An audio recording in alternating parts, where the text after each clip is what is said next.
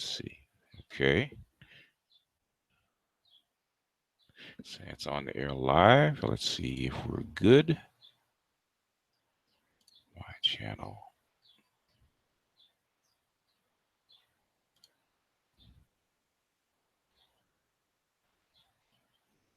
Okay, there we are. There we go.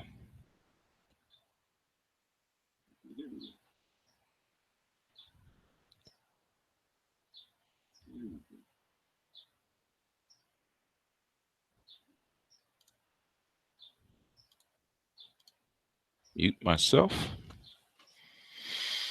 and wait for the people to come in.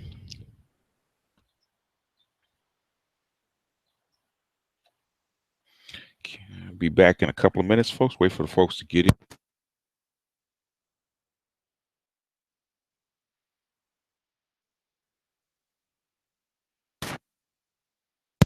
Go grab my phone. I'll be back in about 2 shakes of a lamb's tail.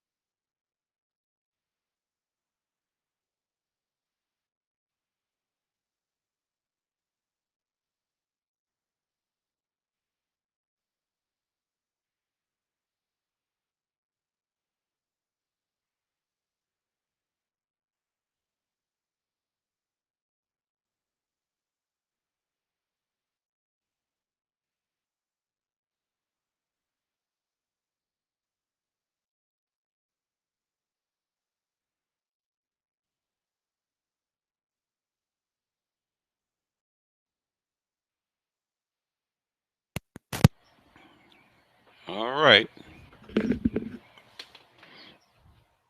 Got 6 in. What's up, room? What you guys doing?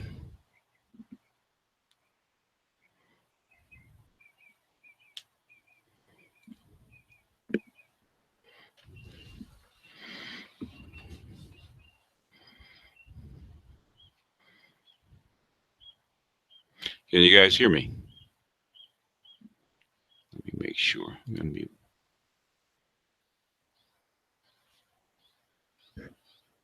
Let me back off this mic a little bit. All right. There's 10 watching, so let me go ahead and post the link and let's get the party started. I don't have anything else to.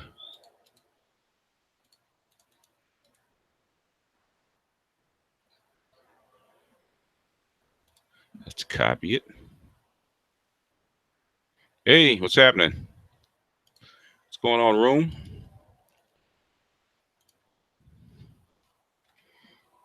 There's the link.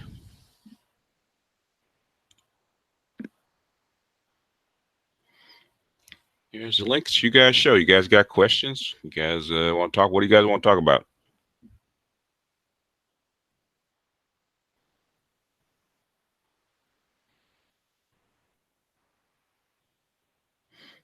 Hey, Ultra, what's going on? Hoes. What do you? The good ones or the bad ones?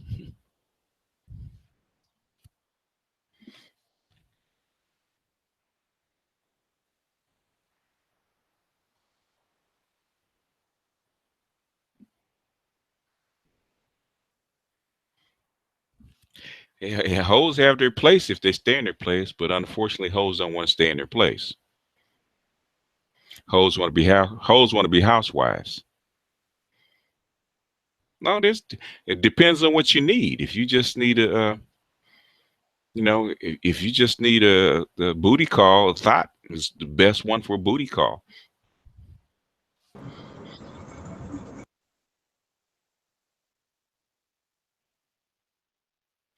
Hey, chemistry, what's up? Everybody see the link?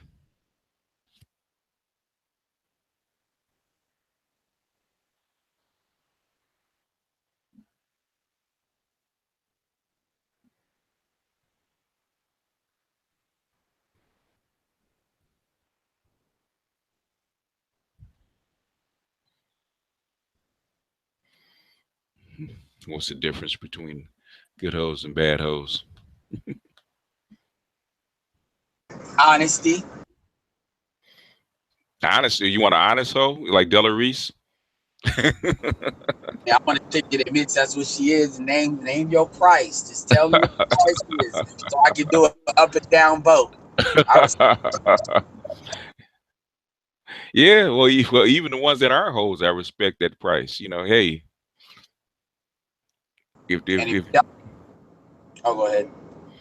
yeah, well, at the end of the day, or like my partner, they taught me pick up. At the end of the day, they're all hoes, but some are more respectable than others. Oh, I was talking about overseas, man. But Oh, United hell, States. United States, same. Well, we don't have very few honest hoes in the United States. I mean, I guess what they would be porn stars.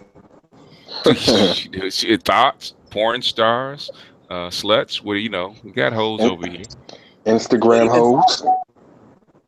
even thoughts act like they not hoes. Yeah, they get offended. Oh yeah, well, they can get offended. Dark people don't like to be called black either, but hey, they get offended. It doesn't mean that it's not true. I got a Hey, question. What's the Instagram model and a thought? What's the difference between an Instagram model and a thought? Be an Uh, Instagram model without being a thought. what we call a dick tease is what we call her. Wholesome pretender, not a wholesome pretender, but a manipulative time waster, as Alan Roger Currier would say. Yeah. but a lot of them Instagram girls are basically their escorts on the low, so I'm not they an all for sale. I'm not a thought. I'm a brand ambassador. I was like, wow. Yeah, well, yeah, Video okay. video vixens. There was some honorable video vixens though. I think Melissa Ford, and Darlene Ortiz as well for that type of profession. Yeah, that's before it get the ratchet really got in. No, Wait, before Superhead was Superhead the transition point? no, no, that's what Captain Wade. There was before. When did it actually change? Like right around 1990, Gloria 1980, Velez. 1989, 1990. Because a lot of those video vixens were actually professional dancers, and With they wouldn't do certain things, right? They would get on a set, and there's some things they wanted them to do, and they wouldn't do it.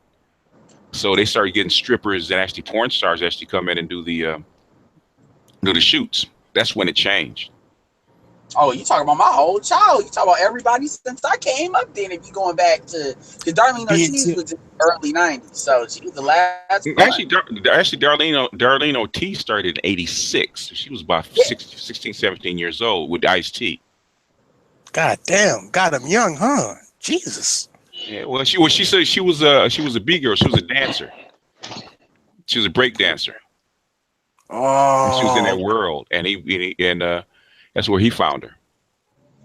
Because remember, their community was really really small back then. Everybody knew each other. he's Ice T is what? He said he was Creole, He's what? Louisiana. Ice T's from the East Coast somewhere. He wasn't from Louisiana. Well, I believe he said that his parents were for at least one of his parents. So I'm surprised. I thought I would assume that perhaps maybe you may some way somehow in the small world that we have here that maybe your parents maybe knew his kin or what have you.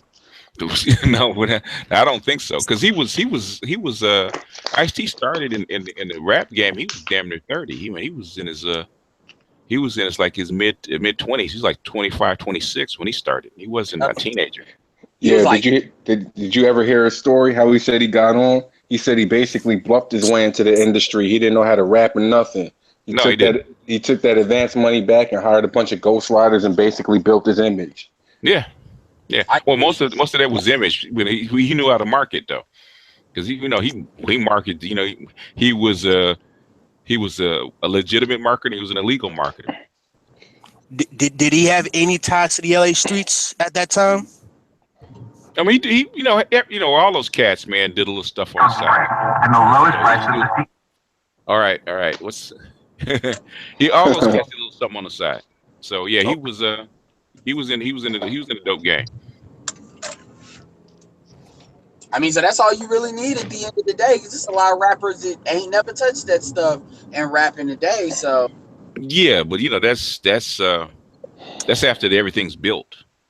This is early on when this stuff was just getting started, especially in Los Angeles, because all the hip hop was basically New York, and then all the hip hop out here before Ice-T and the gangster rap really came on was basically local clubs. okay. Kendrick Lamar, man, all his songs are in the top 100. His whole album, pretty much. I don't get it. I mean, that kind of rap has passed me by, man. It's like it's just degenerated so much. It's like I don't, I listen to like one track of it, so I can't listen to this. Yeah, I can't listen to this new rap. You don't think that he kept what's the word I'm looking for? The any West Coast foundations? No, not even close. Not even close. A lot of West Coast was built off. A lot of West Coast hip hop. The beats were built off of James Brown, Parliament, Funkadelic, and a lot of the '70s jazz, because that's what what's his name used to listen to. That's what he played. That's what he liked. Huh? No. Not Warren G. What's his name? Dre. Dr. Dre. Yeah, Dr. Dre. Yeah, because he started off as a record spinner, man. He was a DJ, he played dance music, but his thing was you can tell all this stuff is like 70s It's like 70s soul. No, Well, 70s soul. his first album, he said only thing he sampled was George Clinton, the Funkadelics, for the whole album. Yeah, James Brown was big. Parliament was big. There's a lot of stuff that like a G thing came out of there's actually a song called "I Want to Do Something Freaky to You." I can't remember the guy's name, but Bootsy Collins. No. It wasn't Bootsy Collins. I can't remember the dude's name, but it was a real big hit back in like '74. So, and he sampled the very beginning of the album. We need to have Let Me Ride. Huh? Excuse me? Let Me Ride. Let Me Ride. I love that shit. Love it. Yeah. That's that was that's Parliament. Yeah. We need to have a Black Manosphere playlist, official playlist, and then one of the songs need to be in there is Kendrick Lamar's "Bitch Sit Down and Be Humble." Yeah, well, you can put it in there, man. I'm not gonna listen to it. You can send me the lyrics. I'll read it, man, because it's good lyrics. It's good lyrics. He's feeling like I'm feeling. Yeah, you send me, just email me the lyrics out. I can vibe with the lyrics, man. But the beat, man, the rap, man, it's like, okay, come on now, get some kind of rhythm, some kind of rhyme in this, man. Good grief. Then you got Jadina, then you got J. Cole. I mean, but really, you got to go to underground now. Almost, you almost got to. Well, what happened with this music is, like, back in the day, they used to like actually have live instruments. Now everything's computer generated. It sounds fake to me. Like they had the 808. They had computer generated, but they had people that actually knew how to play. That was actually programming and stuff. You know what, Master BGS? What was the name of that one guy? I'm going to use the word synthesizer for lack of a better term. And he had that like it looked like one of those like a plastic tube to his mouth, and then he would have his. Oh, that was what's his name? Oh, good grief. Spanish looking dude. No, he wasn't Spanish. No, it was Roger. Roger. Okay. Yeah. Roger. It was Roger. Okay. Yeah. Computer love and all that stuff. That was Roger. Yes, his brother killed him. His brother was jealous and killed him.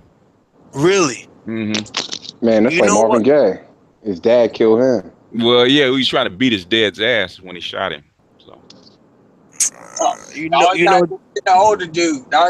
BGS straight with he got on cold real quick. Well, Hey, yeah, because a friend of mine, she partied with Marvin Gaye, and she was crying when it started, and she told me that's what happened. Him and his dad used to get into it all the time. His dad was like damn near 80 years old, and Damn. Marvin was on that shit, and Marvin took exception to something, and Dad didn't. I guess Dad wasn't gonna take that ass whipping that day. so I guess he, stand your ground before it was stand your ground. Well, his I mean, dad didn't didn't his do no dad buy him time. the gun? I understand though. I mean, you 80 years old. I mean, yeah, I get that. Yeah, his dad bought him the gun. That's the crazy part about it. His dad bought Marvin Gaye the gun. Yeah, and then he killed him with it.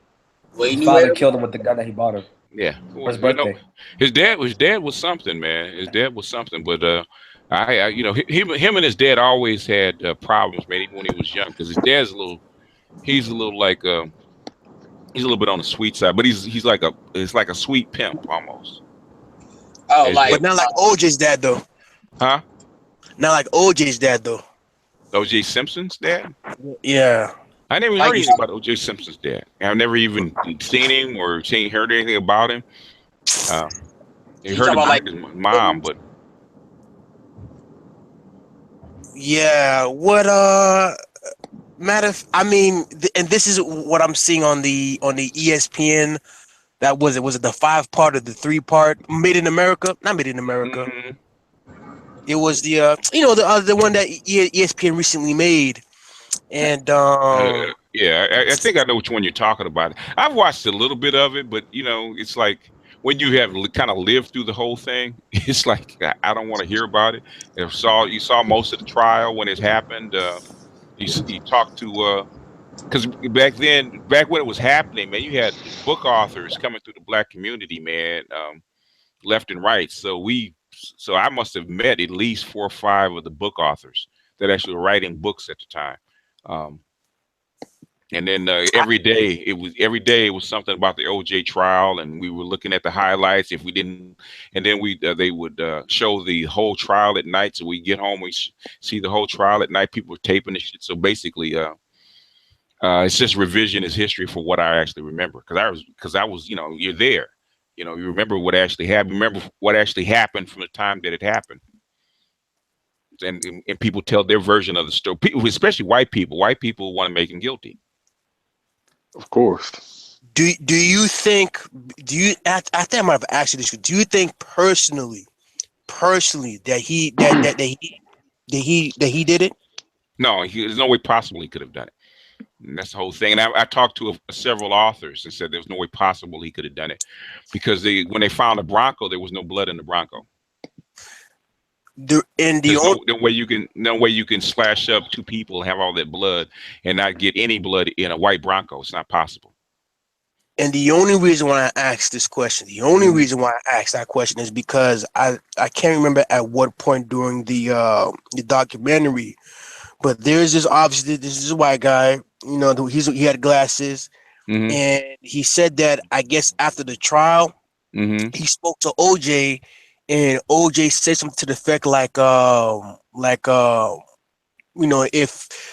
if that bitch had opened the door, I would have had to do it. Something to that effect. And he was like, when I heard that, like, it was like I knew that he basically got away with murder type shit. Because on TV it's bullshit.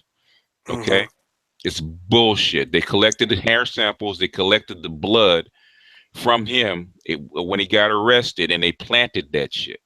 Mm-hmm. Rex, LAPD set him up. Because they took the Bronco apart looking for blood. They took the house apart looking for blood. Imagine what there's 2 things that actually convinced the jury. 2 things that convinced the jury. One they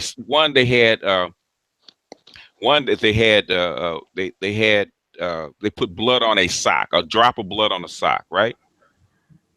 And the blood seeped through the sock and was exactly the same spot on the other side of the sock, right? Mm-hmm. And it's the first thing they said: how can blood be on one side of get from one side of the sock to the other side of the sock? Okay. That's one. Okay. Second thing is that when they went to the house, because they wanted to visit the home, they said, okay, he drove from the scene to his house and went there and got cleaned up, right? Now the house had been locked. The house had been completely locked for damn near the whole trial for almost a year. So they walk in, house is pristine, right? And when they find out, there's white carpet, there's white floors. In other words, his whole house is white. So so as soon as they walk in and they see the whole house is white and there's no blood anywhere, I mean anywhere in a house, that's what convinced them. They said how could somebody kill two people, have blood dripping from him, and there's no blood in a white ass Bronco? Okay, because everything OJ had was white, was the carpets, the seats, everything is white.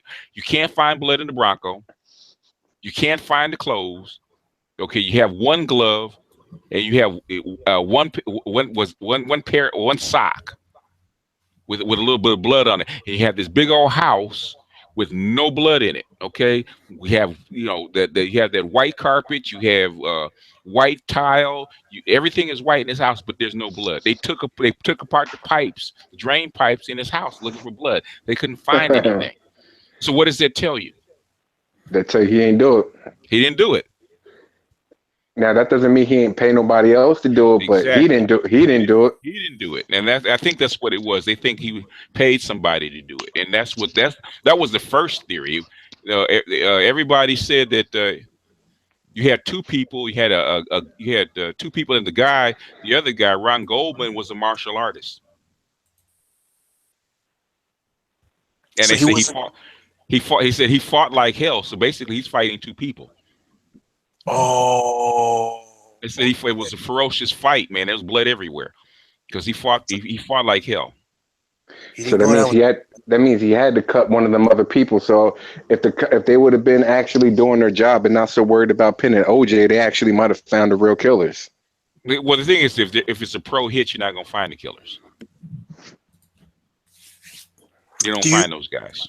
Do you and I don't want to say that Tariq alluded to the mafia did it, but he made it seem, or he gave possible scenarios which included the mafia. Do you think that's a possibility, or perhaps that's in too deep? Or what the thing is that Ron Goldman was a part-time drug dealer, and his partner that was in Florida got killed at the same time. Now I don't know if that had anything to do with it, or whether it was related. Nobody ever investigated it, but there was rumors that that Ron Goldman everybody knew he did deal drugs, and what's her name? She was doing drugs, but there's his connection in Miami. Him and Ron Goldman got killed at the same time, but nobody followed that.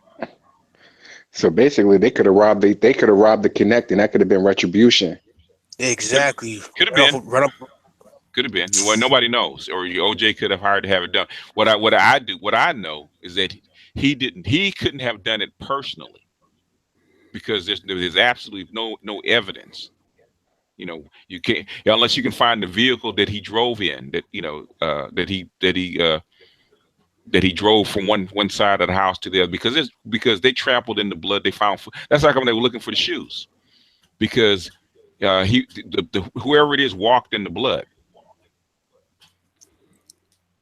And there's no. I recommend that documentary. Both of them, the ESPN Made in America, and also The People versus O.J. Simpson. I watched both of them last week, and they're both fantastic. If you really want to know or get a good idea of what happened at the time, go back and because I think there was about 6 or 7 books that was written on it, because they were there. The authors were there at the time collecting all the evidence.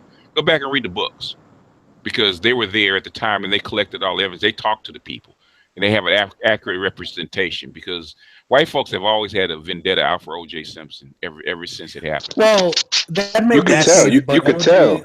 They wanted to take his trophies. One at a time. Yeah. Who's first? I just want to say it was a bloodlust. I don't know if that's the exact definition for a vendetta, but it's an absolute bloodlust. I mean, what they have for OJ, my goodness. Mm-hmm. Yeah, look how they came in like and tried to steal all his trophies. Like it was tight. They was gonna get him somehow, so they came back and basically hit him with the civil trial, and they won that case. Mm-hmm. Took Yeah. everything. Doesn't exist, right? Those were Oh police, yeah, by the way. you already know. One White. at a time. One at a time. Go ahead, Edward. Yeah. No, I was just gonna say, according to some people, it ain't about race. It's about socialism and liberalism. You already know what it is. A white man's justice is a black man's grief. The voice. But Speaking of, OJ was a fuck up though. go ahead. Yeah, Yeah, they gave him everything he wanted. OJ fucked up a lot. and no more than any other person. He a BGS. project nigga. One at a time. Go ahead. No. Well, what do you mean when you say he's a fuck up? Well, so after the trial, so apparently I guess his stuff was stolen, but he went there with his, and again, this is according to both of the documentaries, that he went to Vegas to that hotel room with his buddies with guns, and he said no one leave the room, and that's kidnapping and all the other stuff. He didn't have to go there with guns. He felt could have just let that be. They trapped him.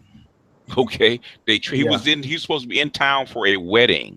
Okay, that's what he's supposed to be in town for a wedding. And these two guys that he thought was his friends went to him, said they have your stuff. He didn't know the guns were there. You know, the two big guys that he had didn't need guns. He didn't know the guns were there. Guess who isn't doing time? The big guys. My man. The three people that were with him aren't doing time. Guess the only people that's doing the time. OJ, I don't even want to. When I hear about this conversation, man, when I watched, I'll be honest, both the documentaries, I mean, it's absolutely inflamed, and I know I remember that we spoke about this because I remember telling BGS that one, and I was only what I'm 28 now, so I was only what maybe 5, 6, maybe 7 when this all happened, but 94. I didn't want, 94. So I didn't know how big of an icon OJ really was. I knew he was a Heisman winner later on in life, but you know, I never knew the magnitude of that case. Second of all, I never knew. I mean, I know these crackers ain't shit. I mean, the white man is the devil, but no more than any other man. And any person who studied the Bible knows that the devil either means accuser or adversary. So, you know, that's what I mean. But the LAPD, my goodness, I mean, my God, it's the videos I used to see, man, I just can't even think about it, man. It enrages me. I'm talking about Master BGS. I don't, you know, hats off to you. I don't know how you do it. To watch videos, to have these crackers with tanks. With tanks knocking down houses. I can't even breathe right now. I'm so hot. Yeah, they were a paramilitary organization. Jesus Christ. Yeah. What really squashed most of that was the Rodney King riots. So they started doing things a slightly different way. You know, they started trying to bring it back, but that's what squashed a lot of that stuff and drove the police chief out of town. It cost too much money.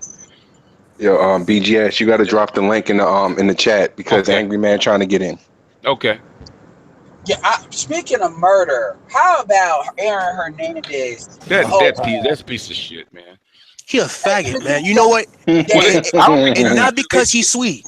Not because he's sweet. They say he's a faggot, man, but I have a hard time believing that. But he could be. But you know what? I'll say this. If he is, he's not a faggot because he's sweet. You know, human beings have been doing that as far as I'm concerned ever since, you know, we first walked upright. Whether some cultures or some areas on this earth engage in it more than others, it's whatever. My issue is this, man. If he truly killed himself and it wasn't, you know, Cape Verdeans, I'm from Massachusetts, man, and they deep over there. If it wasn't Cape Verdeans who did it or anybody else who did it, and he truly killed himself, man, I'm gonna say it just like Kevin Gates said. If you a real nigga, then nigga die about it, dog.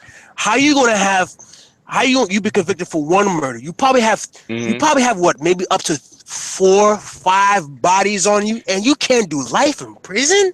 Nigga, stop it, bro. But see, but look, it looks kind of suspect though. I don't. When I look at that story, it doesn't look like he committed suicide to me because I have a hard time believing it myself. Yeah, because he has those other cases on the pill, and he just beat this case, which means he had a good chance of getting out. So why would you do that? Yeah. Like, why would they? I mean, I don't know. I mean, what I'm saying though is, I could. You know what? I'm not even gonna comment on it because the reality of the situation is y'all all right. Any theory is as good as another one. My thing though is, and I've always stated this, and I'm not trying to jump on the sisters. I'm really not. But for you to have your brother killed and for you to stand by a dude, this is why I always say there's a difference between being a bed wench and a dude basically deciding to hop the fence, because you don't see black men hop the fence and then turn around and actually, you know, name me a situation where you've seen a white woman or a woman of another race kill black women and you got a black man on the side like a Bonnie and Clyde bullshit. I've never seen that. Have you all seen that? It happens, but it's kind of rare.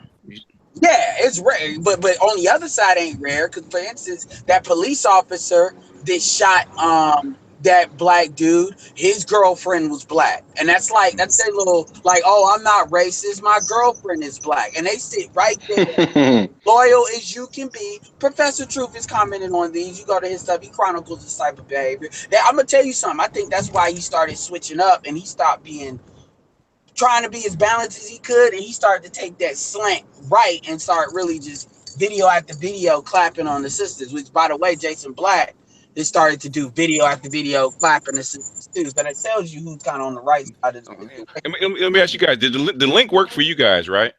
Yeah. Okay, because Angry Man's having the issues. I emailed him the link. Are they telling them it's too many people in here? No, it's not. There's not too many. We can hold up to 8. I think we only have is like 6. I got one for y'all. I got one for y'all. Now, message, you know that, I defend voice watchers. I take the good with the bad. But damn it, God damn it. This dude, and let me say this, he's not on the video himself. But at the end of the day, it's your channel. You are a man, so you gotta take responsibility for your channel. This dude allows Nomalinga, not like Nomalinga. Nomalinga interview. Okay, if you got your speakers on, you got to mute until you're ready to talk, because we don't want any. Interviews this chick that looks like Slimer from the damn Ghostbusters, and check the video, and it's a title talking about, are black men the #1 threat to black women? And this nigga, stop it. You know what? This is an hour and a half, and I made listen to it, of basically her talking about domestic violence and how in intimate situations, black men are the #1 killer of black women. Hold on. You said this Boyce Watkins did a video like this? It's on why? Okay. It's on his page. Okay. It's YWB. Check it out. It's one of the more recent ones, like maybe 5 or 6 in. And basically, she's basically talking. They're trying to make because of white racism, black men are taking it out on black women. And there's other channels now. I'm not gonna call them by name, but there's other channels now that's trying to run with that narrative and say that it's the accountability of black men as a whole. Mm-hmm. Hold other black men accountable that do this. And I'm like, well, we do. We tell you not to fuck them. And you say, we're lame. I'm going to do what the hell I want to do. So we say, well, we said it. Yeah.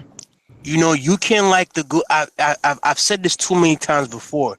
You can't like the goons, the misfits, bangers, cads, as Obsidian has said before, or that type, or basically that dude in that type of realm, and not accept any type of ramifications from it.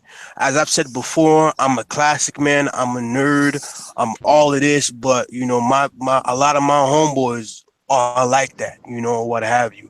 And it's I don't understand. If he's a goon, he's your thug, man. He got 2 pistols and a chopper, man. You don't think you gonna put them hands on you? Let's keep it 100 now, man. They addicted to that drama though. You got to realize but they need to have something to talk to with their girlfriends, like to be like, girl, he cheated on me, he did this. Like with the classic man, he's too boring. He's not going to get into these arguments. He's not going to cause all this drama. Yeah, that's what that hip hop has nothing to do with that shit, man. Because women been saying that shit, man, since I was a teenager. Exact same shit. Yeah, and I said, and one of the arguments that I made, and I called Noma out directly on this, and I said, first of all, this is what I said. I said straight up. I said, number one, Noma Linga is not qualified to interview this woman in this situation because she's from. The reason why I said that is because she's from Botswana. Yes, she's been in America since she's a teenager, but she does not have the nuances when it comes to black female behavior that you need, or the actual educational qualification in that field to really break that down. So what she was doing a lot of empathizing, and it made it seem like she was co-signing a lot of what was said when she was just sitting there and listening. They had people on, Boyce has people on there. By the way, he has a woman that's a divorce counselor that has a doctorate in social work that is married, that is a black woman that could more like talk about that and from an educational standpoint. So basically the way the video was ran was it was ran like she was just basically, it was some cares and shit.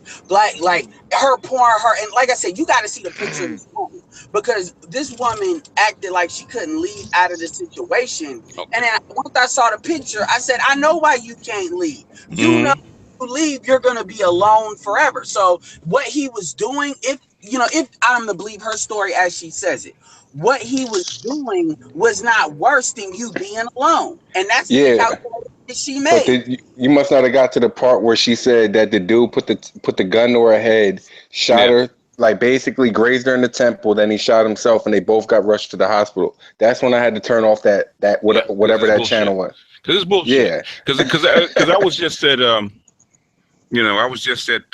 Black Writers on Tour, which is a big event out here for black writers, right?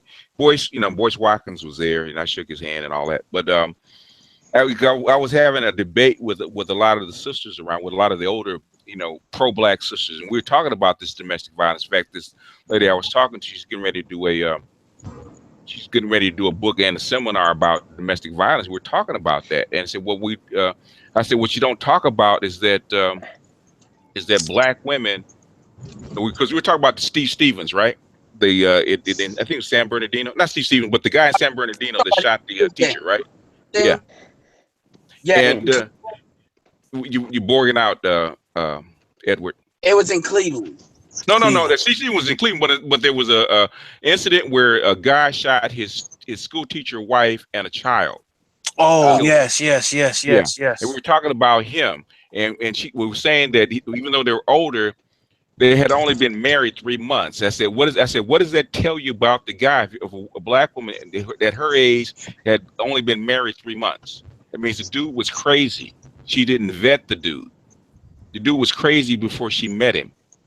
Which cosigns that sphincter argument that Obsidian's always talking about. And here's my thing. When you have sex with wolves, and I'm not going to use the word savages, but when you have sex with wolves, you are literally validating this behavior. And women don't, they talk about the law of attraction and they try to play this esoteric, I'm not going to call esotericism BS, but the way they play it is BS. But they don't understand, as a group, they birth this. Okay. Anybody? There's a series, man, on Fox, man. If you guys can, find the first couple of series. It's called it's Lucifer, right?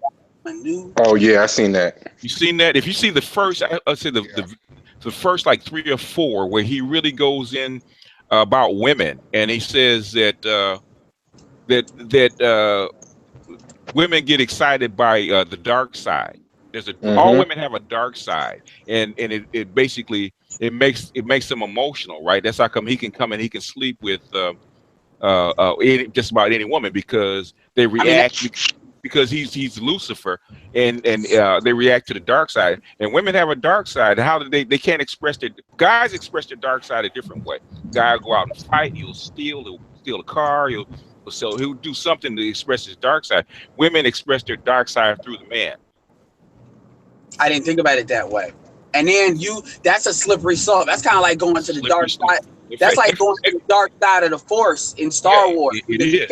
But the dark side is actually feminine. It's actually feminine. But Valdez, Valdez been out there, man. Angry Man been out there. He'll tell you, man, women are attracted to the dark side, and basically, they'll date you to express their dark side, man. They get a kick out of that. You steal a car and they're riding in the seat.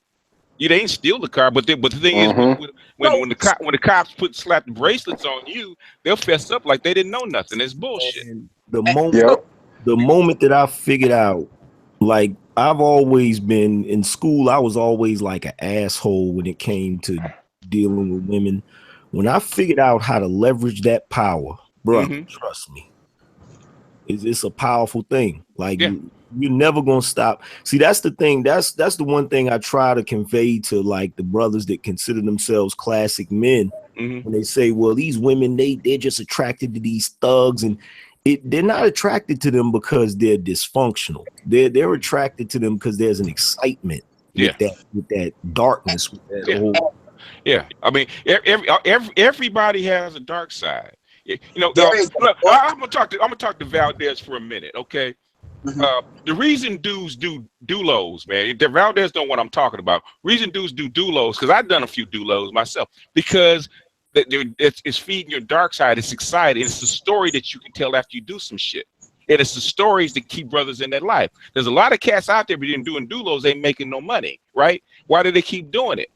Because you express that dark side is exciting until you go to jail one too many times, or you get lit up, man, or you get a gun pointed in your face, man. It's the same thing for women. When I did that rant, that EL rant, and I talked about that shit about the sisters that D boys and thugs and stuff like that until they actually see the guy get shot in front of them, or they get a shotgun leveled in their face. They do the same thing a dude will do. I'm cutting this shit off. I'm running to the other side. I'm going straight. There ain't no difference. They just express it differently. There's a book called, it's by a white guy. His name is David Shade. It's called The Secrets of Female Sexuality. I'm telling you, that book is gold, because it talks about the very same thing. And this dude used to be a lame, got cheated on by his wife, and he actually went through a process of learning how to become a bad boy. And it's not no mystery stuff, because he's talking about stuff like voice inflection and all of that. He actually, it's a book you need to get, because it really very good. The thing is, it's not that hard to be a bad boy. It ain't that hard to be a bad boy. The thing is that you have to get over the fear of the punishment. Okay, and that's the hardest thing for anybody. A lot of guys that are into that life, man, they start when they're really young. So basically, they get over the fear very early. But if you wait till later in life, man, when you got shit to lose, it's different. But a lot of people don't care about life too. Well, nah, it's not that. It's not the fact that dudes don't care about life. You gotta understand, like when you at a very early age, and if you're in a neighborhood where you look around and you see dope boys, and you see the power that these dudes have with women, you know what I'm saying? There's a lot of dudes that became dope boys, not even because they really did the money or because they was in a messed up situation, but just because they noticed that that's the man in the neighborhood. That's the dude that, you know what I'm saying? Like dope, like if you was a big dope boy, you get away with a lot. Like you'll see dudes, they'll be talking to one chick, and then another chick will be talking to him, and the other chick will know it. But they not gonna let go, because they, when they follow them dope boys for different reasons. But the young boys coming up looking at it, they're like, wow, like that's like being a god. Like it's not even about the money, because you have dudes that are bikers, okay? Dudes that are bikers, they don't sell no dope, they don't do that kind of stuff. But the thing is they express their dark side. And it's the dark side that's attractive. I'm gonna say, really, if you guys go check out that series Lucifer, check out the first 3 episodes. Check out the first 3 episodes, man. They'll tell you everything you know, because you hit the women's reaction to the devil. Because women want the same excitement that men do. They just express it differently. Yeah, but at the same time, the thing that gets on my nerves is the level. I understand all this and all this makes sense, but the level of deception that is so systemic. And because you talk about older black women at this point, because when you get that book thing, and it's like you all are gonna write a book. You will sit here, think about all this stuff like you just thought about it, and write a book and make it seem like it's not that why am I attracted to this? It's no, this is all done to me by black men, and all black men ain't shit. And domestic violence is y'all just attacking us. Basically, like what they do is they blame black men for the fact that they like bad boys. That's what it comes down to. And that's Chris Harris in a nutshell. But they don't. I'll let you talk in a minute, Valdez. What they don't admit is that they start half of that shit, man. They don't admit that. Most violence in the black community is because of a woman. Because a dude is killing other dudes because of a woman. If it ain't woman, it's money. If it ain't money, it's a woman. But it's more like it's a woman more than it's money. Go ahead, Valdez. Well, that was, and I'm not sure if you were on that show that Obsidian had where he was talking to New Possibilities, but there was a guy that came into the show and he made a very valid point. He said that you got to realize the society is structured in a way where women are not agents of what's going on. They're always they always view things as if they're being acted upon. Right. Instead of being the actual agents of what they're doing. So they always put themselves in a perpetual victim state. So anything they do is like, oh, I got pregnant. Well, it's not my fault. I'm just, it's like the whole independence thing is like something. It's like a hat. You know what I'm saying? When it's convenient. But the moment it's not convenient, they toss that shit aside, Yeah, because at their core, they are vessels to be acted upon and acted through. Mm-hmm. At their core, but black women don't want to admit that. White women will admit it when the hammer comes down. White women will admit it in a heartbeat. Yeah, they will. Yeah, but the difference between white women and black women, no matter what, even though white women still express her opinion, she still knows the man runs the household and she'll still defer to him. When it comes to black women to be like, nah, I run this, it's going to be an argument. They won't let you really, some black women will let you lead, but most white women still fall back and let their man lead. White women value security, black women value control. And when I say, I mean African American in particular. Yeah. But white women are rape first, black women are gender first. This is the biggest trick that white women have played on black women, is having them believe they are gender first. Trump proved that. Yeah. But their control, but their control. Here's the thing about their control. And see, a lot of dudes got to recognize this, especially dudes that, just like you say, Edward, there's a lot of dudes suffering from red pill rage. Like, they got to understand, even though they value control over respect and all of those things, it's a pseudo control. It's not real control. It's like a damn illusion. Mm-hmm. Just ebony. Yeah, and you gotta view it as such. You know what I'm saying? Like, I never forget. I forgot where I was at. I was somewhere shooting pool. I think I was at the Carolina Ale House shooting pool, and this old head told me. He said, "You know what your problem is, young buck?" He said, "You take them too seriously." Yep. You know what I'm saying? And I had never viewed it that way before, and I thought about it. I said, you know what, you're right. You're 100% right. Because just because she says she runs some shit don't mean she runs some shit. Yeah. You take it. I do it all the time, man. And all my even with my daughters, okay, when they get off them yank it off at the mouth, I said, okay, we're gonna dump all the responsibility into your lap. Let you figure it out. And so you got to do this. You got to do this. You got to do this. You got to do this. And but no, there is no buts. This is your responsibility. This is what you got to do. You got to. Well, how am I going? You have to figure that out. But Angry Man, they don't understand, Angry Man. That's what they kept telling you on your show. You don't understand. We're going through. Yeah. These white women, you put the commercial up with all these white women, and we got triggered. I started laughing. I was like, how does I don't understand like having natural hair? Like that was the most bizarre conversation I ever had. Like Really? I'm just there like, wait a minute. Like, You should have told her, I don't understand why black women dip their daughters' heads in acid and then don't tell them the truth as to why their hair don't grow, making them want Man, a cycle. that reminds me of that Malcolm X scene. Like when they put the activator on his head, that shit was burning, Oh, yeah. and he couldn't find no water. Yeah. like the scene. One at a time. Nah, like the scene when he was in the prison because he didn't learn his lesson. Yeah. Oh yeah. He said, let it burn, nigga. Hey, no. It's like, and I'm going to tell you something. Like, I can tell that Denzel actually like that was real perm because when Bambi held his wrist, Denzel looked at him. He said, "Nigga, get your hand off of me, dog." He said, "Let it burn." Nigga, let go. That's a real lie. That's not that conditioned lie. That's the real stuff. That natural hair movement was created by a black man. Yeah. That's redundant. I keep telling people that's redundant, man.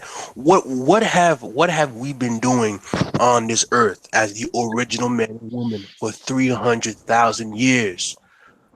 I mean, okay, I guess there's a need for that movement in the West. I understand that, but this natural, no, that's redundant. What else? You know what?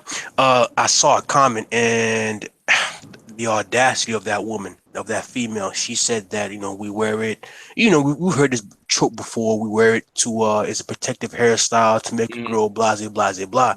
And I asked her, I said, well, what have you been doing for the last 250,000 years, back in the motherland or what have you?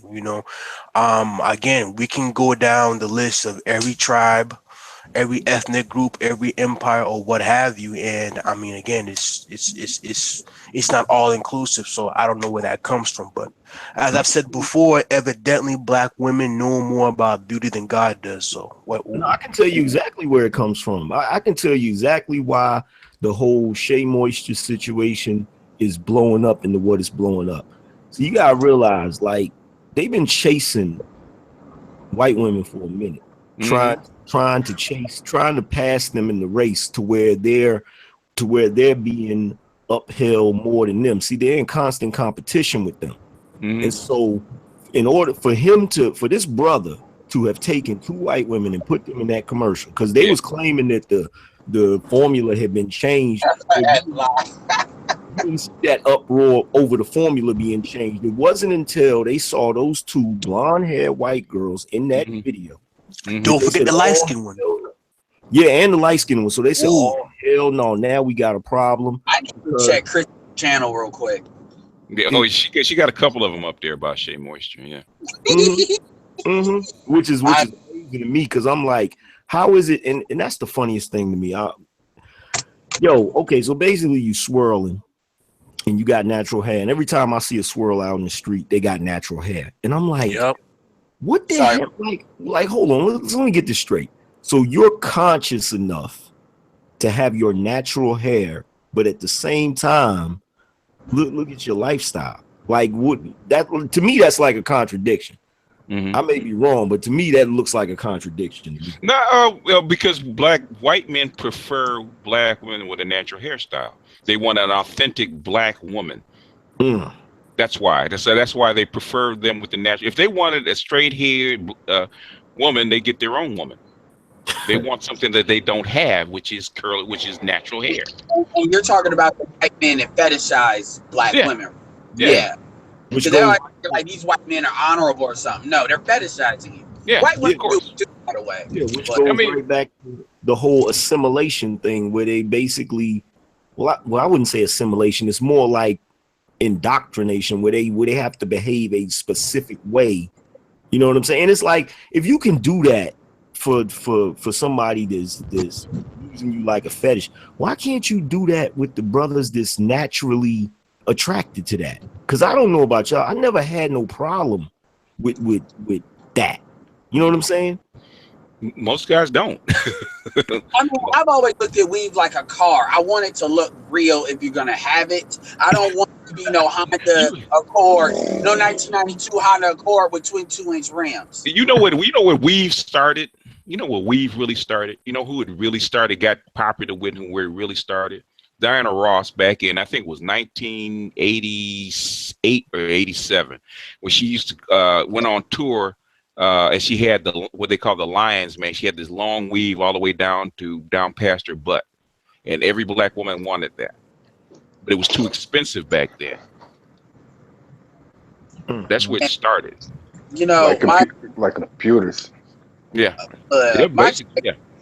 I love this Shay Moore thing because the more black women get mad, the more I'm like, oh, but wait, black women are fastest growing entrepreneurs in the country. You're kicking ass. Where's your competition? If I don't like another hamburger, I just jump to the next one. Where's the other hair companies that y'all are creating for each other? Since y'all such kick-ass entrepreneurs, why did it take a black man to do slavery? But Edward, no offense, brother, but being a black man, you know nothing about the natural hair movement. The natural hair movement started in the 60s. Okay, you're right. Pros. So it's just a repeat of everything else. And then they did all kind of stuff like curl activators and all that kind of curl activators is actually for your natural hair. Mm-hmm. Hey, man, you know what else we don't know nothing about? We don't know nothing about working for free like the folks over there in Ebony are doing. Jamila Lemieux is running a damn plantation over there, and the white woman got paid though. She got her money. Of course she did. You got a bunch of interns over there, huh? Yo, she can't stand me, boy. Woo, she can't. What did you do to her? Huh? What did you do to her? This is how I encountered her. I was on Twitter, and I don't know what it is, but they find me. They find the angry man and come at me. But it was around the time of the Olympics, and I guess some of the sisters had won a medal or something. And somebody posted on Twitter, they said, "Black women holding down the country as usual." Oh, the swimming one. Oh, here we go. Yeah, I remember. You know what? I remember that phrase exactly, and I just rolled my eyes like, "Negro, please." Yeah. So how you holding down the country if you got $5 in your bank account? That's what I did. I retweeted it, and I put the quote up there, and I put, "How can you be holding down the country with a $5 net worth?" And so Jamila hit me up talking about do you got $5? I said, oh, word. So I did a video giving her pure work, like pure work. And like, I swear to God, she got some friends in some high places. Cause you know what I'm saying? Like as soon as I did that video, like it wasn't even an hour later, that video was flagged down. Really? So, you violated one of those 48 laws of powers. Oh, go ahead. Yeah, be careful who you offend. But nah, you know what I did? Like, all I did was I said, okay, you know what I'm gonna do? All I did is I took the video, like as soon as they flagged it and said that they was gonna review it for 24 hours or whatever. And I said, you ain't gotta do that. So what I did is I took the video down, I bleeped her name so you couldn't hear her name, put it back up there, and then the one that's uncut that has her name, I put that over on Patreon and talk cash shit about it. You know what I'm saying? To this day, like what I do is if I mention her in the video, I won't say her name. I'll say Pepe Le Pew, and I call her rat face or so and so. Like I can't stand her, man. I literally can't stand. It's a couple of them. It's her, Sierra, who else? Jones. Who? Feminista Jones. If you don't know her, that's another. I know her. They come, yo. Dark hideous.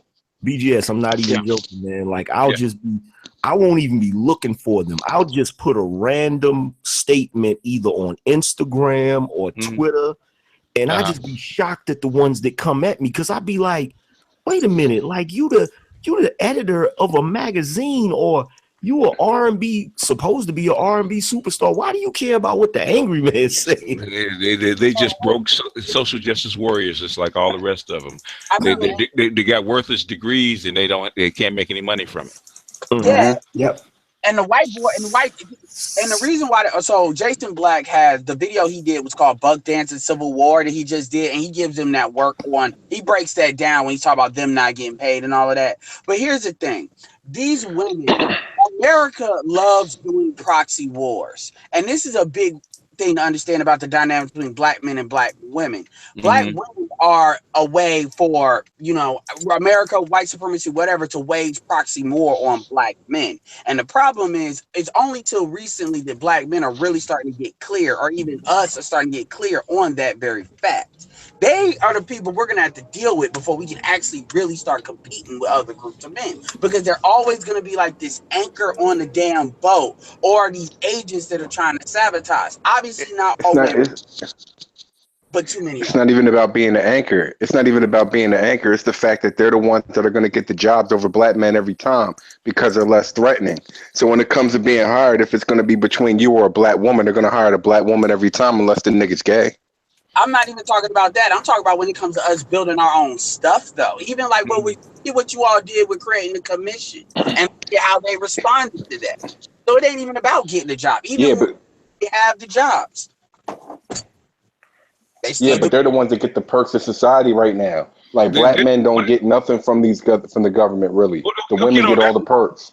This is what I got. I'm going to do the next one. I promise I'm going to do the next one with this week. What I'm clowning these feminists about, clowning these black women about, is that you sold your black man out. You sold him out. Allowed white women to take what was rightfully for your man and your family, and they took it. And then you start crying about black men didn't build you. What we fought for, what we fought to get, you allowed it to be stolen because the white women told you pretty lies and made sure that you were in charge. Now, basically, you're the queen of the ghetto, basically.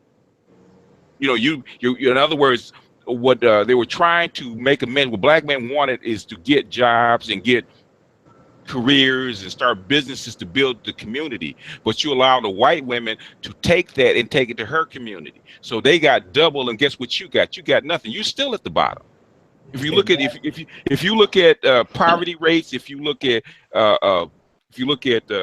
earnings and salaries and all that kind of stuff, yeah, you got a degree, but guess what you earn? You still at the bottom. The only thing is, it was the white man number 1, black man number 2, white woman number 3, and black woman number 4. Guess what spots moved? White woman became number 2, your black man became number 3, and guess where the black women still are? You didn't get anything for selling your man out. You didn't get shit. Yeah, that's because they, as much as they try to pretend like they are so educated, if they were educated, they would know this quote, which is, surely you know the folly of being a king without a kingdom. And they don't really understand, like, what are you the queen of? Like, they keep running around talking about I'm a black queen. Queen of what? The land. Like queen of the ratchetness. Queen of the ghetto. That's what they are. They literally speak the spells into existence and pass them down. BTS, I'm interested. What do the older women have to say about this? Are they just deluded too? The thing is, the older women that were around and they know what happened, but they don't. You know how women are; they don't want to admit that they fucked up.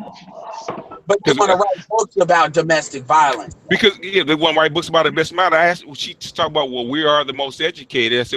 I said, yeah, you're most educated, but what are you producing? What are you producing with your education? And I said, I told her about the Mohawk Conference. This was designed way back in 1890. This is not something that happened in the 60s. Black women have always been, as far as books are concerned, more educated. And they steered all the men, the black men, to the trades. And if you look at where black men still earn most of their money, it's not in white collar. It's in the trades. It's still so after 120 years, it's still the design is still the same. Black women haven't figured that out. Okay, so these writers at Ebony are all of them have degrees, yet they're working for free. Yeah, because they can't earn the money. They don't want to take a regular job, or they have a regular job, but they're trying to make that degree worth something. In the article that's done by The Root, because Jason Black read it out. One of the things that jumped out to me is he said that Teen Vogue was willing to pay one of these writers $50 for 1,200 words. And I thought to myself, we donate to the Negro Manosphere on one hangout. I've seen $50 or $100 things for just talking. And this is on YouTube, this is a loose collection of people that have a united front on like certain things. You all have a corporation and you all are getting paid, because they were talking about the payments for black people were between like $600, like they were like $250 to $2,000 depending on what it is. And black, as usual, black people don't get paid as much as white people. And I'm like, this ain't no money if you live in like DC or New York. What are you all doing? Because they had to have if you've been in college, man, after your first year, you get real about the degree that you can get, the degree you're willing to work for. And black women get that real quick, because my daughter got that wake up call real quick. Oh, I'm really gonna have to put in, because she was supposed to be a speech therapist. That's what she was going to wanted to go to school for. She was going to be but she found out how much work was involved and how much she had to study. Guess what she did? She changed her major. Women value education, but they don't value skills. They don't value education. They value what? The degree. That's true. Not education. I give you guys more of an education than 90% of the degrees that women get.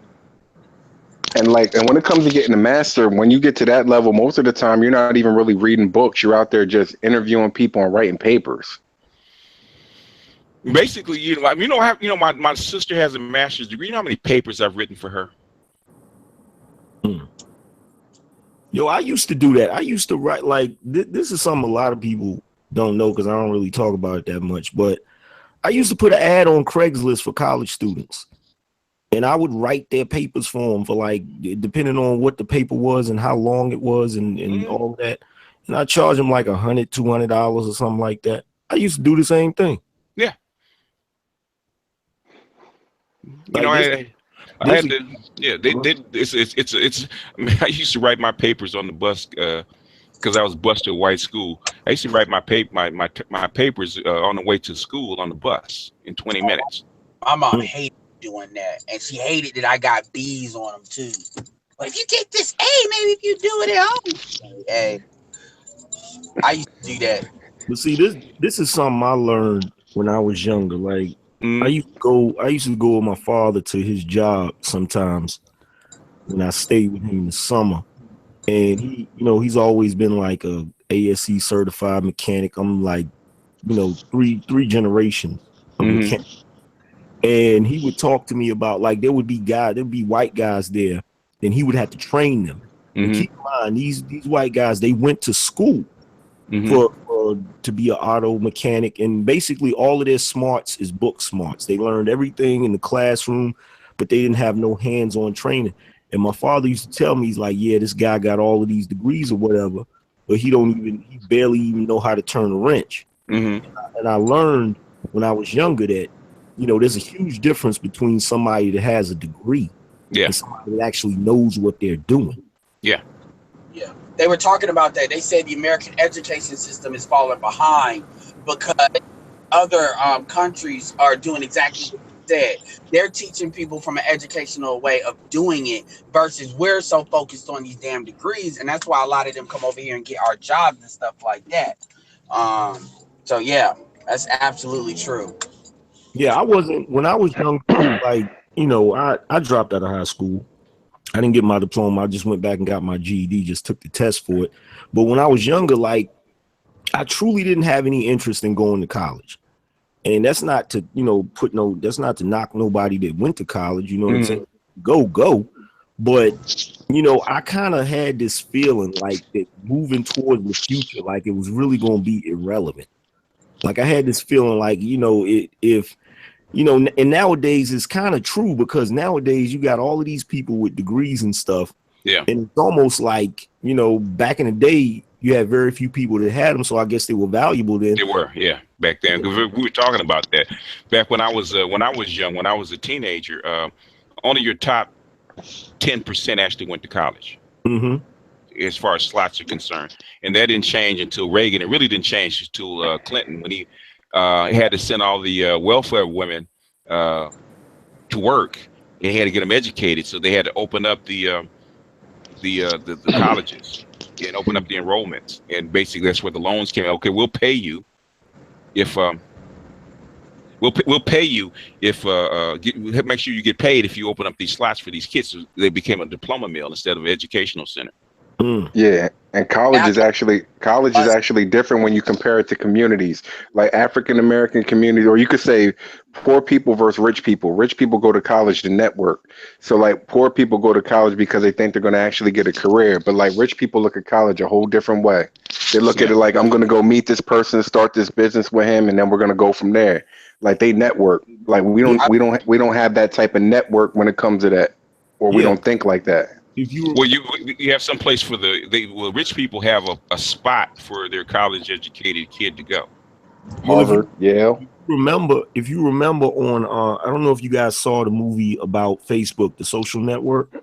If you remember when they went to go see the dean because they felt like Mark Zuckerberg stole their idea in some way, he told them, he said, look, you got all of these, you gentlemen are afforded a privilege that a lot of people don't have. He said, people don't come to Harvard to find a job. People come to Harvard to create a business. Yeah. You know what I'm saying? And it's true, because you look at Mark Zuckerberg and you look at Bill Gates, you look at all of these guys that, you know what I'm saying, went to Harvard or whatever. A lot of guys go to Harvard and then they leave Harvard or don't even graduate from Harvard and start businesses. Yeah. You know? Yeah. Or they'll be on like a track, because that's another thing too. There's a lot of these. That's what you're talking about when it comes to spots on BGS. Is they're put on this like career track, and it's a pipeline, but it's for white people and maybe a couple sprinkle of minorities, depending on here or there. But that's the thing they don't know. And see, that it's a joke. Black women don't understand that almost everybody's in on the joke but them, and they're walking around here thinking person in the room, when in reality they're the dumbest in the room, and because their egos, and this ain't an ego, it's narcissism. That's why I say most black women are narcissistic. I don't know anymore. The thing is they had to dumb college down. College used to be really, really difficult. Man, your first year used to be really, really difficult if your study habits weren't up to snuff, especially if you're taking difficult courses. But they had to dumb it down because they had to adjust the learning style for females. They changed the whole education system to basically adapt it to the way females learn.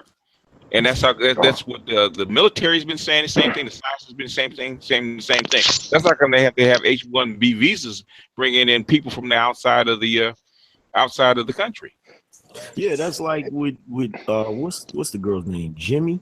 That's like when Jimmy got mad because I said that women are not good at science as men are. Like that's a statistical fact. Like mathematics, science, all of those different things. They actually, like you said, they actually had to change the curriculum, and they literally grade up with females. And the downside to it is it shows in the educational system because the boys are getting left behind because it's an entirely different way of educating. Yeah. And it doesn't cater to the men. So now you have these boys that are not going to reach their full potential. You know what I'm saying? Which would be awesome. Like I told somebody this one time, I said, man, if you ever sat back and thought about what we've invented in the past 20 years compared to what men used to invent, like life type things, you know what I'm saying? Like we look at it like we're in this age of technology, but if you really look at it, a lot of our technology is recycled technology. Like nobody's really making any huge breakthroughs now. No, not here. It's been done overseas. I know we got a lot of people in the room, and we had a few people that have actually been talking. If you guys want to bring something else up, you guys can jump in. If you want to bring up another topic, because we got two very strong personalities that are in the room, and if you guys don't speak up, they'll keep right on rolling. Actually, I'll go ahead and bring this up. Okay.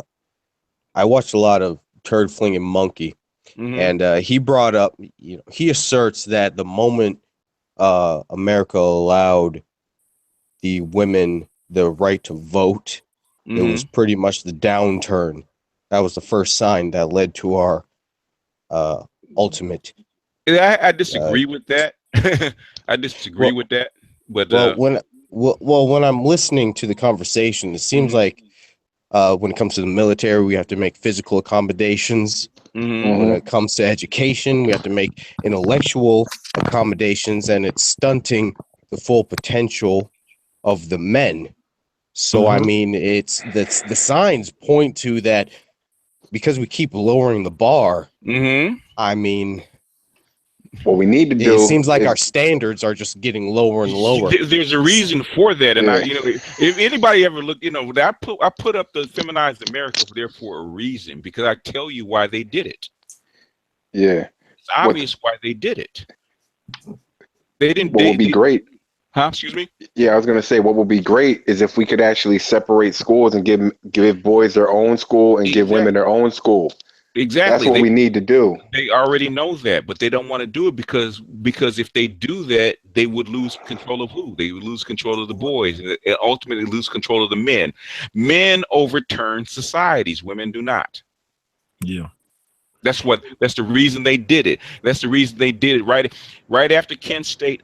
If a big event happens and 3 months later legislation comes out, you know where the rock that caused the ripple happened. Kent State happened, and I think Kent State happened in June, and by July they were fast tracking Title IX. They did it on purpose. And could you give a quick refresher over Kent State? Because the only thing I have in mind about Kent State is a guy with a sniper rifle shooting from no.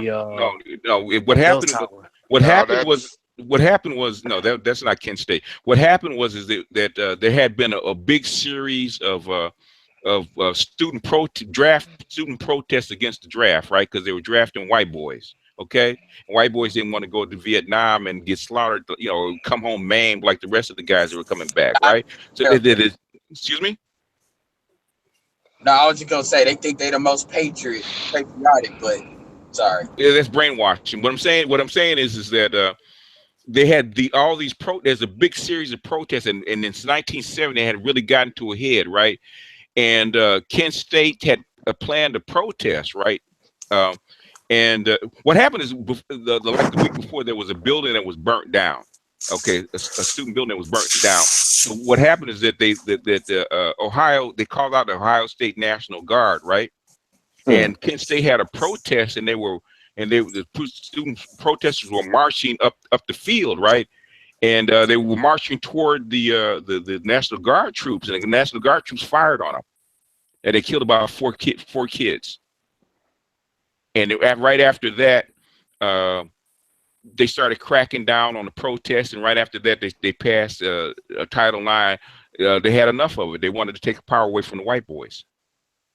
Yo, my bad. I got to address somebody in the chat room. The dude, Truth As I Know, not shots. Yeah, Truth As I Know It, man. That man is something else. Yeah, come into the hangout and say what you got to say, because what you're saying is bugged out. First of all, the myth. Because it is a myth that black people have lower IQs. I don't know where you getting that from, but that is a myth. Okay, I don't know what you're talking about. My IQ is 147. You know what he's getting that from? And Edward and the other brother, he's probably getting that from. It's funny because I'm subscribed to him, but he's probably getting that from Black Pigeon Speaks. He doesn't say it outright, but he makes it seem like, well, here's what the data says, so it must be true. That's how he goes about it. Black Pigeon Speaks, man. He's something else, man. Well, how big it is. Well, the thing is that this IQ stuff has been going round and round and round and round and round, and there's so many different components to IQ that IQ is not scientifically provable. That's the only thing about it. because you have to test something that's subjective. And when you change the test, you change the IQ scores. So basically, they use it as a random marker.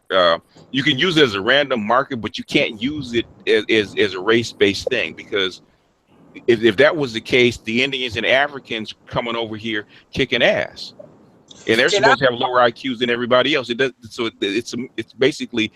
It's something that you can use it as a marker, you can use it as an average, you can use it as an indicator, but the thing is, it's not scientifically provable. Yeah, you've been arguing that for years. Go ahead. Any of the IQ tests that they have, it's basically just to give you a rough idea. Yeah, it's not something that you can sit back and say for definite. Okay. You know what I'm saying? Like, you look at somebody like Nas, when he was in school as a boy, they wanted to put him in remedial classes because they thought that he wasn't intelligent.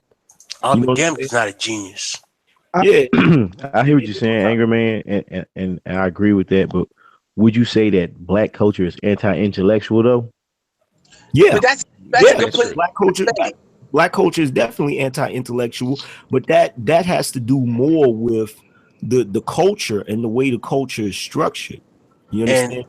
And let's make this absolutely positively clear.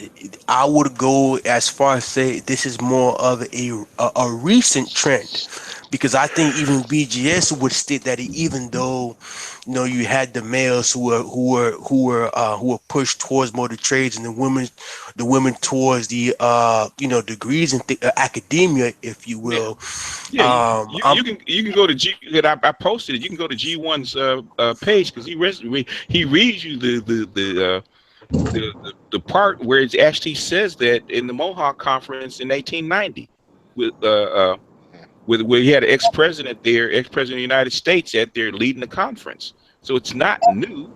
It's been there. But in addition to that, here's the thing. We have a culture in black society that's anti-intellectual, but it doesn't mean that we don't have intellectual black people. It just means that they're trying to force a culture on us so that we won't be intellectual. But that doesn't mean we don't have. I mean, if our society wasn't intellectual, you wouldn't have brothers in my age bracket, brothers in BGS's age bracket that have intelligence and read and study and all of these different things. That's just what's being forced on us. And then in addition, you can't base one person's intelligence on another person's intelligence. It's difficult. Like your level of comprehension is what dictates how intelligent you are. Yeah, and the thing is that by changing the test, by altering the test, that's what raised women's IQ scores up and put it above males. Yeah. Yeah. And another thing I want to throw out there for people, like, because Black Pigeon Speaks has a mouthpiece on him. He's kind of like one of them Alex Jones. Like, he's good at like gravitationally pulling. I won't say dudes are weak minded. People that don't know like what he's about, because a lot of ways he pulls people in is talking about women. And this is why I keep telling brothers, like, y'all be blindly following these MGTOW dudes, and some of them, like Sandman is alright. I'm like this, so there are a couple. There's a couple that's alright, but the majority of them you need to view with suspicion. Now, Black Pigeon Speaks. This is a white boy that at the end of the day cannot figure out why white supremacy is losing power. So he's blaming everything. So he'll start talking about Muslims in Europe, or he'll start talking about white people have IQs. The reality of the situation is this. In this country, behind every white guy, or most white guys, was a black person creating something. Of course.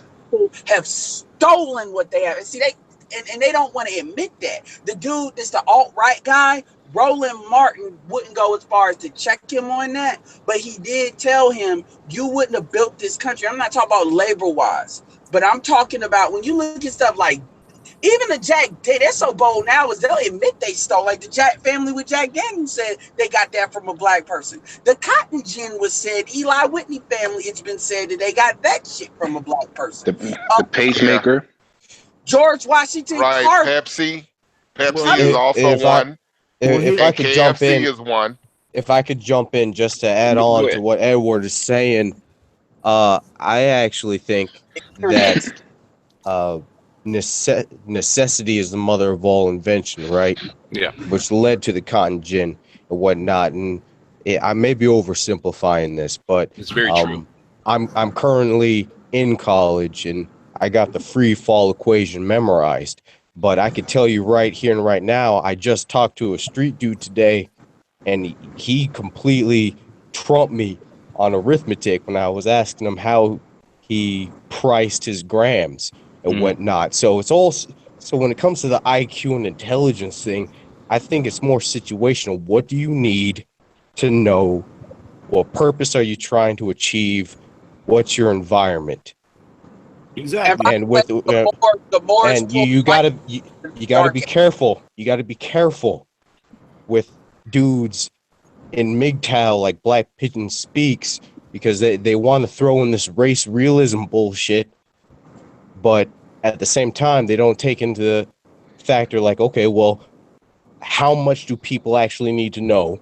What do they need to know to live within their environment?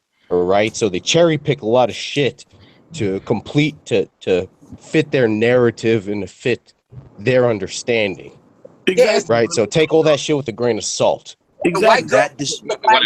One at a time. But check this out. In BGS, I'm pretty sure you remember this on one particular episode of The Wire. Yeah. You know, Wallace was the one that was watching all the little young hoppers to make sure they went to school, and he was trying to help one of them with his math homework, and he was telling them to add it up, and he couldn't add it up. Right. And then he put it into a scenario of being on the block and selling. And he was like, how you get that right and you couldn't get your math homework right? He said, that's easy. If you fuck up the count, they beat your ass. Yeah. Pretty much. It's direct. It's energy. It's how it's directed. The problem is a lot of our guys that are smart. I'm not talking about necessarily the classic men, but a lot of the street dudes. It's that culture that directs their energy into some bullshit. There's a powerful Instagram post that Killer Mike did, and I'm going to share that everywhere because Killer Mike was talking about, black dudes that don't. This is what he said. He said he was talking about getting out of the trap. As far as, being a doughboy. And he said it only costs $5,000 to create like a hot dog stand, $10,000, like 15 or 25 grand to do a storefront. We're talking about like the money to get the loan and stuff. And he was going up the ladder. He said, don't tell me to get out of the trap. But see, here's the thing with that. I've said it numerous times to people.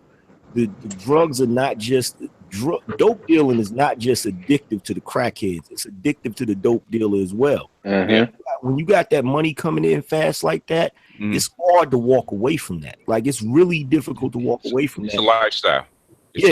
It's a lifestyle. Like, you got to think, like, I got a cousin, and this cousin, he doing a bid right now, but when he out, he's the man. Like, you will literally ride by his house and you will see fiends standing in his yard like statues, just waiting for something to do. So they like, can I cut your grass? Can I do this? Like, you literally turned into a king.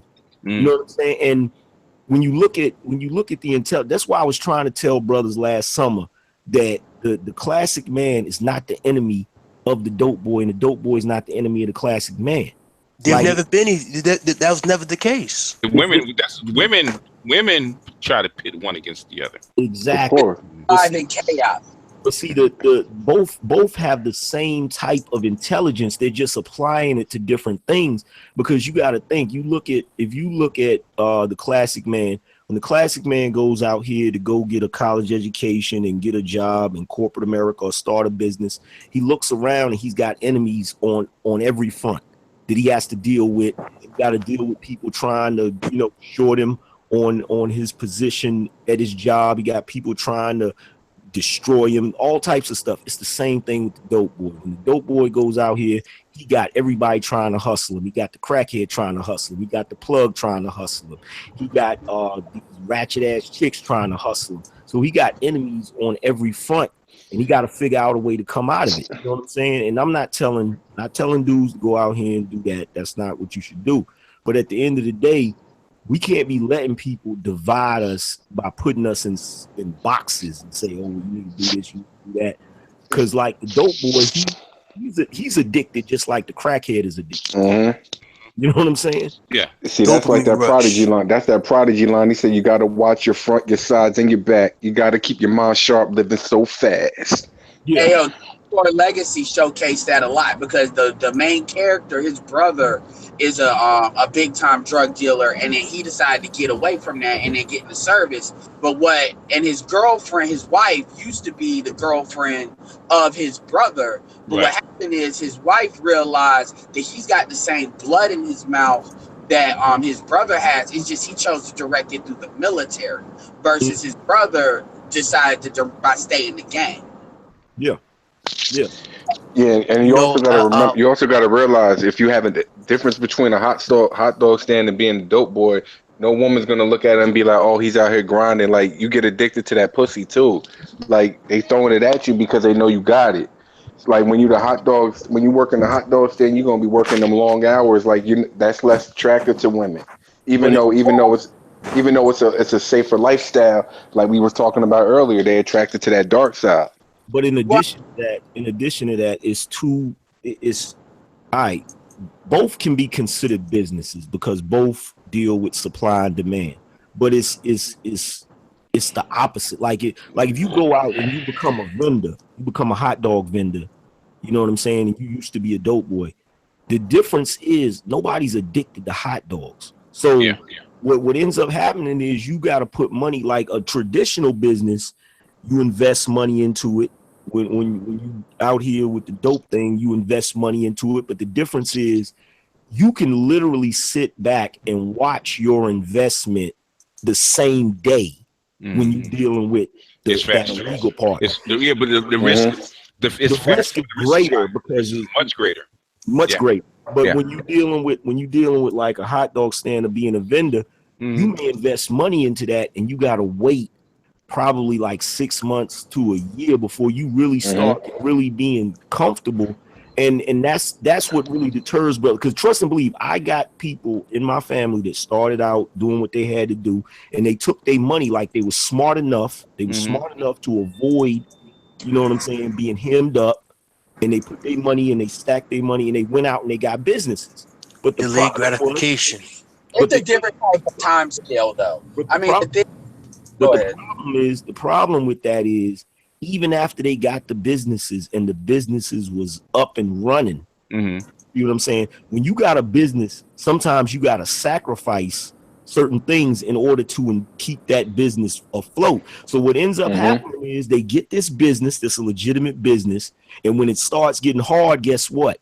They go right back to what they know. Money, exactly. The street money ends up becoming the source to supplement the business. That's why a lot of dudes, it's hard for them to get out of it because it's the money's so easy. Yeah, the money's easy, and until you get popped one too many times. Yeah. Once they start knowing you by name, then you can hang it up. It's a wrap. Yeah, I mean, so it's a self-fulfilling prophecy. But one thing I did want to bring up too is that show that Minister Jap did with that dude going ham. And when you because you know that dude called in behind you, Angry Man, and said, "Fuck Angry Man," because he was mad that you said that there is always a way, and you gotta, that dude came in and that dude sounded like that dude that Jack was playing the video of. He talking about, man, if you ain't got no goddamn boots or shoestrings, you can't pull yourself up by your bootstrap. Oh yeah, that's Sergeant Willie P. If you guys aren't speaking, like Young E and Jamie and whatnot, can you guys rotate out so other people can get in? You guys can come back later because other people that want to get in. Yeah, because he didn't understand that. And I mean, that video, the reason why I brought that up is because, man, that dude was so angry. And I mean, that's like Tommy Sotomayor listener right there, that type of dude that was talking that type of shit. But Well, I didn't go in, like I heard the dude and I heard what he said, and I didn't come back on there to go in on him because I understand why he think that way. Like I understand why he think that way. Like anytime I hear a dude say something like that, I know he's not the type of dude that's an entrepreneur. I know he's not the type of dude to get it out the mud, as they say. He's the type of dude that the only way he gonna get it, he gotta go work for somebody. He gotta go get a job somewhere. You know what I'm saying? So he doesn't understand what I mean when I say, yo, if you in a situation, you got to figure it out. There's been numerous times that me and my homeboys have been literally sitting in my homeboy's living room. And we used to call his living room the drawing board. And the reason why we called it the drawing board is because every time we tried something that didn't work, we'd be like, yep, time to go back to the drawing board. Can I interject here? Wait, let him finish his statement and then you can interject. And we would literally be sitting in the living room brainstorming on what to do. Like, what can we do? And this is us sitting there with probably $100 to invest. You know what I'm saying? Yeah. Okay. Go ahead, bro. Jump in. You know, I have to apologize. I got a little too excited. And this is going to be a preview, man. I was talking to you about this, about the 33 strategies of war, Angry Man. There's an actual, one of the 33 strategies is burning your bridges, right? Yeah. As a commander, when your back's against the wall, to get that extra effort out of your men, you create a life or death scenario. That comes from the Greeks when they attacked Troy and they burnt the boats. Yeah. Exactly. Yeah. And so when you get people coming in complaining about, well, if you don't have boots and you don't have strings, you can't pull yourself up from your bootstraps. A dude that really has his back against the wall isn't going to be wasting his time complaining about what he has or what he doesn't. Exactly. He's just got to focus on what he has to do. He's got. Because there's only two options. It's either success or death. Exactly. Ultimate resources in this world are emotional state. I got this from Tony Robbins.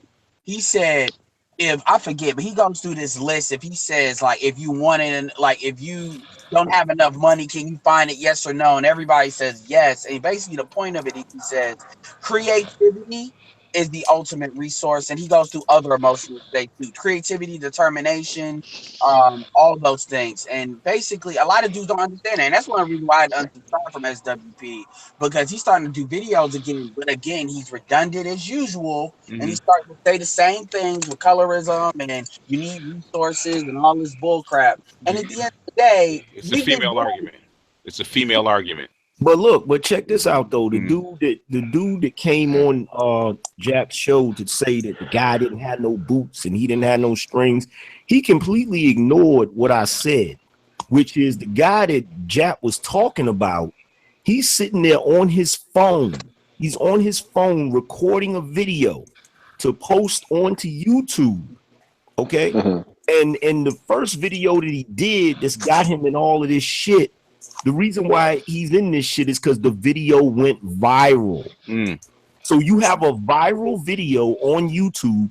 A lot of people know who you are. You literally have a production team in your hand, which is your phone, but you don't have no damn boots to pull yourself up by. Yes, lie. I never. Go ahead, Mike. I really hate that argument sometimes because, like, I'm a computer consultant. And then when I tell people, like, oh yeah, you know, I'm gonna start a cleaning business, or when I started my cleaning business, they're like, what are you talking about? Why would you do that? Oh, this is kind of crazy. And it's just like, are you serious? Like, you'd rather be sitting here dealing with other people's shit and having to, you know, do all this other bullshit for them, but you can't clean 1 or 2 toilets? Like, you really above that? Like, when you at home, like, that doesn't, like, you can't turn this into a business? Like, just to vacuum. Sorry for the ringing in the background, guys. But just to vacuum, like, I don't understand that. Let me mute myself. Well, it's a mindset. That's what Tony Robbins was talking about. It's an emotional state, and a lot of dudes don't understand it. And that's one of the reasons, Angry Man, I gotta say, because I know how you feel about, you know, Boyce Watkins, because we talked about it. But that's one of the reasons why I do fight some of that bullshit. I do believe he has value to what is trying to be done, because he's putting ideas in people's head that they need to hear that you're really not getting. To be honest, from a black perspective, it's like one of the tenets of Corey Holcomb, the few that he has, where he says dignity is for people who have means. You know, that's true. That's called privilege. Big, you wanted to jump in, man. You fought to get on, man. You're not saying nothing. What do you want to say? I just want to know about the idea of, that there's an idea that I floated around. I just want to know what is y'all's opinion. I want your opinion on that, BSG. What idea is that? About us owning our own social media platform or stocks or in Google or something like that. I mean, okay. I mean, you sure you want black people to own their own stuff? I mean, look at Shea Butter. Like, I don't really think it's probably best if you just. I remember you because you were saying that we should. Okay, the argument that the discussion we were having, I want to refresh people what we were talking about. You said you wanted to. You said to prevent what happened to us the last time with being booted from YouTube and all that other kind of stuff.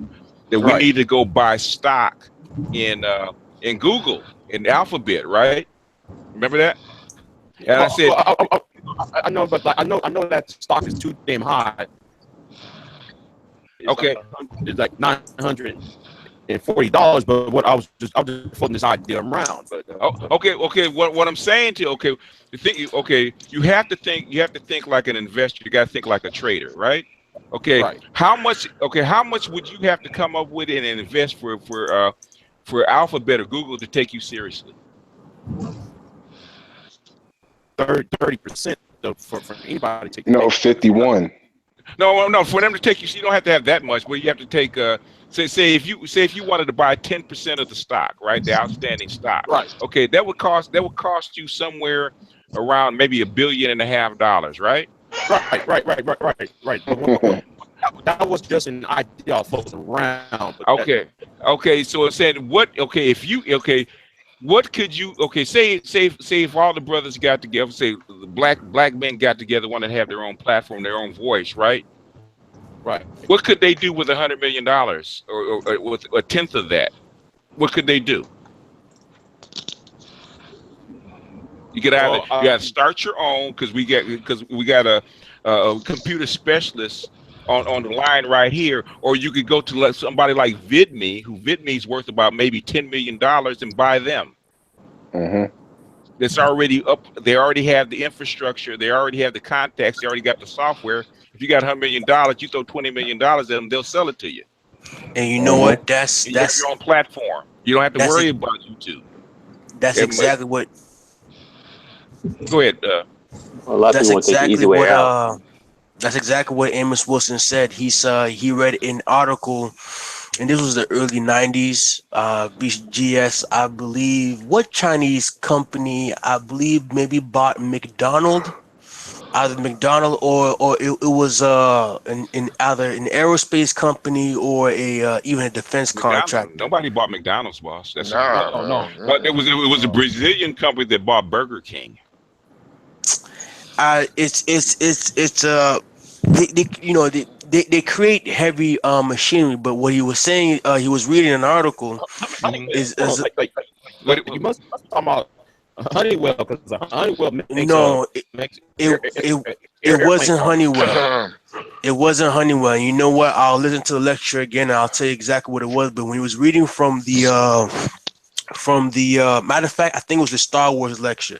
But when he was reading from the article, what he was basically saying is that we as African people, we don't have to necessarily start from scratch from everything. What the article was basically saying, what he was saying was that, look, the Asians have the money. They didn't have to start from scratch. All they did was buy the company in its entirety, and boom, they're that much closer, but it's different when an entire state buys something versus a group of individuals. Let me ask a question. Go ahead.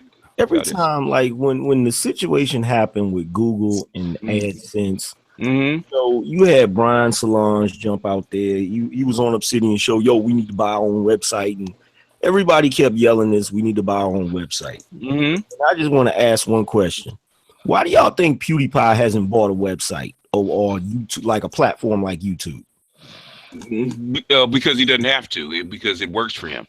Exactly. And see, here's the thing, because like everybody will start yelling, "Yo, we need to buy." Like, let's be honest, because I'm a realist. I'm a real. Ain't nobody buying no platform, and I'm gonna tell you why. I'm gonna tell you the main reason why. Because we got to keep it funky. These chicks over here that started that little list and call themselves gonna create a defamation league or something. It took them less than a month. I think less than a month to raise $10,000. Right? Took them less than a month. If I was to call for brothers to, like, if I was to say, yo, check this out, we're gonna try to start our own YouTube platform, and I need you guys to donate. Let's just say, for argument's sake, I had 1 million subscribers, and I said I need everybody to donate $100, which would be 100 million. You know how many people gonna donate $100? Just take a wild guess. Nobody. Normally it's like 10%. 10% will probably donate $100. And see, here's the thing about it, especially when you're dealing with black men. When you're dealing with black men, getting black men to mobilize behind each other is very difficult to do, because one thing, you got to deal with the simps. You got simps out here that haters, haters. You got people that's undercover. They pretend like they down for the cause, but really they running over to the other side to report what you're doing. You know what I'm saying? It's a bunch of BS in it. And the one credit I will give women, they know how to stick together. You feel me? And the only reason these chicks have raised only $10,000 because that's all they asked for. That's just keeping 100. If they would have asked for 20, it may have taken them a little bit longer. I seen a chick get on GoFundMe because she wanted to raise. It was a couple of days before Christmas. She wanted to raise $5,000 to get presents for her 5 kids. In a week's time, she had $30,000. Yeah, these people are dumb. But I want to add something. One at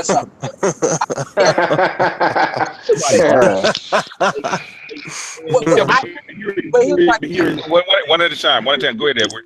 One of the things that I've observed. One at a time. Edward, go ahead.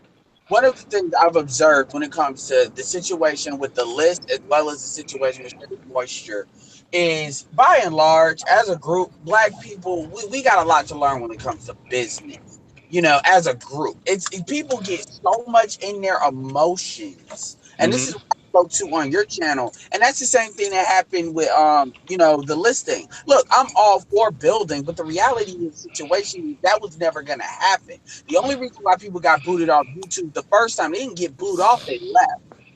And we need, I mean, look at the people that were on YouTube, like Sergeant Willie P and all of them. I mean, Sarge pretty much, to a certain extent, takes a lot of the female arguments to a certain extent. That's why they're comfortable with him. Same thing with Angel Ramirez. A lot of them, they left. And you see what happened this go around. Yeah. Do you know why? Big, hold on, that is Big wanted to say something because this is his argument. Go ahead, Big. Here's the thing, Angry Man. Well, they have a fucking ass politician on their side. We don't. Yeah, but that doesn't mean anything, man. Money don't mean nothing. Money talks and bullshit. She ain't. Okay. Oh, let me. Okay, I'm gonna go on rant for a second. I'm going on rant for a second. Back. Yeah. Tell him why you mad, son. For a second. Tell him why you mad. Teach him. I'm gonna cuss for a second. If this bitch had all the fucking power that she had in Washington D.C. contacts, they'd have went to City house, hauled his ass up by his bootstraps, man, put him in an orange jumpsuit and sent him down to Guantanamo fucking Bay. Exactly. Hey guys, they would have been him over her couch. He's in Washington. He's in fucking Washington. He's in a seat of power. And she's a high-powered attorney. She could have put the paper on him herself. It's bullshit. She a paralegal. Yeah. She's a paralegal. She does her lawyer like. No, she can let him speak. Let him speak. She has a law degree. She has a very high-powered law degree. She can go in herself without being an attorney and file it herself if she wanted to, but she doesn't have a fucking case. That's what her lawyers are telling her. It's bullshit. She doesn't have a case. Like she don't have a case, and she ain't got no. Boyce Watkins can do better than that. Here's the thing. In the moment I heard her talking, I said I shook my head. And the reason why I shook my head, my mother, was a court clerk for damn near 30 years. and she will tell you real quick, like she did a lot of the filing, and a lot of the clerks do a lot of filing for the lawyers. Mm-hmm. Understand what I'm saying? So they have to know what they're doing. And she schooled me on a lot of shit, and I'm sitting there listening to her, and I'm like, yo, she doesn't even have grounds for a case. What is she even talking about? Like, she's just mad and in her feelings. And see, this is what people don't realize. This is what she's not telling nobody. What she's not telling nobody is she probably went to a lawyer about it, probably the lawyer at the law firm she used to work at, and they probably laughed out of the room. You know, so much. They don't want to. There's a look, one at a time. Yeah, there's a video the O'Shea just did, I think, a couple days ago. The Obsidian guest on talks about the sisterhood of failure. You really need to watch that video because they break a lot of that down and break down a lot of Sophia Nelson and stuff that he's uncovered. So you're giving her a lot more claws than she actually has. Yeah. And I'm looking at it. See, like, go ahead, Big. Well, who's speaking first? Was it James or Big? Now. Hold on. Here's the thing. You're looking at the now. I'm thinking 2 months ahead. Yeah. And it's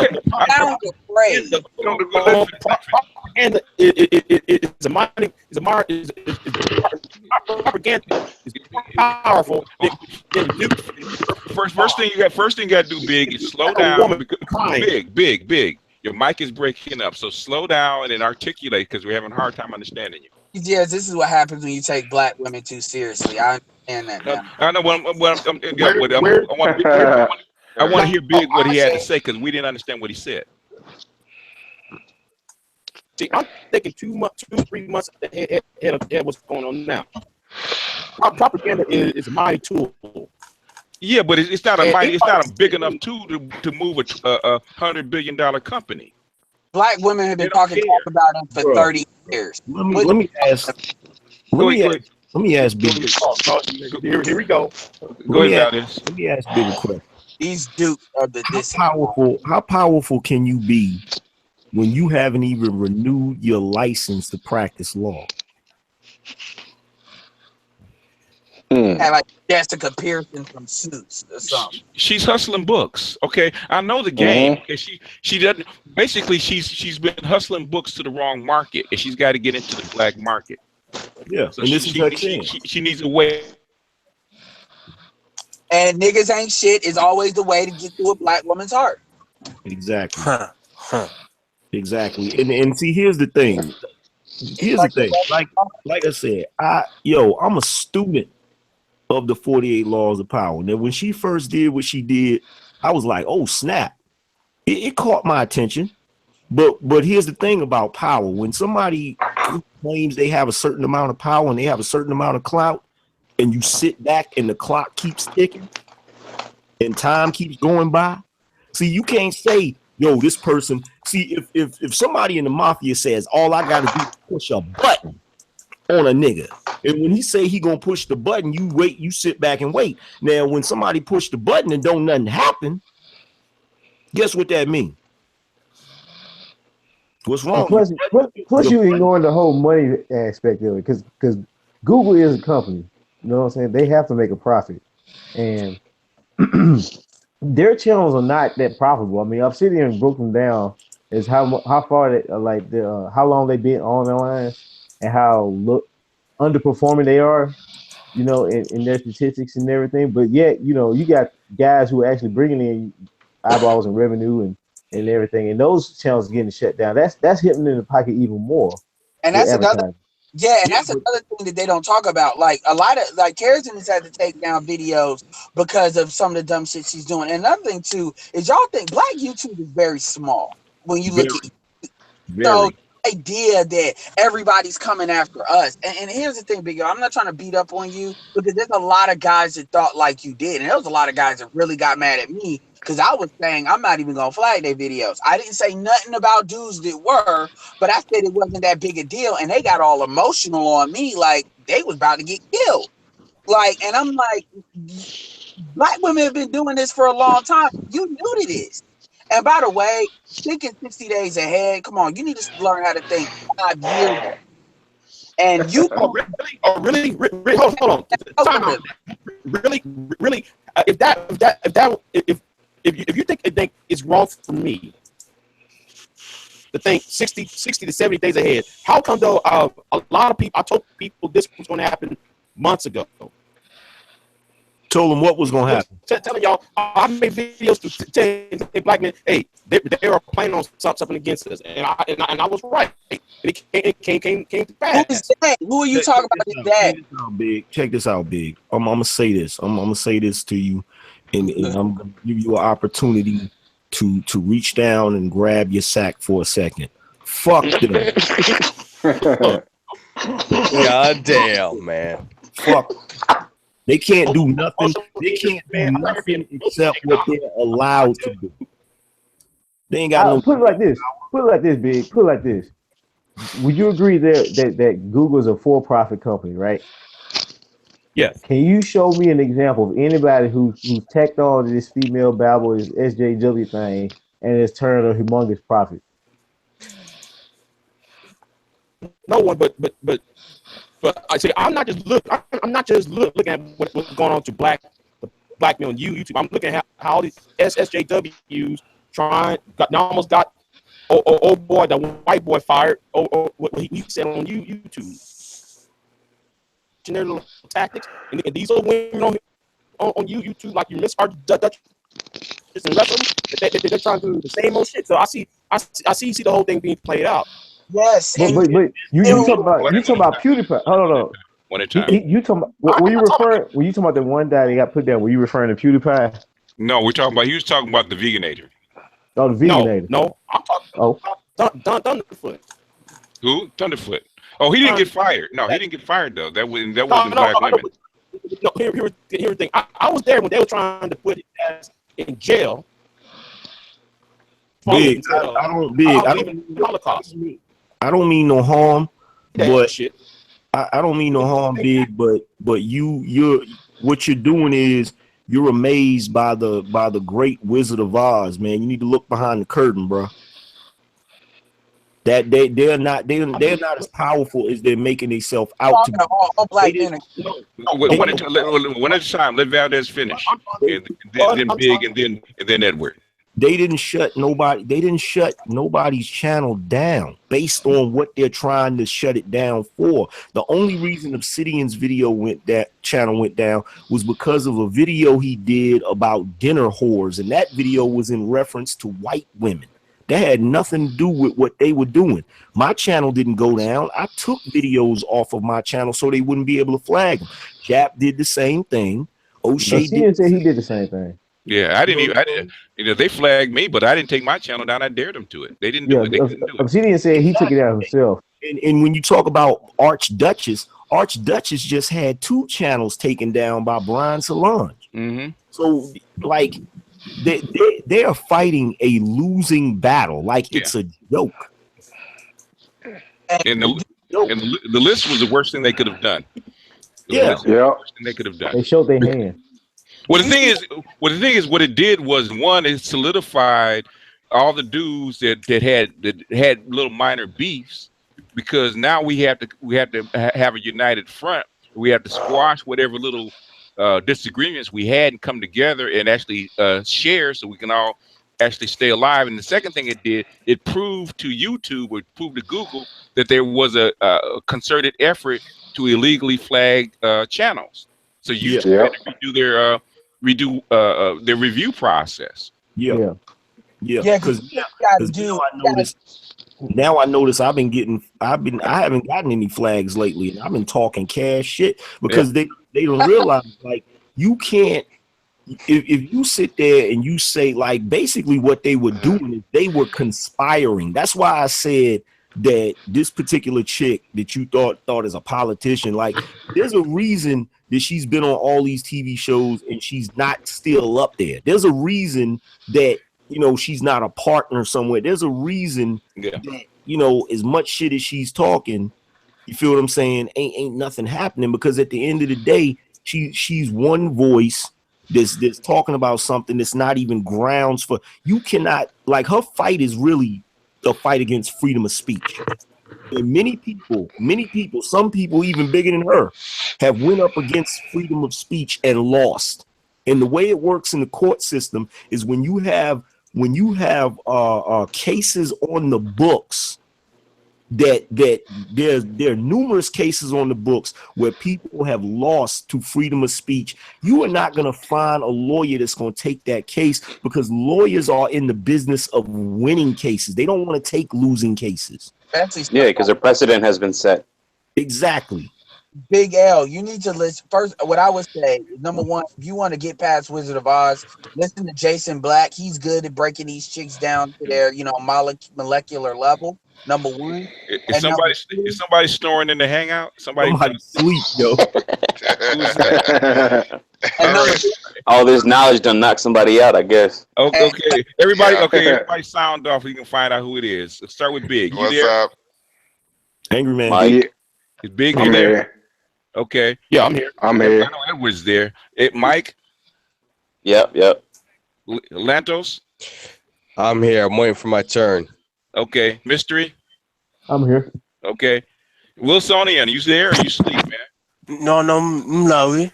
I'm posé. You talking French, but you sure you awake? I think we found it. You come in talking French instead of English. Man. I think you sleep, man. Yeah, we found the one that was snoring. We found him. Yeah, okay. I'm gonna mute you, Wilsonian. Are you sleepy, man? If you're sleepy, you can take a nap and come back, man. No, All right. I'm actually watching MotoGP right now, man. Y'all asleep, man. Get out of here, dog. All right. Somebody was saying, okay. I'm gonna go ahead and mute you, man, till you're ready to talk. All right. All right. Oh my goodness. Okay, yeah. He come in and start talking French and shit, man. Yeah, your ass was asleep. Go ahead. You said you wanted to talk, Michael. Oh, is it Mystery? You waiting for your turn? Oh no, that wasn't me. Oh, okay. No, that was me. Actually, I might be oversimplifying this once again, but just to highlight what the Angry Man was saying, let me put it to you this way. They couldn't take a dude like Tommy Sotomayor off YouTube. There's a reason he has Tina and Raw 2, 3. I think he made a 4th one. Mm-hmm. And I think he's got a top 5. I'm just saying, if there were, Angry Man pointed this out, if they were really about suppressing the freedom of speech, a dude like Tommy Sotomayor, he wouldn't be able to keep doing what he fucking does.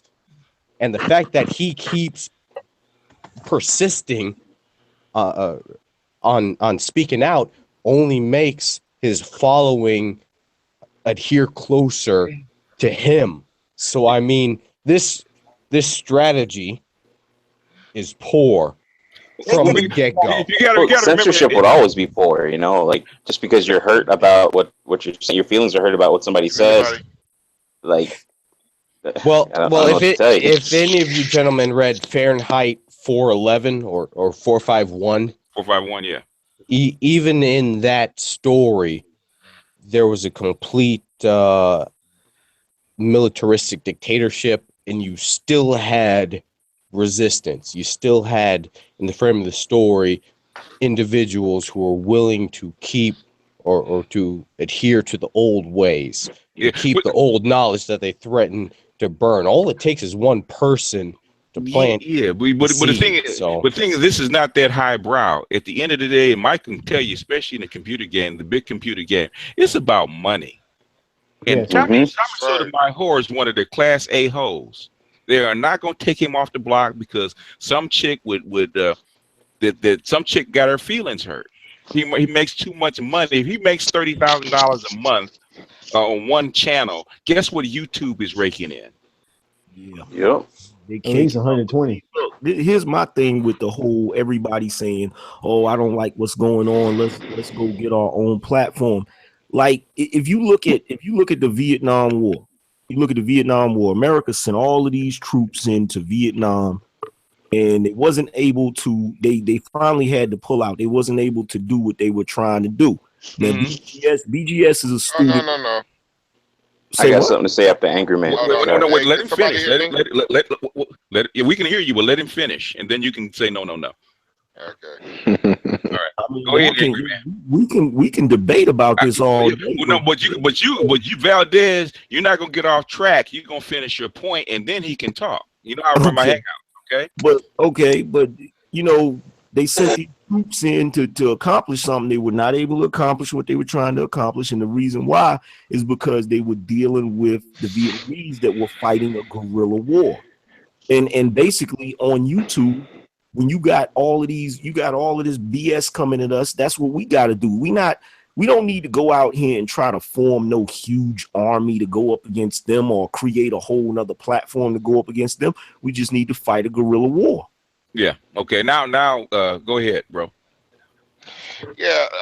No. I was when he said that we didn't get to do what we need to do. I'm a vet, man, and I was in the Marine Corps and everything, so I definitely understand what he's trying to say.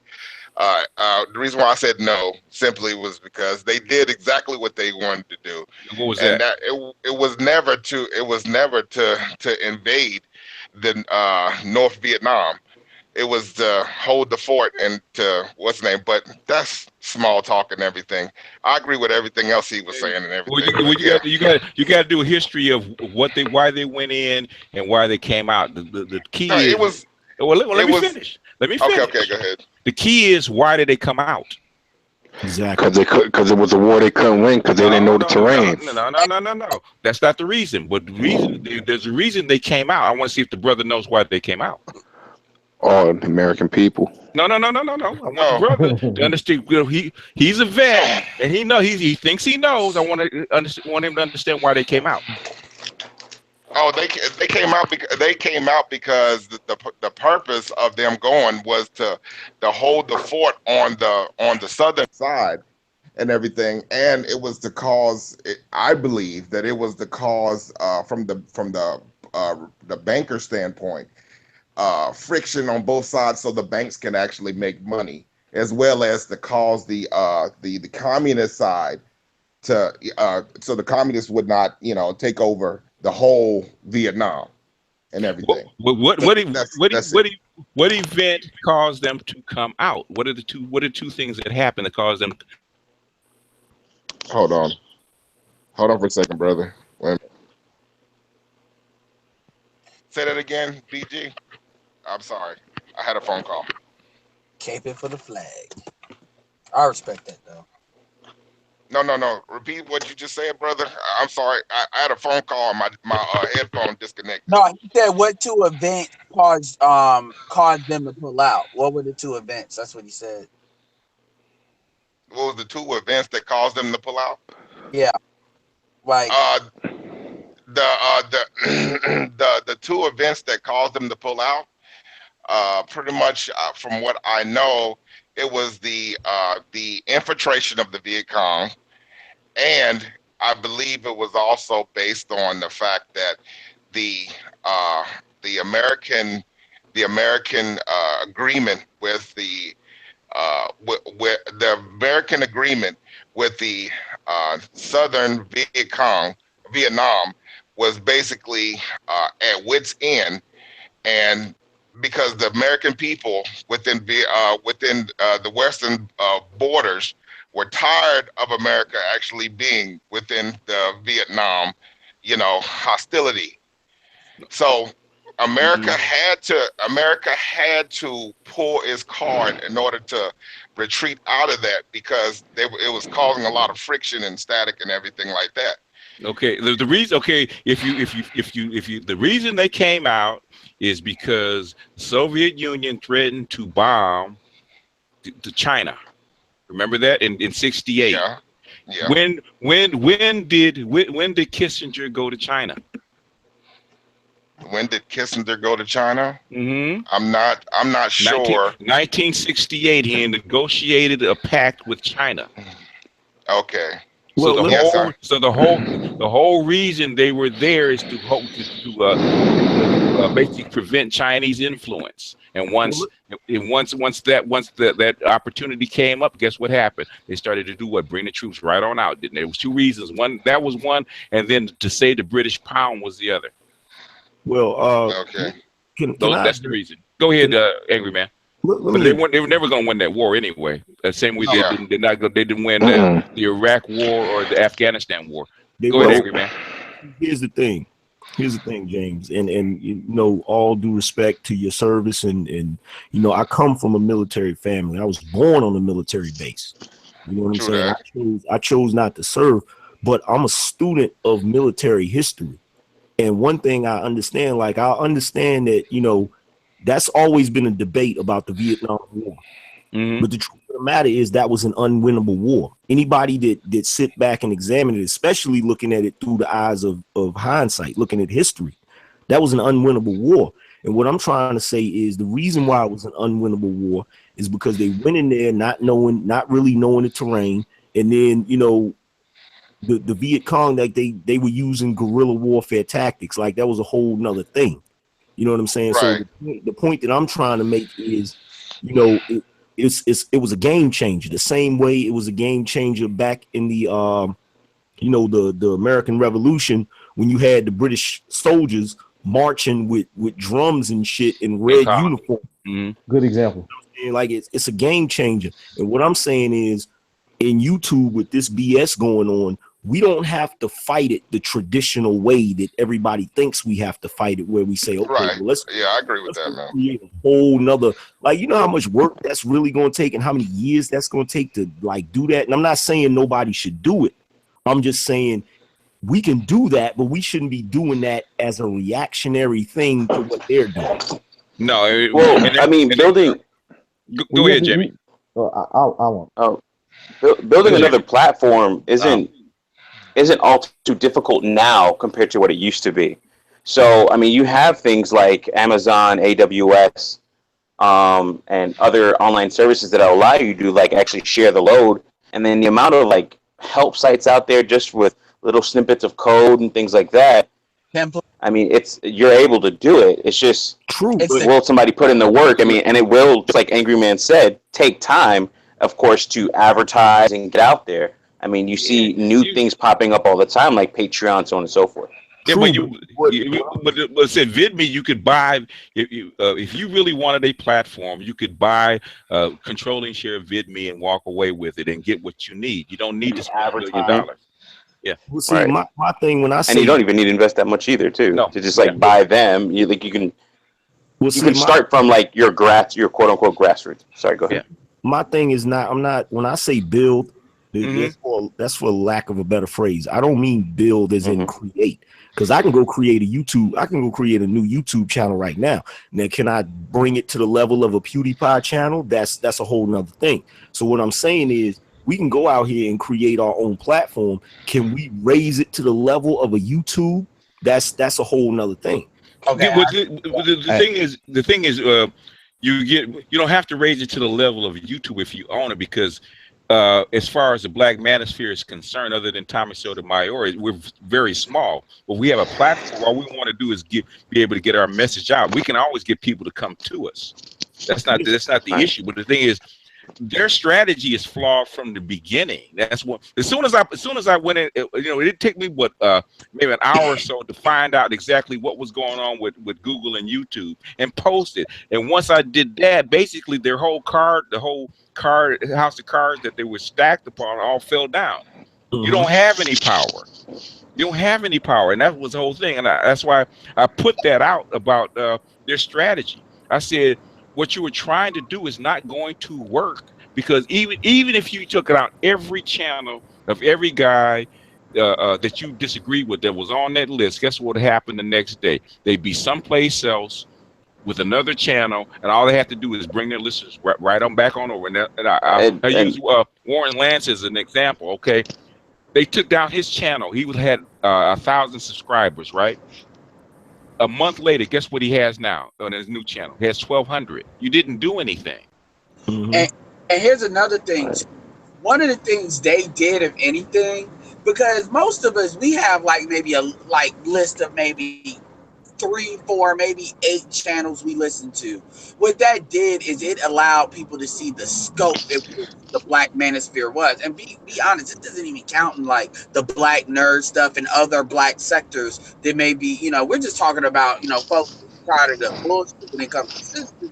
We saw all these lists of channels, and then the channels that those channels are connected to that might not be on that list. So now we see this entire like coalition, and I'm gonna tell you, sisters don't have that. The sisters do not. It's not that many channels the sisters have. They're on the black men ain't shit tip. It really is. Otherwise, they would control the black women word. Yeah. Go ahead go ahead, Mike. You want to say something? Mike first, and then you, Orlando. Well, I mean, I think Edward said this before, that, you know, that list has brought us or brought attention to other channels that I didn't even know about, like such as SBW, like that list, and you guys talking about it in the Hangout brought me to SBW himself, and I was just like, oh wow, I like what he says and the way he does. Okay. Like the way he does his videos and everything. Go ahead, Lantos. This is a question of just curiosity. You gentlemen have been on YouTube definitely longer than I have. Has there ever been a push by a YouTuber to get the supporters to invest in buying stocks? Like, for example, hello, this is the Angry Man, aka Valdez. Support the GoFundMe. If we get enough supporters on Patreon, we're gonna buy Taco Bell. We'll split the stocks based on the donations on the Patreon. I'm just wondering, has there been corporate attacks? When you get into that and started buying stocks, especially when you do it publicly, you're opening yourself up for a whole lot of other stuff.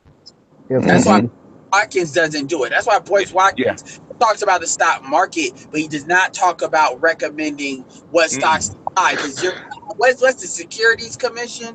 Well, but he's opening himself up for liability because say if he tells you to buy a certain stock and that stock tanks and you lose a whole bunch of money, you could sue him. Yeah. There's a whole lot of stuff when it comes to stock clubs and that kind of stuff. And so I understand what you're saying, but it's a lot more paperwork and a lot more headache than it's worth, especially on YouTube. And with the sisterhood of failure, they're bringing feelings to a fact fight. Like it's like playing basketball and you get mad that Michael Jordan dunked on you. You either block the shot or get out the way. That's true. I'm glad you used the basketball analogy, because I'm gonna say this again. When it comes to these grand ideas and these huge ideas of doing certain things, like you can't expect to win. Like, it's just like if you was to start let's say you were to start your own NBA team. You can't expect to be able to say, okay, I just started this NBA team, we're gonna win a championship this year. You can shoot for that, but before you can even get close to that, you got to build your team. You got to make sure that your team is at a level where they really can compete. And there's a lot of stuff that, you know, they are good ideas in theory, but you can't get, like, you got to crawl before you walk. You can't get to that level. You can't get, if I can't get brothers to mobilize to don't, like right now it's the 30th, and I was going to do a video early. I was going to do a live stream about Patreon.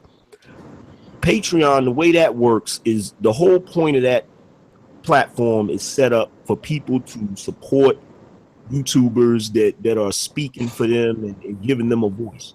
Well, the way it works is you pledge a certain amount of money, and every month on the 1st they charge your cards. You know what brothers do? Brothers will pledge a certain amount of money. They'll sit there, they'll watch your content for a whole month, and then on the 30th, today, they'll start deleting their pledges.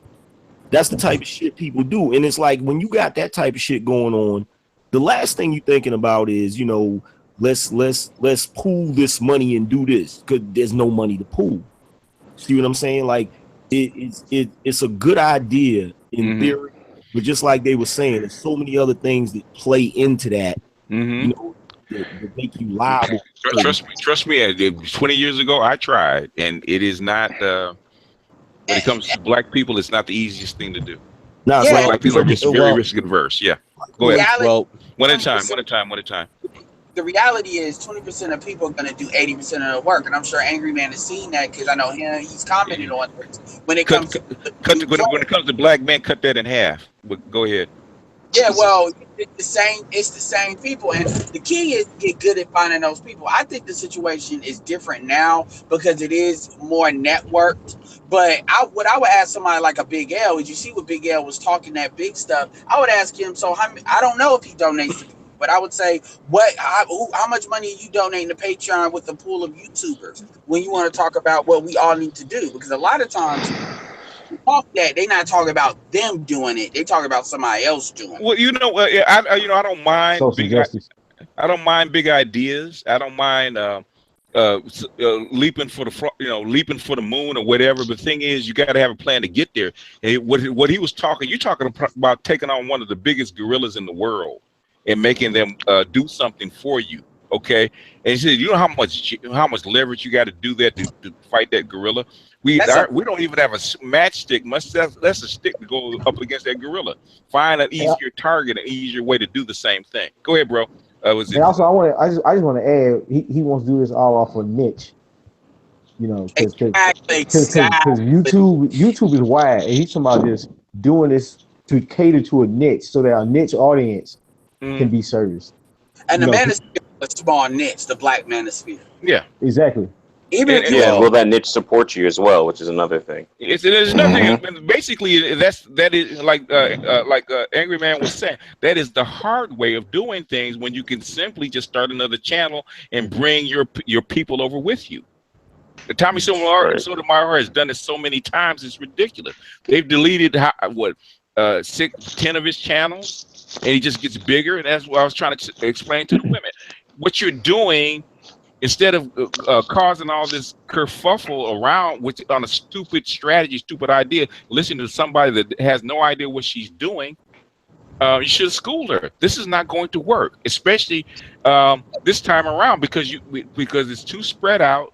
There's too many people. There's too many listeners. Even if you got all the guys that are actually doing the information, the subs will come in and fill the gap. It's an unwinnable war.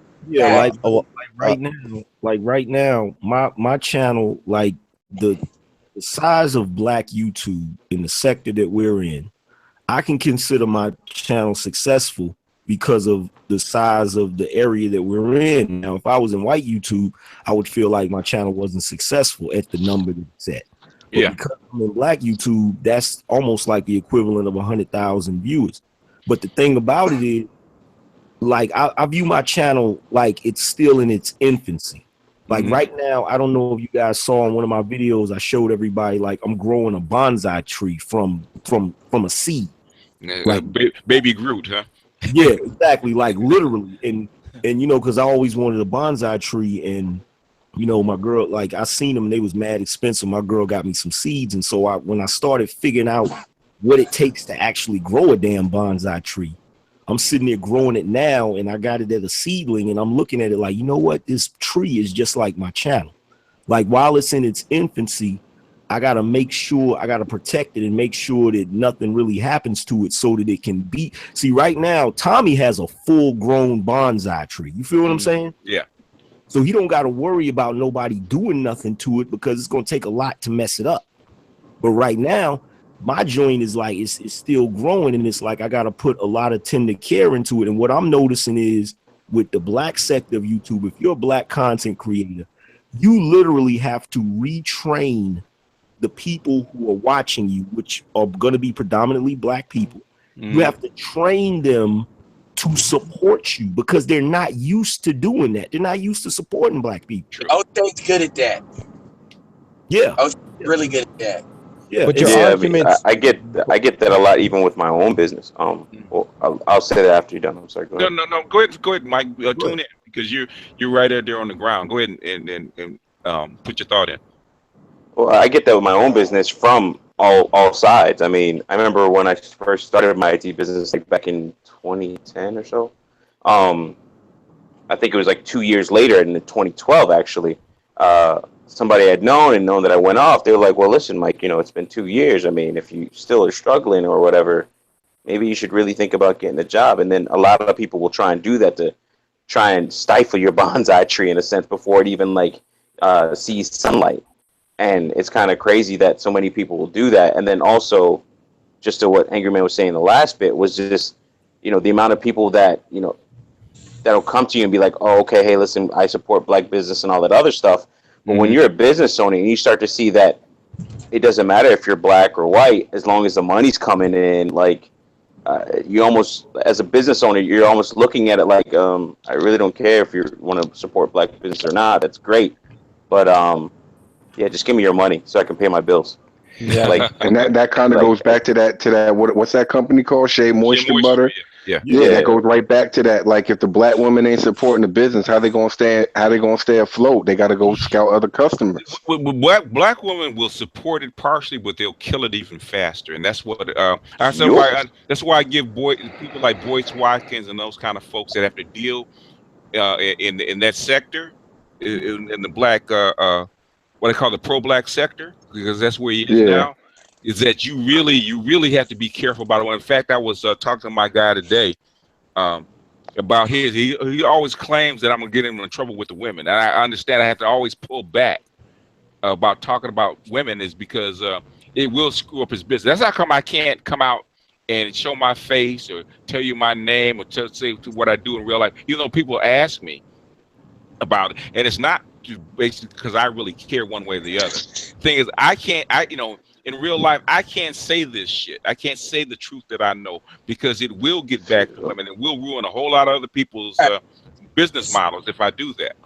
Can I say something? I'm about to say something that's going to be kind of shooting. Go ahead. And I've been really thinking about this in the back of my head. I look at like generating money a lot like martial arts to a certain extent. And I do believe there is a way that black men are more. I understand what we just said about black men don't want to invest, but one of the things that we've already seen is if you can, there is a way to get black men to support if we get the right combination right. The difference between black women is their power is in their spending. If you inoculate their ability to spend or make it so that's not relevant, you basically take their power away. So what do I mean when I say this? If you learn how to build a channel, Angry Man talks about it like a bonsai tree. If you learn how to build a bonsai tree through like partnership and investing, meaning you have certain people that have a lot of money. Remember I said with that 80-20 rule, and how to generate money regardless of the way, then it's not necessary to actually have to cater to this wide swath of females that are going to buy your product. And the problem is a lot of black people, they jump to what the easiest money is, and that's the women. And that's why they get hemmed up rather than saying, I'm going to build my business around a different way. Yeah. That way it won't matter. Yeah. But that is something that's a path that hasn't been taken. Actually, it has. One at a time. Go ahead, Jamie. Yeah, just like how you brought up Boyce Watkins. Why do you think he does so many videos where he's basically saying that the men ain't shit? He keeps saying to the women, pick better men, even though that's basically what these channels been telling women the whole time. But he's having these he's basically dedicating channels and bringing people on to produce that narrative of men ain't shit. Yeah, because in real life, the people that he has to deal with in the market that he has to deal with, he's getting money. He's getting money equally from men and women. But the thing is that black women will kill his business if they will make sure the scorched earth and burn his business to the ground if he doesn't keep them happy. But go ahead. They kill their own babies. Why not their own business? I just want to say real quick that no, Mike first and then you. Okay. Oh, I was just making a side out of the side of my neck comment. Okay, go ahead then, Mystery. Well, I was just saying that the business model that Edward is talking about is just general television. I mean, you have he's saying you want to have a message that's free of black women, whatever, right? Mm-hmm. But you're not free of your sponsor. You have the people going to invest in the message that they believe in. So. You're not subject to what they have to say, but you are subject to your sponsor at that. Whoever funds you. Well, talking about me myself, I'm not funded. Okay, myself, I'm not funded, and there's a reason that I'm not funded. There's a reason I don't have Patreon or stuff like that. I had a little bit of AdSense because basically it didn't cost anything else. Because I want to say what I want to say, and if anybody that's been listening to me on any of my channels that ever heard me, I say what I'm going to say. No matter, I speak the truth as I know it. No matter who gets pissed off about it. And Edward's been pissed off at me. Angry Man's probably been pissed off at me. You know, everybody's probably been pissed off at me. But they know one thing: when I tell them something, I truly believe it, and I truly research it before I give it to you. So it doesn't matter to me whether I piss you guys off or I piss the women off. It doesn't matter. Right. That's like somebody we don't ask me. Like, go ahead, Valdez. I never like there's certain things that you've said that I don't agree with, but I don't get pissed off about it because I know the difference between when somebody's pandering and when somebody's being genuine. And I never fault anybody for believing in something that they genuinely believe in. That's why a lot of people try to figure out, they be like, why are you cool with Angel Ramirez Jordan? He really believes in what he's doing. He does. He does. What he's doing. And even though I don't agree with everything that he does, he's a cool dude to me. Now Derek Jackson is a whole nother story. He's a pimp. Like, I know he's being fake. You know what I'm saying? So I have a problem with that. So, you know, I never have a problem with anybody that genuinely believes in something.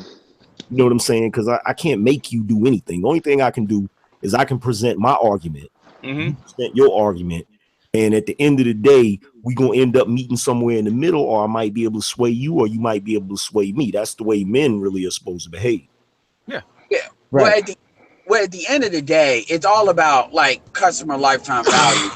You either spread your net across a wide range, which is the way sales is usually done, or you do it, which the way a lot of internet marketers, e-commerce folks do, is they get really good at focusing on a very targeted list and extracting a lot of money from them, and or building a machine that's lean. But anyway, as far as Boyce Watkins, and they don't give a fuck about the rest after that. Yeah.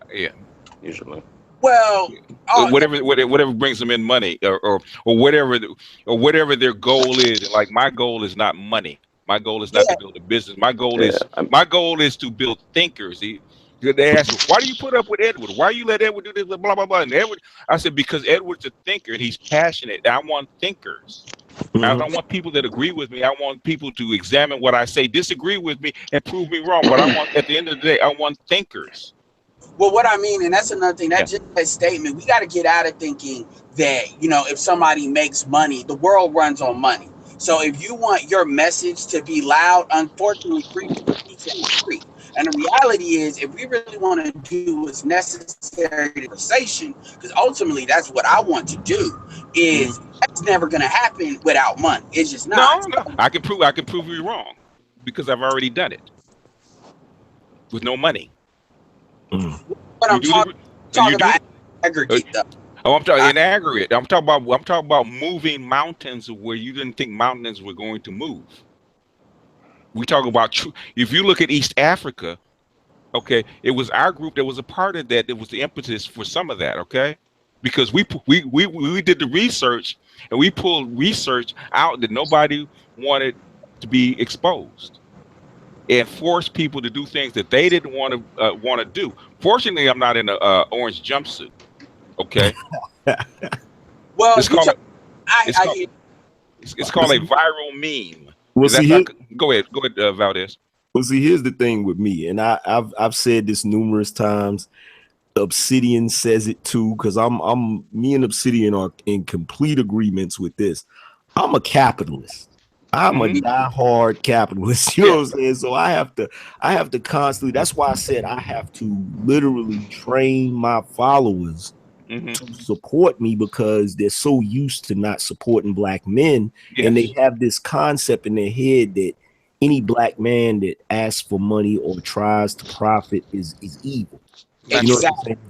So I have to, like, you know, so I tell them quick, look, I'm a capitalist. You know, when you guys send money in and you know, invest in me, you're investing in me. I'm not telling you to invest in a documentary.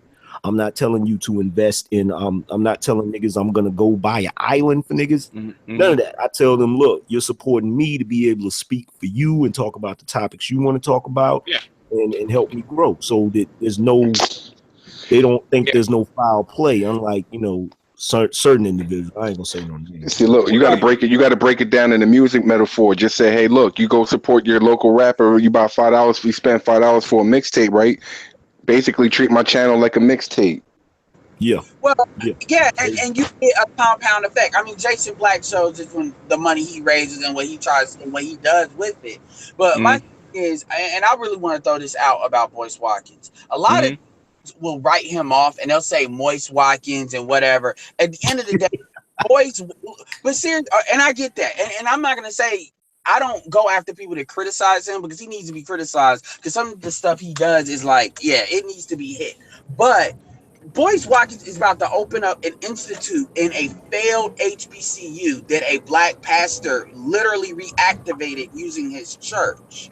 Boyce is doing real things. And I'm not saying, Angry Man, you're not, but you get what I'm saying. He's doing like infrastructure things. My thing with Boyce is I be turned.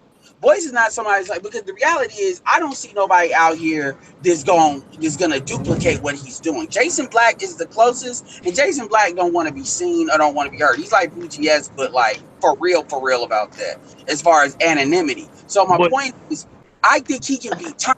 I think if you're not going to turn him because you don't support him. You misunderstand him. You don't know. You have to know where his money comes from, and it doesn't come from YouTube. I agree. No, I completely agree with you, and that's what I'm talking about. That's the difference is going to have to be made, and that's what I'm talking about as far as the way black men deal with money. Because if black men get the money situation right, we will be able to put our women in a box and fucking close it. Because these white boys are not going to give them enough money. No, I'm serious. Because the white boys are not going to give black women enough money in order to counter that. That's how they control us through the women by giving them little trinkets. I really believe that, like, that's how we win. I want to talk at some point. So go ahead, Mike. Go ahead, Mike, and then Valdez. Jump in, Mike. Can you hear me? Yeah, we can hear you. You guys can hear? Okay, sorry. I really do believe Boyce Watkins, or as the chat is calling him, Moist Watkins. But I really do believe that behind closed doors, these people that you're talking about are actually radical, and they're all like, fuck this, fuck that. Because I actually have customers that are like that, and like one customer told me straight to my face, he was like, if people knew how radical I was, I wouldn't be able to work with all these kids and actually make the difference and change that I want to. And it's the same thing with me in coaching. Like, there's a lot of shit I will joke about and talk about, but there's some things I stay away from. Like, if they really heard me or watch me on YouTube, like, or see me on YouTube, sorry for the phone call, like, they would not be, Oh, wait, why do you think they wouldn't fuck with me in a certain way? Why do you think I'm on YouTube? Right. I can't, I get in fact, he was just reminding me today, man, you're going to get me in trouble with these women. And I understand, because that's where they have to eat. Go ahead, Valdez, and then Edward. Well, see, here's the thing about, and Edward, you know what I'm saying, I got mad love for you, bro, but I feel like you hitching your caboose to a train that's going to head into a direction that you don't want it to head into, because you don't realize, like, it's not surprising that Boyce is making moves. He's literally the next Steve Harvey. That's what he is. Like, we can't get around that. And see, here's the thing. Like, just like the old saying goes, absolute power corrupts absolutely. The higher he climbs that ladder, he's basically painting himself into a corner, because who do you think is lifting him up to do all of that? It's not the brothers. There may be brothers that support him, but the main supporters are supporting him based on what he's always talked about, what he's always done. How you start is how you finish. You can say the same thing about Jason Black, though. You said what? You can say the same thing about Jason Black, though. Nah. What I'm saying is, you guys aren't really in the pro-black sector, okay?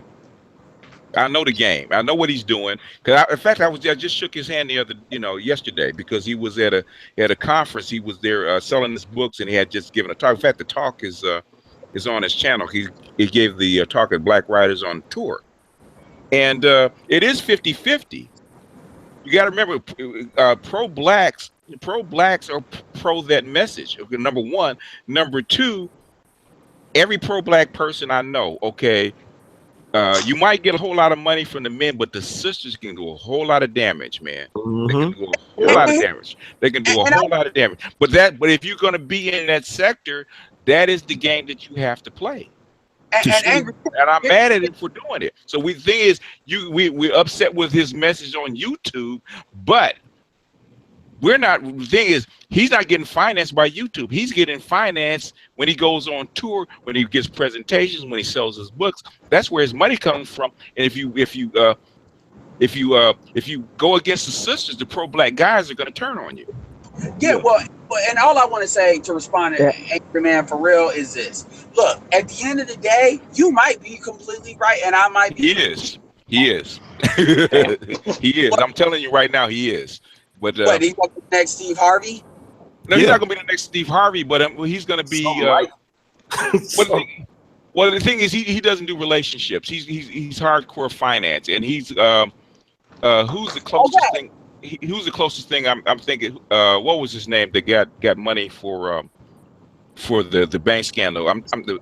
What's his name? Madoff? No. No, he actually made money shorting the bank stocks. I got 2008. I'm trying to remember his name off the head, but basically Boyce Watkins eventually is going to cross over into the white financial world. Eventually, I want to say one more thing too. Go ahead. Yeah, I just want to say just wrap it up because like you said, the sisters can do a lot of damage, right? Mm-hmm. And we already shown that the sisters are not for black men getting any kind of advantage whatsoever. Mm-hmm. So even if Boyce Watkins does have the intent to kind of like move black people as a whole forward, it's going to be pruned to where black women are the ones who get the most of the benefit. Well, it's not even them getting the benefit. You know what black women really want for the most part. Yeah. Or what they want is like what Tariq calls butter biscuits. Okay. They want a pat on their head, and they want butter biscuit. Men ultimately want, and Valdez is key to this. Men ultimately, how can I make some money? How can I change my life? How can I get real tangibles? Men are focused on tangibles, which is the base of what Boyce Watkins shows. But if you don't want the women wrecking your platform, you have to give them a butter biscuit. You got to give them a pop on, a stroke on the head. I'm behind your sister, kiss you on the head, behind closed. Look, brothers, this is what we got to do. This is how we start businesses. This is how we get money together. Blah blah blah blah blah. But that message will not get across if you let women wreck it. Okay. Give me a little Happy Meal. Tell them to sit in the corner. Go ahead. I have to ask. I'm a little confused. Mm-hmm. Please help me connect the dots. Okay, so apparently, in aggregate, in mass, black women have enough influence to wreck a black man's channel, but at the same time, they're incompetent to even take down one black man's channel. I just don't understand. Okay, because it's not about his channel. It's not about his channel. Okay, it's where he makes his money. He makes his money in the basically teaching black folks how to make money. Okay, and black women have a lot of social influence in the black community. They basically socially they run the black community. And if you're going to work in that sector, you're going to have to basically kiss the ring or kiss the hand. Because if you don't, they will wreck it. Okay, so yes, they will. And this is why the CEO of Shea Moisture went on the Breakfast Club. Not even a week after that situation happened, because he's not a stupid man. He understands that if he does not basically kiss the ring, like BGS said, it's gonna mess up his business. He's gonna lose millions of dollars. This is why, if you notice, whenever I'm on my channel, like I sit back and I think about where I will be 10 years from now and how successful I will be. And that's why I break my neck to make sure that I'm not falling into that category, because I don't ever want to be beholden to the black women, to where it's like, see, that's why I'm trying my best to school the brothers on, look, we gotta support each other the way sisters support each other. Because if any dude could ever get to the point where he has a fan base of black men who are red pill thinkers, we won't have to worry about that type of shit. Like Tommy could have did it, but he's too much of a prick. You know what I'm saying? No, I don't. The name I was thinking of is Reggie Middleton. Oh, You can look him up. He's crossed over into the white market. But the thing is, he's trying to. There's several guys that are trying to do that. They're trying to. What do you mean when you say crossover to the white market? In other words, eventually, just like Shea Morse is trying to do, eventually you're going to have to break out of the black box and expand and pull black people in your base with you. Okay, that's what he's trying to do. He's trying to expand you into a bigger market so he can pull the black company, a black-owned company, and his organization with him to a wider base. Okay, you have to break out eventually, huh? Well, one thing I can tell you on a lot of his periscopes is there are always other races of people talking about is his stuff just for black people. Like every talking about like his black business card, there's always some Asian or something like that. A lot of times I think they trolling, but sometimes the way they ask you, I can tell they're being genuine about it. Like, so he kind of, and it's the same thing with Dr. Claude Anderson. But Dr. Claude Anderson has said that, other races will pay him for what he tries to give black people for free. So but my thing is, the thing about Boyce is I don't expect Boyce Watkins to be this guy that's going to be the like standard bearer like Obsidian or like anybody else to say what black women, because let's be clear here, Boyce Watkins does call black women out on some things sometimes. And what happens is he does get the fire of hell when he does it. He said straight up, black women should buy hair from each other if they're gonna do it, and they came at him like he was calling all sorts of B's and H's. In fact, he didn't come up with that. In fact, it was a friend of mine. She's in the pro-black, and she's out of Memphis, and she came up with that idea like 4 years ago, and I told her she was crazy then. And after about 6 months thinking about it, I had to apologize to her. I said, "You know what, baby, you are 100% right. If black women are going to buy it, put it in their head anyway, you might as well keep those black dollars in black hands." Also, Boyce Watkins put out a very good video with Ro Alori Cutno with her husband as well as Noma, and she didn't have her husband, talking about black women need to take their ass to wife school. And Ro stays punching that, and black women hate her, and they hate Noma too, to be honest with you. And her husband runs Husband Summit, which I'm gonna buy and I'm gonna report on. But the Nation Islam does. Solar. So wait a minute. Let me finish, and then you go ahead. Well, what I'm saying is, the point is, so it's not like Boyce does it. He's kind of like the Breakfast. You gotta look at Boyce almost like the Breakfast Club.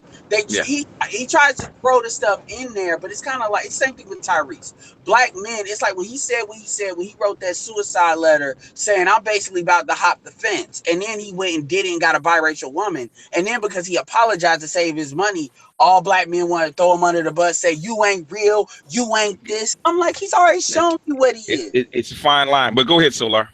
Yeah, I was just saying with Edward, the Nation Islam does that. The MGT, they basically they train women basically how to be more domestic and how to basically like wife school, like what you're saying. But yeah, I mean the black woman's ego 9 times out of 10 will have them in a position where they feel like even if they don't know, they'll try to fly the ship, even though they don't know how to fly it, they'll try to crash land it. But another thing we got a captain without a license. Basically. Is we got to engineer. This is another thing the black manosphere talk about, and a lot of stuff is what Angry Man is saying about guerrilla warfare. But black men get good at doing it when it comes to business. But we got to start engineering women that can basically push our message. So we got to start fighting, really hammering these women by proxy through other.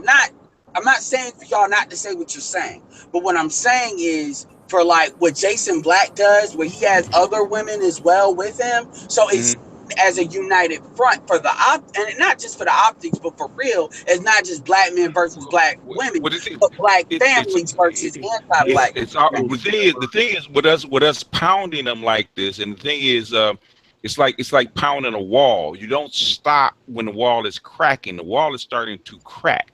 So why would you stop now? The reason is called. You can see the being at that conference and being around black women, that you can already see the change starting to happen because they're asking questions they wouldn't have asked 3, 4 years ago. It's taking effect. I'm not saying stop, but what I'm saying is we got the momentum. I'll use that analogy. So what happens with a supercharger or a turbocharger when you get up to a certain miles per hour? You kick the turbocharger. Go ahead, Valdez. You're not gonna get no turbocharger with no damn women promoting what we're doing. You're not. Women, let me explain something to you about women. Women have what is called, Obsidian calls it the hive Borg mind. Let him finish. All you have to do, you could have a woman that's the most down woman that's on your side 100%. All she has to do is be around enough women that are opposed to what you're saying and have a long enough conversation, and I guarantee you will have somebody throwing you under the bus, because women stick together. They are more social creatures. It is an evolutionary thing with them. They are to an extent, but there's exceptions to this rule. For instance, race. Because if that was, I believe what you're saying is correct, but what you're saying is not absolute. That's what I'm talking about. And it's true that white women and black women will work together. Women. I like to jump in on that. When you done. Go ahead, finish that word. No, all I was going to say is I hear what you're saying. You're right. But the thing is, I've seen people on your channel. Well, I forget that, like, when I first got on one of your hangouts, it was like that light-skinned girl that was checking them women. Boyce Watkins' daughter. The problem is, in the state that black men are in right now, there is no clear, and this is where Sarge does a little bit right. Is where black men have to say there are clear benefits and clear liabilities. We already abilities. Another thing we got to start doing too is we got to start saying, look, if you're a black feminist, you're anti-black family, and we got to start making that clear. No exception. There's a way to kill. There's a way to kill the feminism, and the key is make them feel foolish. But go ahead, bro. Go and jump in. I just want to first clarify something. You saying that the women who are down for your message are the exception, Edward? Yeah, they're accepted. It's only a few women that we can really trust, especially amongst black women. Okay, so how can you say that those women are exceptional, but say that in general black men should seek those women when obviously the numbers won't match for that? I'm talking about from a messaging and marketing standpoint. Just like black they use it to help, because it inoculates certain counter arguments. The main power that black women have is saying it's black men versus black women. But we have black women that say, no, what Jason Black, Mona is a perfect example on Jason Black's channel. Mona today will check the living shit out of other women because she has experience. Let him finish there, Valdez, and then you go. Finish up, Edward. Little helpers and all of that. Because she's lived that experience, she knows, and that's the type of women I'm talking about. Okay, go ahead, Valdez. After Valdez, I want to say something. Okay, Valdez, you wanted to jump in? And I've heard Mona say some bullshit. Yeah. That was suspect as hell to me. Like, you gotta understand that women are followers. Okay, exactly. They are followers. They will follow what you're doing if they believe in what you're doing, but it's very fickle because they could believe in what you're doing at the moment and then change on a dime. You understand? Like you come to my channel and you see the women in the chat room checking people, and you see them doing this and you see them doing that. It's because of the way I carry it in there. They will never be in the driver's seat of my channel ever. You understand what I'm saying? Like, I will never allow that, because if I do, just like right now, there's a situation going on with one of them and one of my followers. And I told the follower, I said, email me and explain to me the situation, because I want to know what happened. You know what I'm saying? I'm not just going to automatically be like, well, this sister's down for me, so brother, you need to go somewhere and have a seat. No, because I understand the way women behave. I understand the way they act. That's what Derek Jackson would do. Yeah. Go ahead, Jamie. Go ahead and talk, because and then I'm gonna tell you my point of view. Okay. Well, I mean, Jamie, sorry. Yeah, when it comes to women being followers, like, you got to realize a woman could tell you I love you on Monday and then break up with you on a Friday based off of like her new options that are available to her that's on her table. That's why you can't really take anything to what they say serious at the time. Because look at Eve. Eve was a hood rat. Now she's with that white dude. She basically switched up her whole game, and now she's like trying to be this classy black girl that's not from the hood. But we know how she get down. Mike, go ahead. Well, I got a question. I put this in the chat. It's like, why the fuck are we like depending on women to promote a male agenda to a certain extent? Because a lot of this stuff, well, it seems like it. Like a lot of times, I think if we're men or shepherds in a sense that we're trying to take the reins of all this, sometimes you really can't look at. And I want to use something. I want to just pick something from what Valdez said. Is like they're very fickle. And it's like, if you're going to deal with somebody that's so fickle, I wouldn't want that person to to promote me in a sense, or be behind me, because while they're behind me, that's the exact place they can put the knife on my back in a sense. Exactly. It's not that I don't trust women. Yeah, it's not that I don't trust women. It's just that I'm not going to, their involvement or promotion is not that serious to me. Sorry. I got an answer for Michael whenever you in the rotation. Okay, this is what I promote on my channel, and this is comes right out of the MRA and the MGTOW playbook. You change the environment. I'm not here trying to get women to speak for me. I might be using a woman's voice in the club every now and then, but it's not to change women's minds. It's to change the minds of the men to withdraw the options. If men withdraw the options, women will have to follow.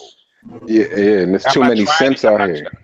So you can't deal with the simp. The simps are there because they can hide, but eventually, if you change the environment, because it's already changing, because young men are refusing to do what? Date single mothers, right? There's a big thing, and as they should. I've been hearing for the last year or so that single mothers are having a hell of a time finding people to date them, finding people to be with them, finding people to hook up with them, because the manosphere, the black men, not just here on YouTube, because every guy on YouTube carries, every guy on here that's listening to my silent voice is going to carry that message out into the real world. Single women in general, even without kids, man. I was talking to one the other day who's an interpreter at the high school, and she's like, she finds it hard to find a dude that's not trying to have her as a side chick or whatever, so on and so forth. Like, single women, period, are just getting this work in so many ways. Okay, Mystery whether and then it be Valdez. Yeah, go ahead. Finish Mike. Mystery then Valdez. No, that was it. Okay, Yeah. Mystery then Valdez. Just being contrarian and devil's advocate. When Mike was talking about getting women involved, a good case in point for that is the MRAs. They've been doing what they're doing, Voice for Men, for years. And they pretty much was just had a slight growth, but as soon as they added one female in, I forgot her name, the chick, whatever, gave her a thing. All of a sudden now they start getting all kind of places, getting all kind of placements. They've made many documentaries like Family Court, and everything. All these documentaries. One white woman did one about the red pill, whatever. You know why? You know why white women are doing it? They scared of it. No. Yeah, MGTOW, they were Malcolm. They were Dr. Martin Luther King. MGTOW is Malcolm X. MGTOW's talking about burning the whole thing down. So basically, who are you going to gravitate to? If MGTOW is growing, who are you going to run to? To kind of stymie MGTOW, you got to run to the MRAs. Even wait, hold on. What is the lesser of two evils? What is MRA? I'm men's rights. Men's rights. Hold on. Men's rights. Activists. Game board though. One at a time. Who's speaking? Me. No. I'll speak. I'll answer the guy's question about MRA. Y'all just answered it. It's men's rights activists, but basically their tactic is to actually go to combat the system itself and try legally. Yeah, legally. That's Yeah. their whole tactic in a nutshell. Yeah, and MGTOW is Good luck on about, it's about well, MGTOW is about starving the system, withdrawing money, withdrawing money to women, withdrawing everything from women. In other words, you turn it into a desert. It's almost like scorched earth, and women cannot handle that. That's how come they're backing off. But who was next? Was it Valdez or was it? Yeah. Okay, go ahead, Valdez. I wanted to address something that's being like it's a dude in the chat room, and I hate cowards, man. Truth as I know it, man. He says he can't get in, but I keep posting a link. No, he's in. No, I think he is in. Is he in here? Nah, like when they asked him to get in, when they asked him to get in, he was like, no. He was like, no. I seen that. He don't want to get in. He doesn't want to get in right now. Nah. I'm right at his icon in here. No, I can see his icon. I guess he's not saying Is anything. he in? He won't say He's anything. right there. Okay, jump in, man. He's he's here. Question. The old man with the cane. Okay. Well, go ahead and address him, Juan. Well, see, here's my thing. He's in there talking about the problem is you got too many people following the worst of our community. And, one guy said, well, unfortunately, you're talking about the lower end of the spectrum, which is black YouTubers like Angry Man and Obsidian. And I'm like, okay, really? Like, first of all, dude, if you want to address me, come into the thing and address me with whatever problem you have with what I'm saying. If you think I'm full of shit, then tell me why I'm full of shit. Go ahead. The floor is yours, Truth. The floor is yours. Bullet points. The floor is yours, Truth. Go ahead. No, I didn't. Hold on. Can you hear me? Yeah, we can hear you. Can we hear you? I didn't say it was YouTubers that are the problem. Somebody else said that. Oh. I was just saying that it's just like the lower socioeconomic status kind of drives black culture, or it has in my lifetime. I don't think that's always been the case. It's always been a case. It's always been a case. If you did you not peruse my series on the Monahan report? I did. Yeah, I did. I watched the whole thing. What did he say? He said that women have been leading the black community for quite a while, and have been getting most of the resources. What also he said is that the poorer half of the black community was infecting the middle class and the upper middle class for various reasons. One, because back then it was because of isolation. In other words, Jim Crow and racism was keeping the upper class or the middle class black folks in, so that the weaker half was infecting the upper half. But now, instead of doing it by proximity, it's doing it by culture. So that's been a problem forever in the black community, which is something he was trying to address. In other words, if you can't heal the bottom half as he saw it back then it was always going to infect the upper half. And in fact, I was just reading something just the other day about middle class kids.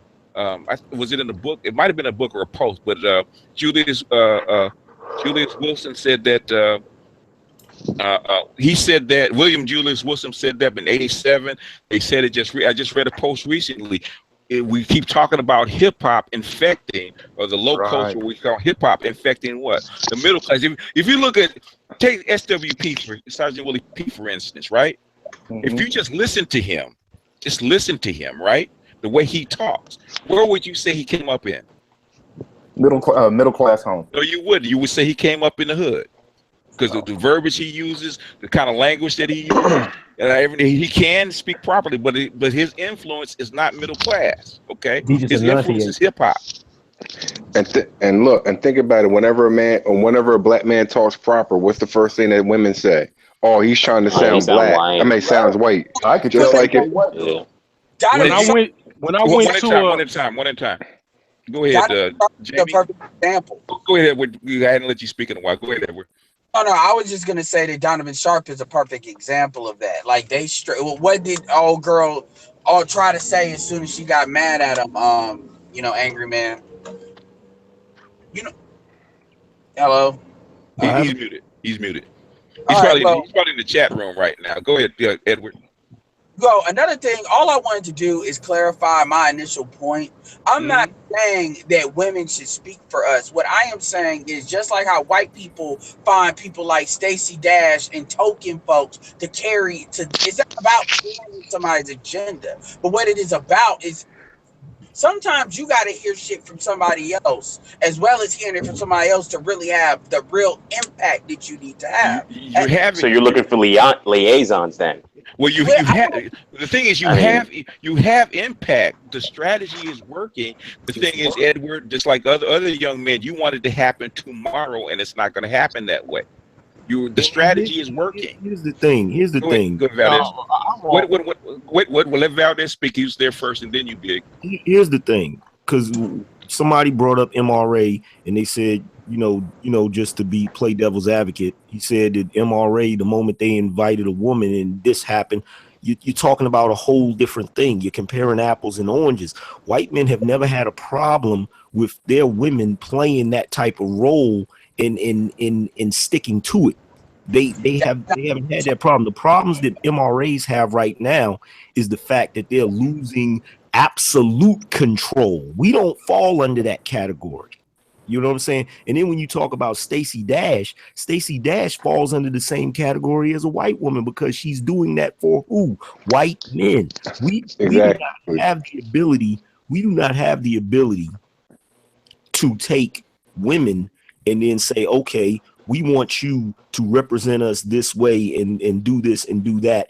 Now, you may have one or two exceptions. You might have an exception where 1 out of 10 times it may possibly work. But more often than not, it's not going to work. And the reason why it's not going to work is because we live in a society that's structured in a way to pit them against us.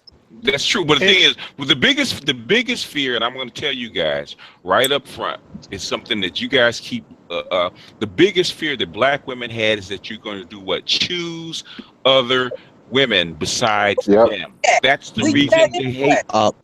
Excuse me? I'm just saying. It's not like that's gonna happen any more than it already happened. It doesn't happen. It doesn't. The thing is, the trend is already pointed in that direction. How many more losses can they take? Yeah. Mm-hmm. What we're doing. Their attitude is what pushes other people. The thing is, if they don't change their attitude, then it's fait accompli. Then you're going to choose other women. That's what they're afraid of. That's what I was telling those other women. I was breaking down to them. I said, because they were giving this example why they should choose black women. Blah blah blah. I said, first I ran into, well, how do you feel about it? I think it's a slap in the face for you to have another kind of woman on my arm and I'm blah blah blah. I said, why do you feel that's a slap in your face for him to choose another woman? She said, well, because he thinks that the white woman is better than me. Did you ask him why that white woman is better than you? And then she started. I said, so you asked him why, and she said, well, because they think she's more catering, she's more submissive, she's blah blah blah blah blah blah blah. I said, well, how do you feel about that? She says, I don't feel that right. And I said, BGS. So hold on, let me finish. So I said, so you don't feel that man has a right to choose a woman that's going to make him happy and serve him the best on his arm? Is that what you're telling me? And give him less stress. Doing that. Yeah. These women are crazy. I contend. This Solar.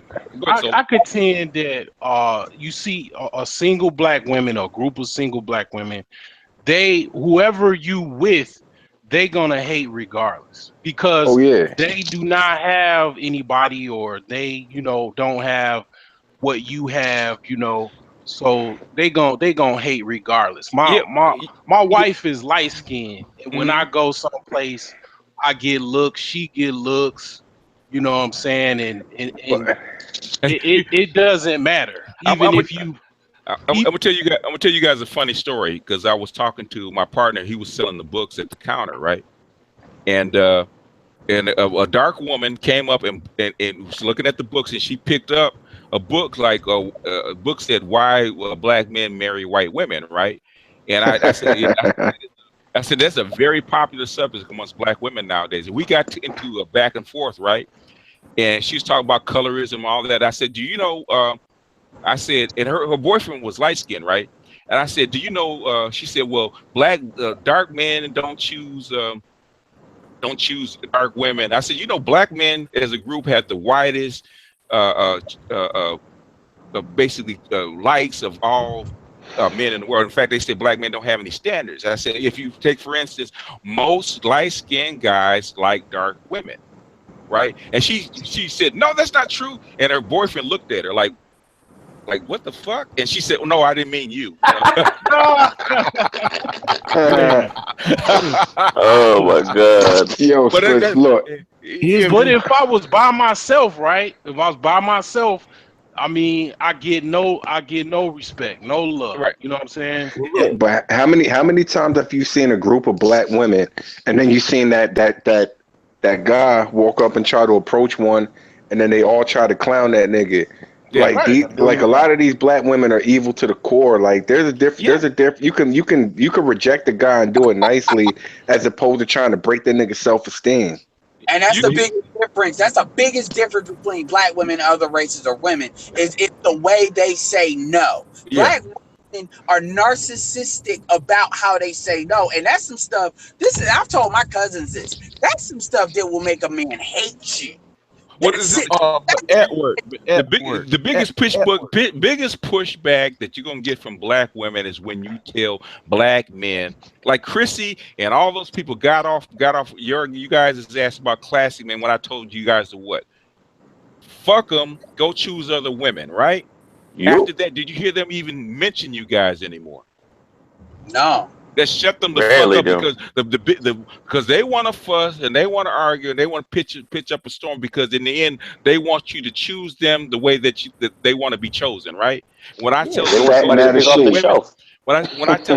tell them to go choose other women and leave them alone because they don't want to do right and be with you, they shut the fuck up because their biggest fear is you not choosing them. Yeah, that's checkmate. That's checkmate for them. Go ahead, Valdez. Hold on. No, wait. Valdez and then you, Big. Here's the thing. I want to go back to what Edward was saying. Like, what we're doing is working. It's working 100%. And the reason why I know it's working is because, you know, over 2 years ago, I didn't have a YouTube channel. Nobody knew who I was. I've only been on YouTube almost 2 years. And in the time that I've been on here, I've had an editor of a major magazine come at me about something I've said. I've had an R&B star come at me about something I've said. I've had a lot of people who are supposed to be in larger positions of power come at me. So what I'm doing is working. And it's the same thing with Minister Jap. It's the same thing with Obsidian. It's the same thing with O'Shea. It's the same thing with everybody. Even you look at who was it? Was it Donovan Sharp or was it Ron Wheels? One of them wrote an article in the Negro Manosphere and DL Hughley re-uploaded it or shared it. Yeah, and you know what I'm saying? Right. Yeah, go ahead, Big. Big. Go ahead, finish one. Okay. And then I'm actually on BSG. Okay. Okay. What is the difference between Edward E. Frazier's book, Moran, and excuse me? Okay, the difference between the Monahan report, which is not a book, it's a report. It's condensed, and he took ideas from all of them. In other words, he took the best ideas from all of them and put it in a form where you could actually look at it and actually get a big picture of it. It's not meant to basically be replaced by the books themselves. Okay. In other words, I can't go on YouTube and explain a whole entire 200 or 300 page book, right? Okay, so if I take a 50-page report, I break it down. It has the best ideas from all of the books. Is that that's more accessible to most people, right? Sure. Correct. That's why. So in other words, I'm not trying to tell you to replace all those books. I'm telling you, I'm using the Monahan report as a jump off point so you can understand the issues. And then if you want more detail, then you have to go on your own and read all the books, because there's like 7 or 8 books that you have to read. If you're going to read American Dilemma, that's like 1,200 pages. I'm not about to break down the American Dilemma on YouTube. not for black folks. I'll tell you what I did with that report was I was a tree fell on my property, so I just put the headphones in, and while I was cutting up that tree and taking care of that, I listened to that Moynihan report. I think it was like maybe 3 or 4 hours long, and I gained a lot of insights from it. But also, I wanted to talk to Angry Man because, well, I didn't say anything about like I don't badmouth male YouTubers like that. First of all, and Angry Man, I like what you do. I'm gonna just tell you straight up, like you drop gold on people. I even commented on one of your videos about the barber shops. When you're talking about barber shops, that was very insightful. Yeah. That was good. And then earlier you said something though, and I was talking about IQs, and I just posed it as a question. I don't think black people have low IQs. In fact, I think it's the opposite. I think we're terrific learners. We learn quickly. I just think, I mean, it's just obvious we're not focused, and like we don't value education as strongly, and we don't have an environment to like foster the value of education like other demographics. But what you said something though that I took issue with was when you said you were talking about women in science, and I don't necessarily know what you meant, but it sounded like you were saying like women like naturally aren't good at science. And so I was just wondering what you have to say about that. Like, what did you mean by that? If you remember, it was so long ago. What I was saying, I basically was referencing something that has been known for quite a while, which is men seem to excel more at mathematics and science and things of that nature because men are more analytical and logical. It's not me trying to disparage women. It's just me pointing out the evolutionary facts about the differences between men and women. Like, I'm not the only one that has, pointed this out. There's numerous people, numerous scholars that have pointed this out.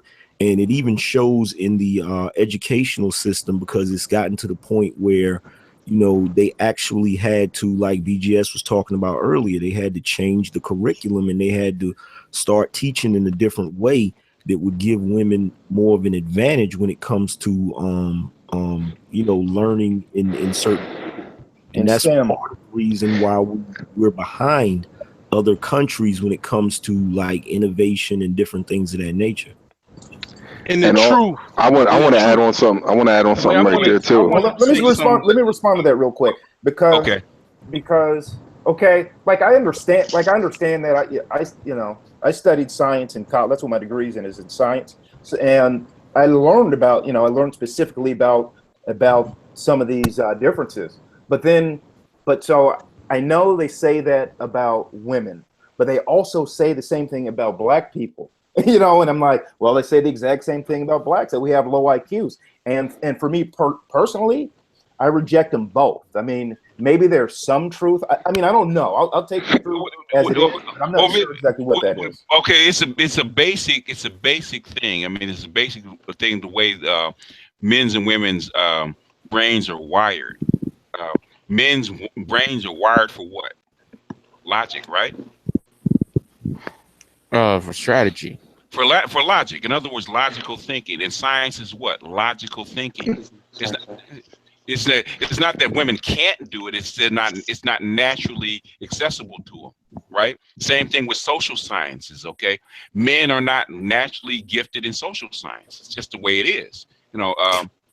That's how come you don't see that many nurses or social workers, or even most of your teachers are what? Women. Because that's what they excel at, because that's the way their brains are wired. It's not, and women naturally choose. If you look at school, or way the path that women naturally take, even after all the push for women to learn STEM, changing the curriculum for women to actually learn this kind of stuff.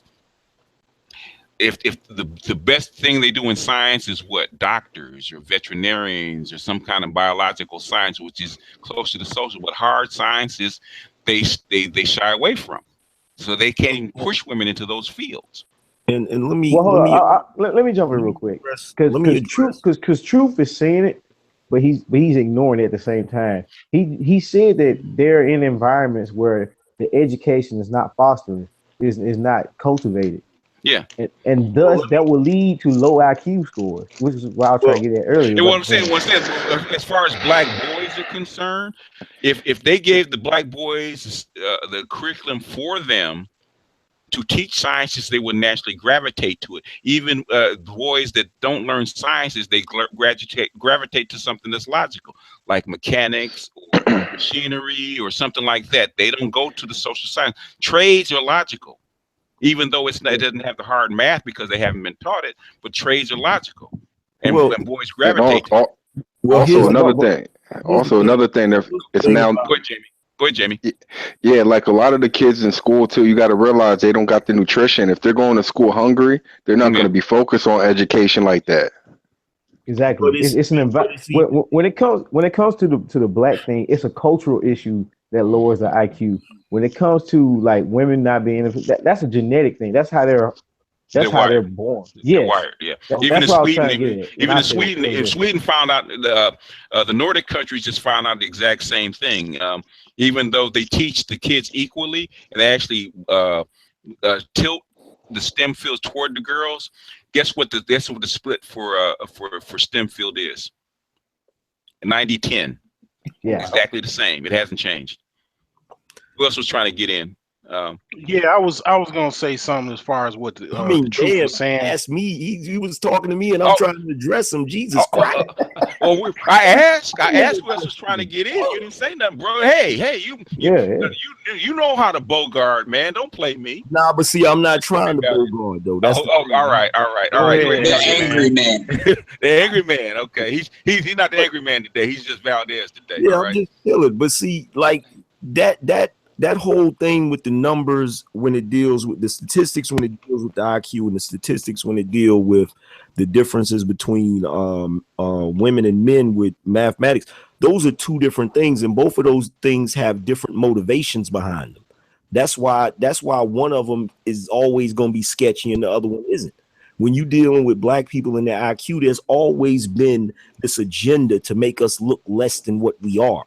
So that's part of the reason why that's that way. And then on top of that, there's so many other factors that play into that. Just like the brother touched on, the lack of nutrition. There's also it's already been proven that a lot of black neighborhoods they put certain shit in the water that all of these things affects black people in some way, shape, or form. And they also found out that if you change the race of the mother, even for black children, for black boys, guess what happens to the IQ of the black boys and the outcomes of the black boys? It goes up.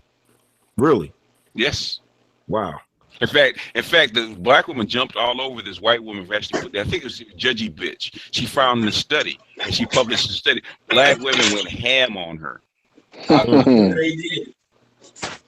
Oh, I've got a little pushback on that. It's some research that I read a while back about women in science and going into STEM. They said some of it is environmental for them also. Like I agree with everything about it being environmental for black boys going into competing academically. But they say the same is true with women, at least to a certain degree, because they said when women, it's an all-girl school, and they're taught math in school, they're taught science in an all-female classroom or school. They do much better.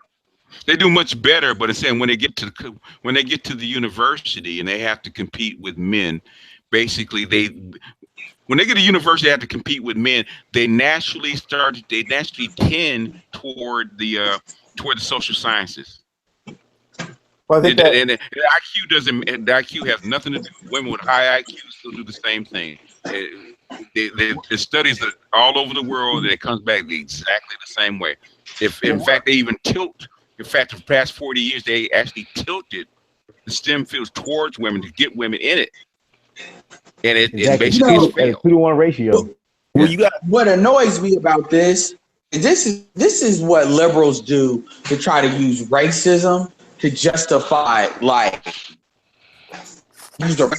try to justify the gender issue. They'll say, well, they used to say black people were less IQ, completely ignoring the absolute history that proves that that's not true, and completely ignoring the history that we're not taught. So when they frame the argument, they frame it that way in order to justify trying to give women more access by trying to it's the same thing like the gay people do when they try to use the black struggle for the gay struggle. So you got to learn how to parse that when you're going to make these arguments. Because the reality of the situation is this: women and men are not the same.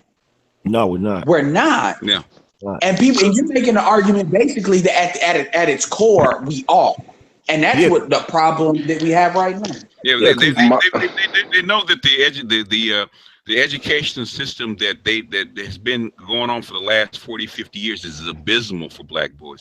Abysmal for black boys. And they know this. But see, I'm starting to see it right now, even with my own nephew. Yes, like for me, we're thinking about taking him out. Let Mike first, and then you, Truth. But Mike, go ahead, Mike. Finish your statement.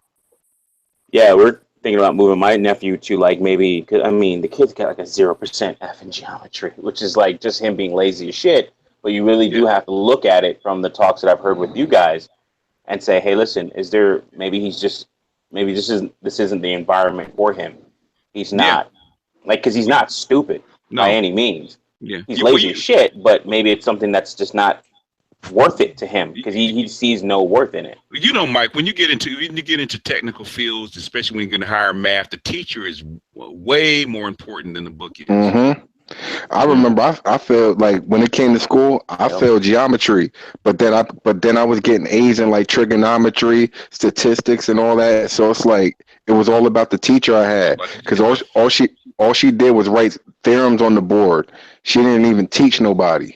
Yeah, right. And we have to assess that ourselves. As my sister and myself. I think Truth was the Truth you were trying to get in. Yeah. I definitely think there's differences, but I think a lot of times of these differences that we're seeing, which seem so concrete and so fundamental and so obvious, I think might not always be grounded in fact. Contraire, man, frère. Contraire. It's been proven. It's been proven by brain scans. It's been proven by brain wiring. It's been proven in not only this society but all societies. In other words, what goes in the United States educational system is not going to be the same that goes on in Sweden or Norway or England or China or Korea. You can't. In other words, if they're all saying the same things, there's got to be something to it. And when science actually backs it up. That's true. Well, see, that's the main problem. That's the main problem, and that's the reason why the majority of the time women are not good at science, especially real hardcore science, because no matter what field you're in, you can start out with theories, but at some point, science is going to become factual. Mathematics. That's why women don't like business. Mathematics, entrepreneurship. Edward, let him finish. Mathematics is going to become factual, and I don't know if you've noticed or not, but the way most women talk and the way their mind usually works, everything is subjective. Nothing is ever a fact. Like it's always, well, I don't feel feelings. Like that's why, because you can't. You have two creatures that both brains are wired drastically different. And the reason why, which science has taught us, is that it had to be wired differently because both individuals had different tasks and different jobs that they had to do for survival. Right. I mean, it's not an absolute. It's not an absolute. There's no women that can't do science. There's no women that can't do physics. No women that can't do mathematics. But in aggregate, there's a small percentage. I go back to the 80-20. Okay, women are 20%, 80% feeling and emotion, and 20% logic. So if you look at the split, there should be like 10 to 15% of women that can do mathematics, can do science, and all that kind of stuff. But if you look at in totality, then men are naturally going to gravitate to it. And the only way you can get more women in it is basically hold back the men. They already know that. They found that out in 1912. That's how come I always reference the book, The Boy Problem, because she documents that she's a feminist trying to prove that they were trying to hold back the girls in the educational system, and it wasn't true. They were trying to control the boys, and they had to train the curriculum, the person school system curriculum, so that the boys would actually learn better, because it was oppressing them. It was actually retarding their ability to learn, their ability to succeed. And they kept it. They changed it in 1912, and they basically kept it until 1970 when they switched it back. And see, do you notice something about this? This is how you know we live in a truly gynocentric world. Like it is amazing how gynocentric it is. And I'm not trying to pick on you, Truth, but you know, if we were to come in here and somebody was to say, well, you know, guys suck at nurturing kids, we'd laugh. We'd be like, hey, you're right. We do kind of suck at that. But if you say a woman sucks at something that men have traditionally excelled at, it's like, oh my God, you can't say that. Like, yeah, so true. Yeah. Oh, it sounded a big MGTOW there, Mr. Angerman. You said what? It sounded like a little bit of sounded like a MGTOW for a second. That's what he's saying. Yeah. I mean, they not all the way wrong. Let me tell you something. We're not. I'm like Mace Windu. You understand? If those of you who are Star Wars geeks, Mace Windu could use the light side of the Force and the dark side of the Force, and in that aspect, I can jump from MRA to MGTOW in a second. Poor example. You feel light though. No. So you still claim a light side, but you're not officially a gray Jedi then. Yeah, I'm a great Jedi, basically. Poor example. Poor example, Angry Man. Why is it poor example? Poor example. Because who took out Mace? You said what? Who took out Mace? Dark Master. No, it wasn't. Who put Mace through the window? Who put Mace through the window? Who? Dark Sidious. Or a woman? Mace was betrayed. No, it was Anakin Skywalker, and it came from his blind side, the last place that he expected that shit to come from. So that's a poor example. Hold on. However, it has never been proven that Mace Windu is dead. Here we go. Oh, hold on, man. We're about to nerd out now. Are you talking about the extended universe? For another video. Okay. I'm just gonna drop it. Go ahead. This is a hangout. Go ahead, nerd out.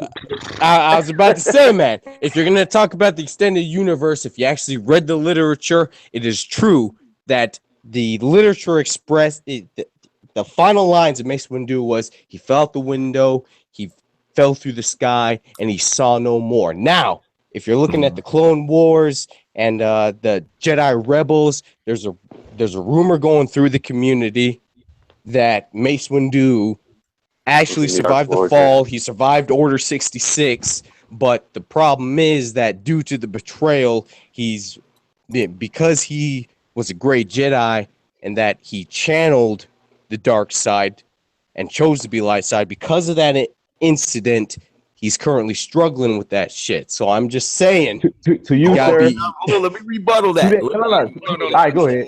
I'm next. Now, what did you say? You said that in the extended universe in the literature, they said he fell out of the window and Mace Windu was no more. But I contend, my friend, he was no more, but that does not mean he was dead. Because just like Anakin Skywalker was turned over to the dark side and became Vader, remember when Obi-Wan Kenobi said that Vader killed Anakin Skywalker? Now, if Mace Windu fell out of the window and because of the betrayal, he was no more, he could have emerged someone else, like maybe Snook. I don't know. I'm just throwing it out there. Yeah. That's the talk. That's the talk. Especially with that big chop in his head. In discussions like this, I just want to invoke my DBC rule that if it's not documented, that it didn't happen. We're venturing into nerd conspiracy right now. Yeah, I wanted to say something about Adjust your pocket truth. protector. Go ahead, Solar. Yeah, so like the truth was mentioned about the lower economic voice versus the upper class black, African American voice or whatever. I mean, a lot of what I see, like as far as if you are in the upper class in the society, like America or whatever, you in the shadows and you isolated. And and you know your voice may get you, you know, like the biggest fear I see a lot of upper class blacks is that, you know, one, they want to get their money and they kind of want to be quiet. Yeah, yeah. But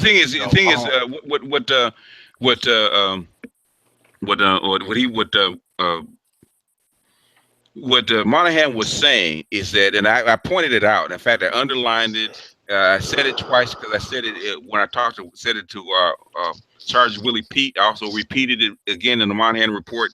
Is that he said that just because you're upper class, just because you're middle class, and you have escaped. He said, but your children have to walk the same gauntlet that you walked. Yeah. And even if they escape, they escape for one generation only. So in other words, the constant pull of the what he calls the infected class is always on you, and it can pull your children down into that. Especially, and he found that out during the crack epidemic, because there are a lot of very wealthy and well-to-do people who are immune to it. But what did it do to their children? All right. It pulled them down into it. That's what he was saying. It was always it's always going to infect it, but it always affect the weakest members, because you have a lot of people. I'm not going to say too much about Edward, but Edward's family experienced that. I'm not going to say what it is. He can tell you if he wants to, but that is a prime example of that. I've seen it. I've seen it so many times, and he was exactly right. And as far as hip hop culture in the 80s, you know, and even in the early 90s, I mean, you had, you know, KRS-One, you had Special Ed, you had rappers that was on, you know, HBCUs rapping, and the culture was go to college, you know, school days, you know, different world. I mean, now you see in the late 90s, you know, 2000s, where they have this degradation, mumble rap culture. And wait. No, I disagree. You brought up KRS-One. What happened to Scotland Rock? Gun violence. He wasn't as big. Yeah, he wasn't as big. Yeah, he was. No. But what did he do though? What happened to him? What led up to what happened to his demise? Well, he made out a violent album. He made out of violent material and became subject to it. Oh yeah, right. Well, the thing is, they were just reflecting what was. And that was in the 80s. That was in the 80s. That was before the 90s and all that. I was ground zero for it. I remember the first time I even saw that shit, or a rock, was when my partner, one of my good friends at work, used to take off, and his brother taught him how to rock that stuff up before they started selling it on the street. That's how far back I go. I was ground zero for that shit. I saw well-to-do women get swayed and get pulled down to this shit. And we'll talk about, you know, anybody in LA knows where Baldwin Hills is, in Ladera Park. In fact, if you look at Issa Rae video, those big mansions that she shows, that's where the rich black people were living. I went to school with those kids, and I know kids that got pulled down into that shit. Okay, and they had parents that were back then were making $500,000 a year. That was back in the 80s. They were very well off, and they got pulled down into the lower class through this shit. Natalie Cole, you know how famous Natalie Cole was, how much money she had. She got pulled down into that shit. Yeah. In other words, that pull is always there. That's what they were talking about. Yeah. So even before it got reflected in the music, it was already there. Man, you know what? Preacher had Bobby Brown tied up in a damn warehouse, kill his ass, and Whitney had to send the money to him where he owed drug money and shit. Man, everybody was subject to that shit. Everybody was subject to that shit. Oh yeah. I have to ask though, was that the majority of the music? Now I'm basing this. It wasn't even part of the music back when it was actually happening.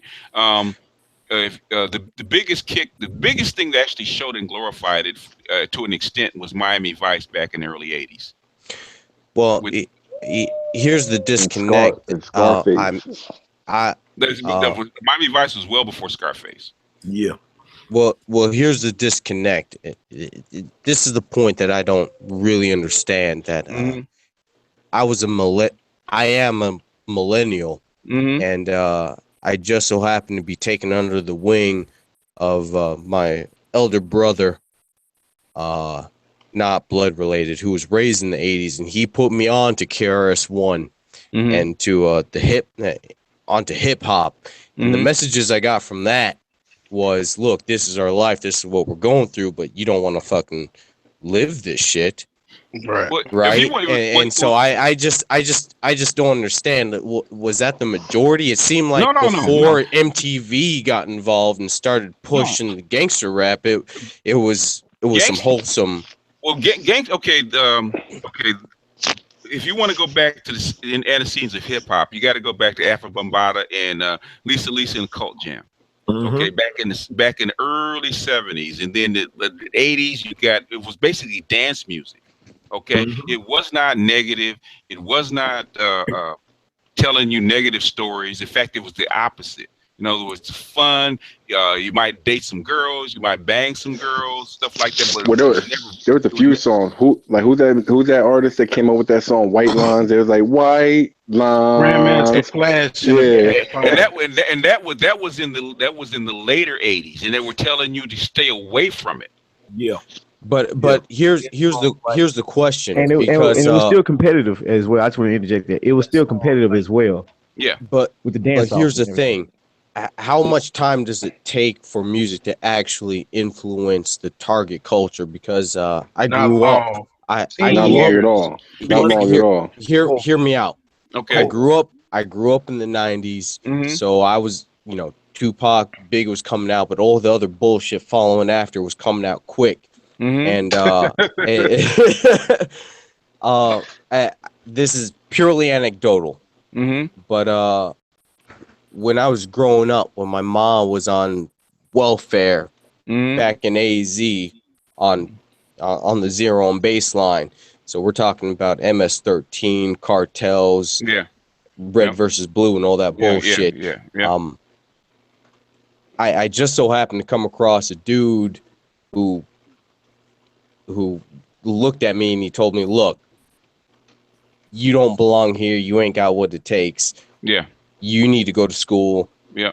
Don't do what I do. And this was in, this was in the 90s. This was when I was a kid. So I'm just starting to think that was it just a stroke of luck on my part, or does the greater culture try to push this shit and black people still resist? Because when you came up in the 90s, right, it was already starting to wind down because it had basically peaked in like 89, 90, right? And right after 92, the Rodney King riots, they took the drugs out of the black community and gave it over to the Hispanics. They took it out of the black community. So basically you were on the other side of the mountain. Even though the music kept going, right? The music as far as culture kept going, they took the drugs out of the community. But even well before the music happened, the reality on the street, this was going on, man. Reality on the street, there was drive-by shootings, man. There was all kind of crap, man, going on well before the music hit. So gangster rap was just a reflection of what was actually going on the street. In fact, they didn't tell all of it. They talked parts of it. They didn't tell all of it. It was actually worse than they actually sang it. Now, what happened in like say 91, 92, especially down in Miami with what would they call Naughty by Nature? See, they won those court cases. They won those court cases against freedom of speech. So that wasn't Naughty. That was Two Live Crew. Yeah, Two Live Crew. Okay, they won that court case down in the South because they took them damn near to the Supreme Court. They won that freedom of speech case, right? So instead of them repressing the music, they slapped that what is it? The label, the warning. Parental advisory. It was parental advisory, but it was still in the stores, right? And that's when you got NWA. NWA was there well before that actually happened. But NWA was underground. You had to get a mixtape. You had to know exactly where to go to get their music. You couldn't get it anywhere. Yeah, go ahead, jump in. Okay. Let me speak on that. Being a kid that actually, like, I consider anybody in my generation like the hip hop generation, because we grew up with hip hop. Like hip hop lost its innocence almost at the same time that we did. And when hip hop first came out, like before they had the 2 Live Crews and cats like that, nobody was even cursing in the music. No. Nobody was even saying curse words in the music. Like the music was, it was about partying and stuff. And a lot of times there was a lot of brothers that they always had their fun rappers that just, was just about dancing and fun and stuff like that. But then you had more political rappers like Rakim, where they would talk about different social issues or whatever. But mostly the music was imitating life, like as far as them just reporting what was going on. It wasn't like the music was influencing people to behave a certain way or act a certain way. Right. Like the opposite. It was the other way around. And then somewhere along the lines, when it lost its innocence, then it started changing up. But I wouldn't even say it did that in the 90s, because it wasn't until like I would say when Cash Money came out. When like Cash Money records came out and Master P started getting popular, and like a lot of the South that was glorifying the late 90s, glorifying bling and talking about that they was trap boys and stuff. Because you had rappers, don't get it twisted, you had rappers that was rapping about being dope dealers, like Jay-Z and AZ and cats, but they were rapping in code. They wasn't really talking about it blatantly. No, it couldn't. It couldn't pass the censor. Exactly. They wasn't blatantly talking about it. It was more like code. So if you heard a song, you knew what they was talking about. But if you was a little kid, you didn't know what they was talking about. Well, I'm actually glad you brought that up, man, because I remember a particular time. My older brother actually brought me down. We were on a naval ship. And it was just me and him in the engine room, and he's 10 years older than I am. Actually, now that I think about it, he close to 20. But he brought up a point that he said, you got to listen to the old rap music, because that's where a lot of the black culture comes from. That will guide you on your way. And I'm not going to lie, I didn't understand what he was talking about. Yeah, and Tim C is in the chat room. He said, Mr. Ice Cream Man. And that validates my point, because when Master P first came out, he said he was the ice cream man. A lot of people didn't even know he was talking about selling drugs. Yeah. You know what I'm saying? Like so you had a lot of, and then you had the Kid and Plays that was just about fun, and they would address certain issues sometimes. So it wasn't, because at the time, they didn't even think rap was going to make it. Like they was talking about rap like it was just going to be a fad and a trend that was just, that was going to be here today, gone tomorrow. That's why Biggie say, the you never thought hip hop would take it this far. You know what I'm saying? It wasn't until they realized the influence that it could have, the potential influence.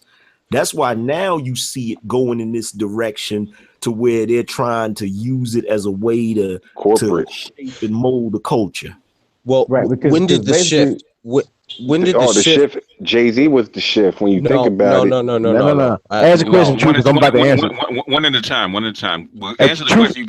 Go ahead. Yeah, Truth, ask the question. I think I'm about to answer it. Go ahead. Go ahead. Answer the question.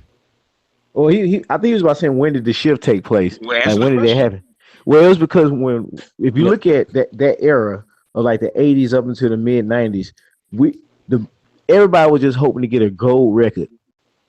That was the highest achievement you can get, because like the Angerman was saying, they just thought it was just a fad. So the rap industry was just put on the gold standard, but after that it became the platinum standard. Like they didn't go into they didn't nurture artists anymore. They just went into who can sell platinum records, and that's who they focused on from that point on. If you didn't meet that platinum, that's what I'm saying. Jay-Z was the shift, because nobody was talking about platinum until hosting. That's not what I'm asking. Actually, it was Tupac. Yeah. All Eyes on Me. That's not what I'm asking. Okay. That's why I wanted him to ask it. That's why I wanted you to ask it. Go ahead. What I'm asking, as far as the shift is concerned, when did the shift come from taking advantage of black musicians to using black musicians? Because you had your Chuck Berrys. That always been going on. That was no, going but- on. That was going on from But jump. there's a difference between putting out and taking advantage of black artists as opposed to using them as blackface to mask the agenda. Oh, okay. I would say like early late 90s, mid 90s, they started using rappers to push a degradation of the culture. Oh, you know, Okay, there we go. you know what? Actually, it happened in like the early '90s because what they found out, and if you listen to Lonzo and Welcome to Death Row, what he found out is that at first when they first started out, they thought it was local mixtapes and local single presses for the local environment, right? And he goes out to the valley and he finds out that white people, 60% of the rap sales were going to who? White people. Mm-hmm. So That's it was when they Death found Row? out. It was Death Row. Alonzo, well, before Death Row, Alonzo had actually found out. He found out when he's distributing records, and then he found out that even though his record presses were not staying locally, not only going into the white communities, but going all over the world. Right. They found out the mafia found out that there was money in it. They put money into it. That's when the shift actually came. Gangster rap sold because it was anti-feminist, and white boys were eating it up. That's when. In fact, Ice-T said it. If you look at Ice-T's when he did a Cop Killer, right? And he was doing an interview. I think he was doing an interview with I can't remember which one it was, but he was saying. He said, well, where do you get, how come there's so much pushback with Cop Killer? He said, because they don't want me to reach out to the white teens because I go on tour and it's like 70% white folks. And he says, most black kids can't really afford the album, so they'll dub. In other words, back then, what you do, you get one tape or you get one album and you would dub it, right? You would dub it onto a tape and that's how you would distribute it amongst the neighborhood, right?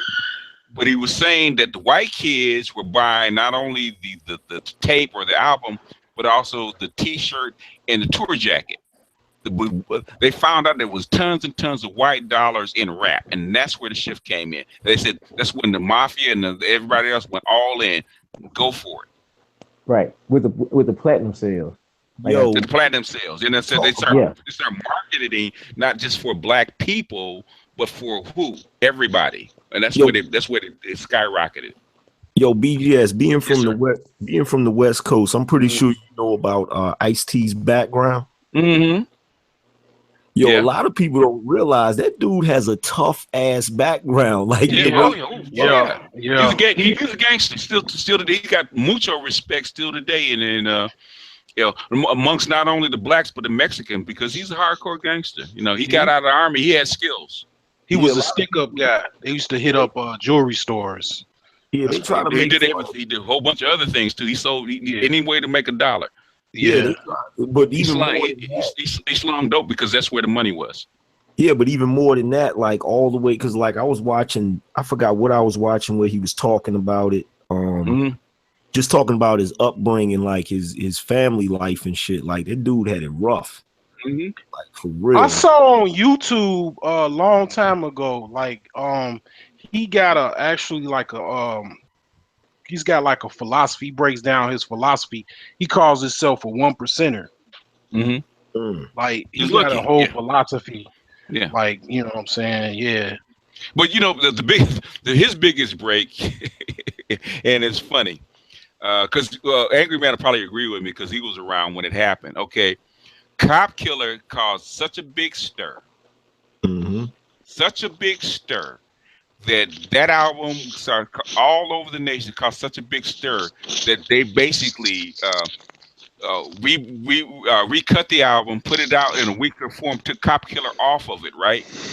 And they told Ice-T, get the fuck out of music business, and they gave him a movie contract. He was in movies and television shows after that. Yep. Yeah.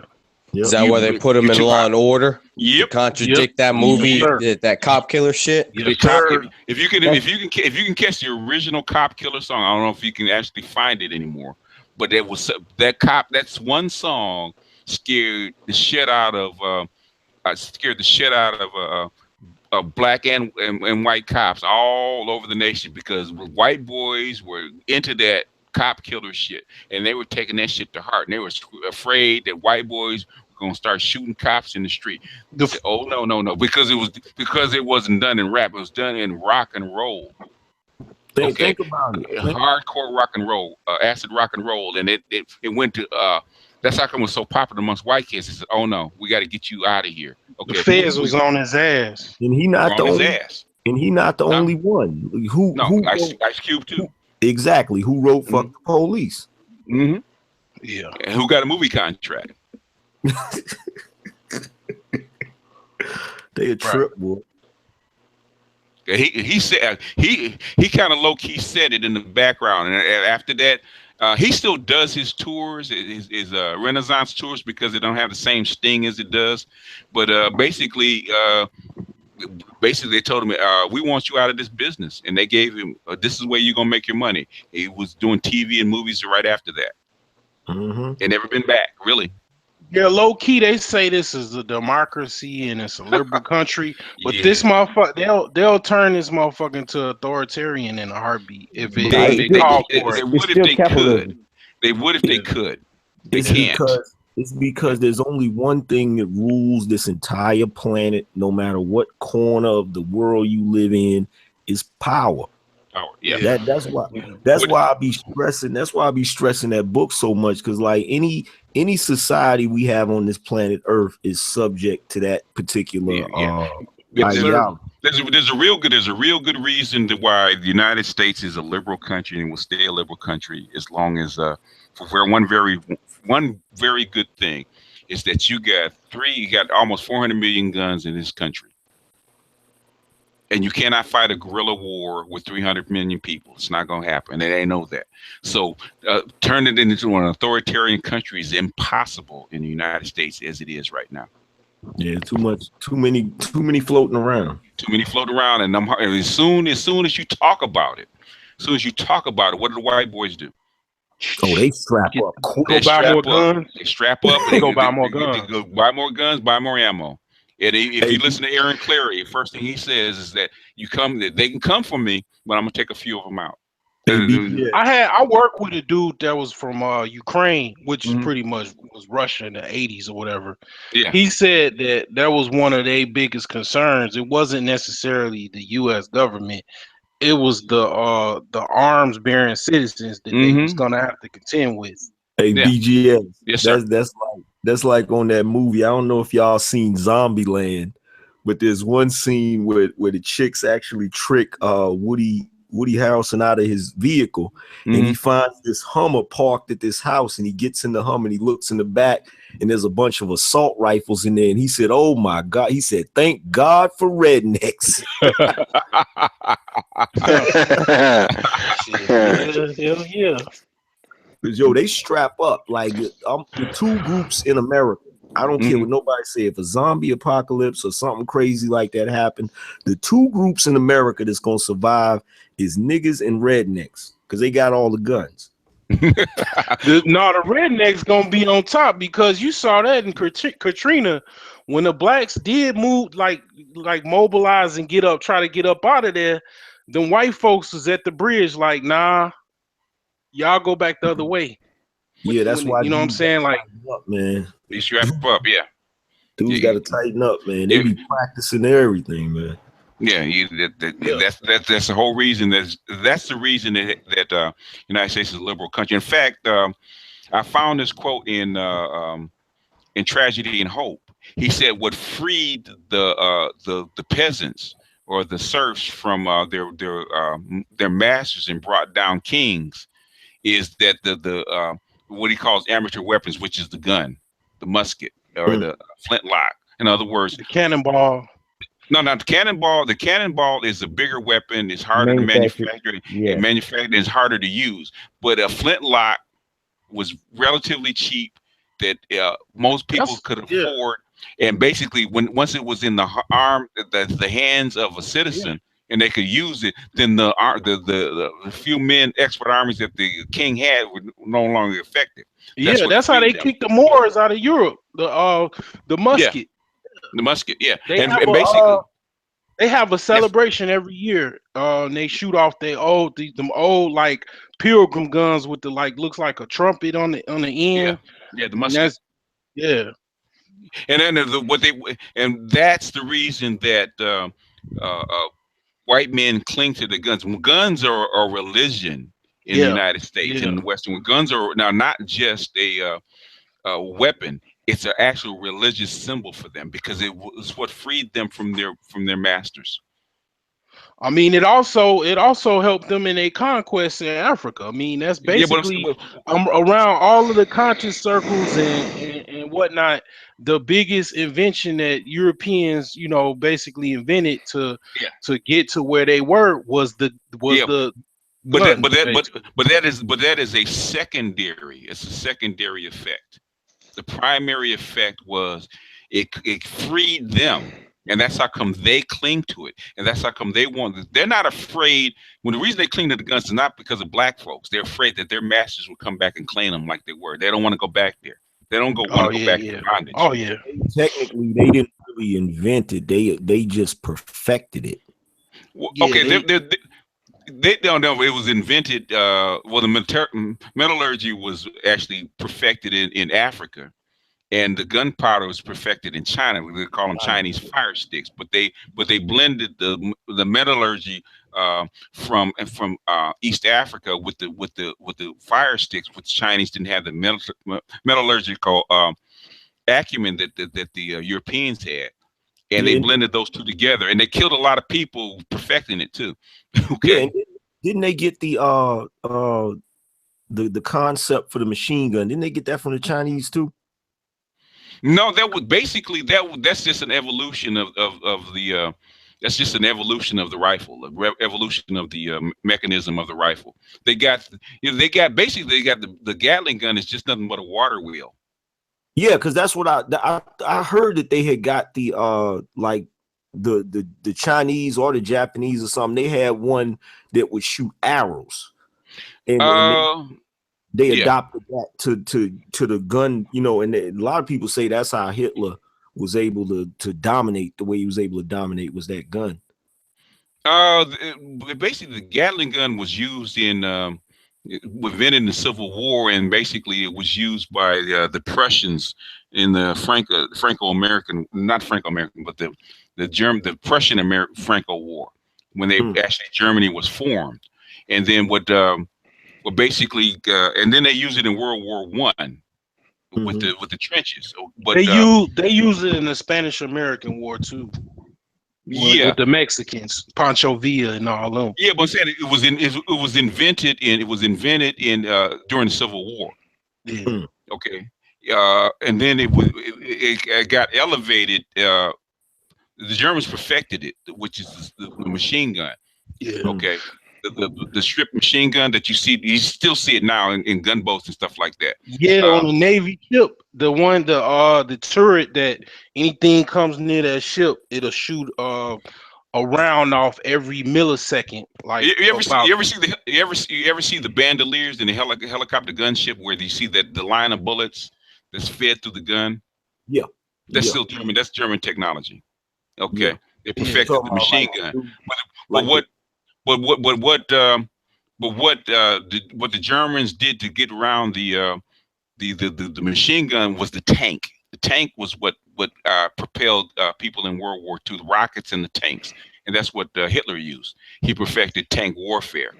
In fact, Rommel. In fact, I even played a clip from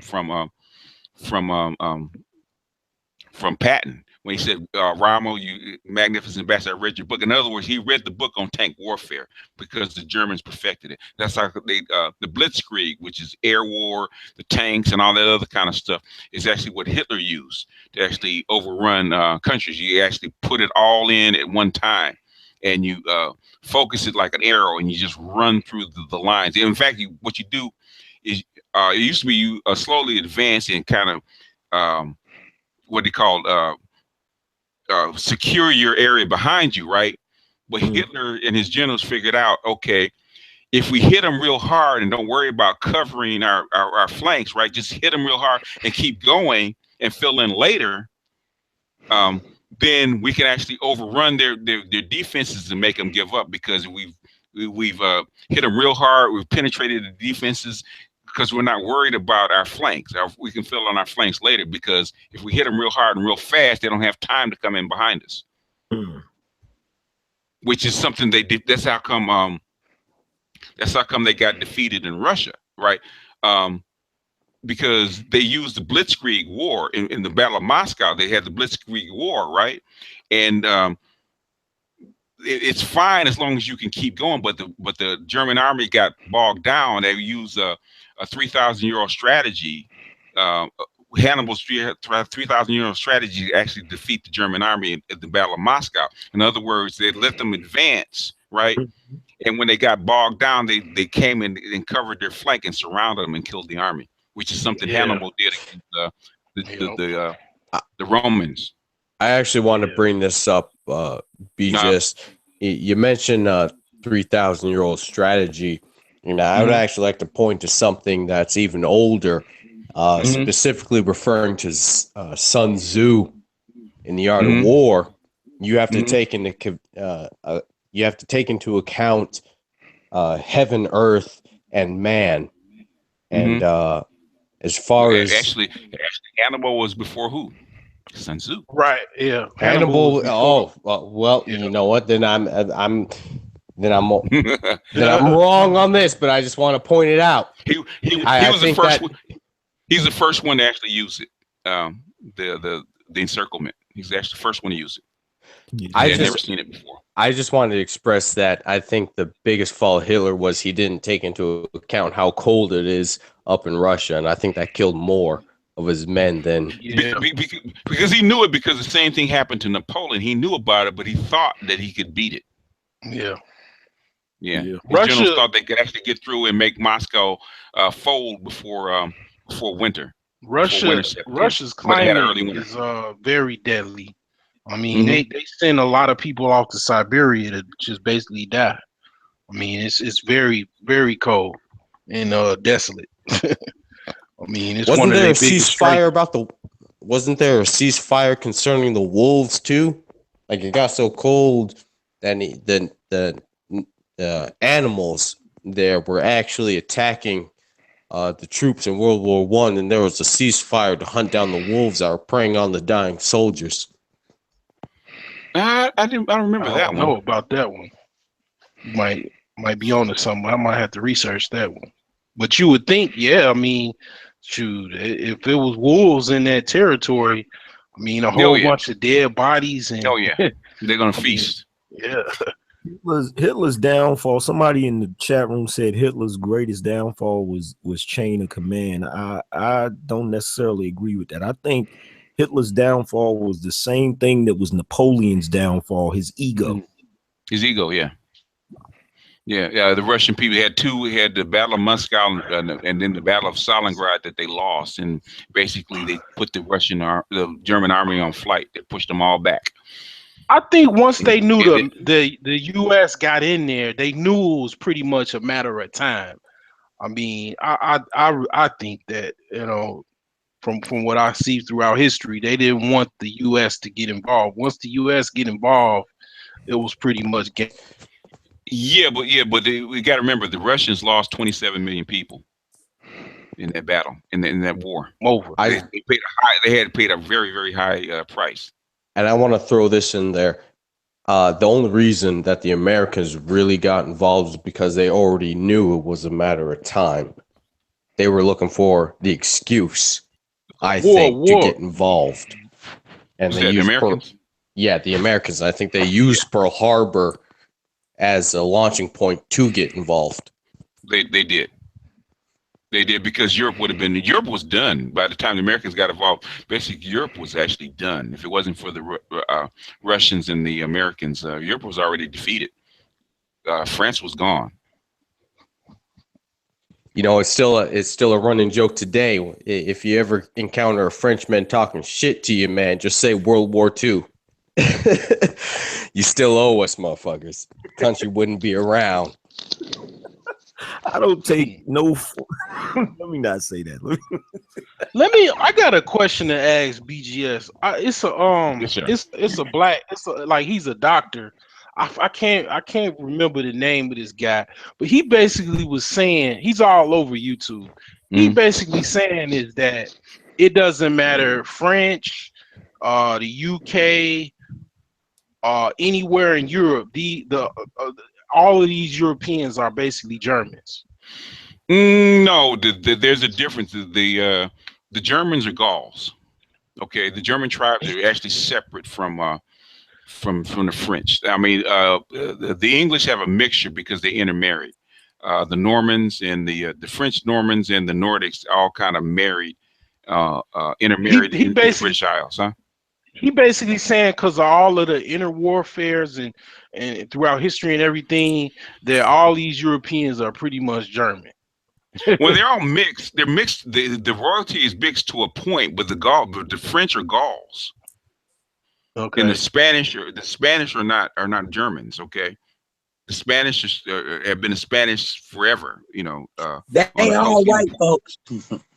They're all white folks. They're all whites, but they're like all black folks are black folks, but they come from different tribes. The Germans know who they are. Now the Prussians, who happen to be quasi-Germans, they're like the cousins between the German tribes and the Russians. Now the Prussian royalty rules over the Germans and the Russians now. Hey, BGS, don't you know I was gonna hang out in who was it? I think it was Miss Legit Part 2. She had the nerve to say, I don't know why we're doing this and doing that. White people, they just view each other as white. They don't view each other in separate classes. I said, you've lost your mind. Wow. If you that's not true. Because if you ever went to a private school, you will see how they call each other mix and Dagos and you tell people like that. You tell people like that. Well, why don't you go read a book for a change instead of taking people's word for it? Yeah, I mean, black chicks. That's how black chicks view it, though. They view stuff through the light skin, dark skin mindset. Mm-hmm. Yeah, because that's what they've been taught. That's why when a guy King and Duke got on the horn last time, I said that's a woman's argument. Why are you bringing a woman's argument into a man's circle? It's a woman's argument because nobody knows what shade, color, whatever creed is in this circle, and there's no problem until they introduced it. So why would you bring a woman's argument like colorism into a man's circle? Mm-hmm. And Valdez, me and Valdez, I mean, I'm not as dark, but Valdez, Valdez will tell you, man. Like I said, there is no light skin gang or dark skin gang. No. Okay, that might wear different colors, but you have Crips that have red hair and green eyes, and you got Crips that are chocolate, and they're fighting Bloods that look at the exact reflection of them on the other side. Men don't do that. Men don't do that. Well, Sarge is simping. But I'm beginning to believe Sarge is a simp, man, because he has a lot of women's arguments. You beginning to believe he pretty much is he is the quintessential ideology of a simp. We had to buy them off so they'll shut up. Fuck them. They can keep talking. Fuck what they say. See, I'm glad he said it. I'm glad BGS said it because I'm usually the one that says it, and everybody usually think I'm just hating on Sarge. Like, he has a lot of feminine ass arguments, and I be sitting there listening to him. He be talking about, well, we didn't build any infrastructure for the women. Fuck them. Like, yo, man. I admit, man. Like, I mean, before, like, I'll say I'm a reformed simp. I mean. I was raised, primarily my mom was around. My dad always was work. Yeah. I mean, my uncles pretty much are simps. I mean, back in the day, you can kind of get away with being a simp because the women respected you. They would, if you married them, they pretty much, toe the line. That ain't the same today. Well, you're not simping if she's towing the line. Oh, okay. Yeah. Okay. Yeah. No, you a man in your house. He like, okay, yeah. All right. If you run your house, you're not simping. Okay. And truth be told, man, truth be told, you know, we're in a circle of men. Okay. Truth be told, back then, she didn't told a line. A lot of them brothers would go upside her head. You get out of line. Yeah. Okay. You I've drawn a line in the sand. You cross that line, guess what's going to happen? And she's bold. I mean, I'm not saying it's right. I'm not saying it's wrong. Okay. Truth be told. Oh my God, BTS. All right, so okay, so BTS, okay, yes, sir. So if you married, like, okay, what about the cats that they gotta call their wife to you know what I'm saying? They call them fucking henpeck. That's what they call them. Right. So that's what I'm saying. Like one of my uncles, that's how he is with his wife. If he's spinning over, I think he just says that shit just so he doesn't have to, you know what I'm saying, come out his pocket. But he says everything that he pretty much buys. He gotta call his wife or whatever. If they have that agreement, what I'm saying is, did she toe the line when he made a decision? Did she stick to it? Like, what you mean? Like, as far in other words, did he wear the pants? In other words, did he run his house? No, with my uncle, he like he's my mother's twin. I would say he's more on the simp side. Oh, as far as what? Okay. But Pete, as far as what he deal with, because he deal with a lot. I mean, his wife gets into it with his daughter and all. Oh yeah. He's not running his household. Yeah, he's simp. He's simping. Yeah. We call it him pick. But Pete, this though, I got an uncle. I thought he was a simp. Like I genuinely thought he was a simp. But something happened that changed my mind. Basically, he was the one that he pretty much had the head of Allah. Okay, go ahead. He was pretty much the breadwinner. You know what I'm saying? The house they lived in, he paid all of the bills or whatever. He was a truck driver, and you know, he was rarely ever there. So she kind of ran the house per se because she was the one that was there the majority of the time. So one day I was at my uncle's house. It was a weekend, and he used to do little odd jobs or whatever in addition to driving trucks. So one day he was in there, and we was in the kitchen, and he had put on his work boots and stuff because we was gonna go and pick up some, like, there was a neighborhood where they didn't have like a dumpster and stuff. So he had a pickup truck. He would go pick up their trash, and they would pay him so much every week, whatever. So I was helping him. So he went and put on his work boots, and he put his foot up on the kitchen chair to tie his shoe. And, you know, my aunt, his wife, she was like, "Where you got your foot at?" He looked up at her. He said, "In your ass if you don't leave me the hell alone." She turned back around and went back to washing it. And then we walked up. My uncle, he's the type of dude, he'll put up a lot. He ain't gonna say too much. But when he do say something, like when I seen him do that, I said, nah, he ain't no simp. Well, I mean, a lot of that is black men value peace and quiet and order. And a lot of times we make the mistake of appeasing women. And now black women just, they don't know up from down now. So now we got to look at them basically like we can't give them an inch anymore. And all this crap is them responding to that. Yeah, I agree to that.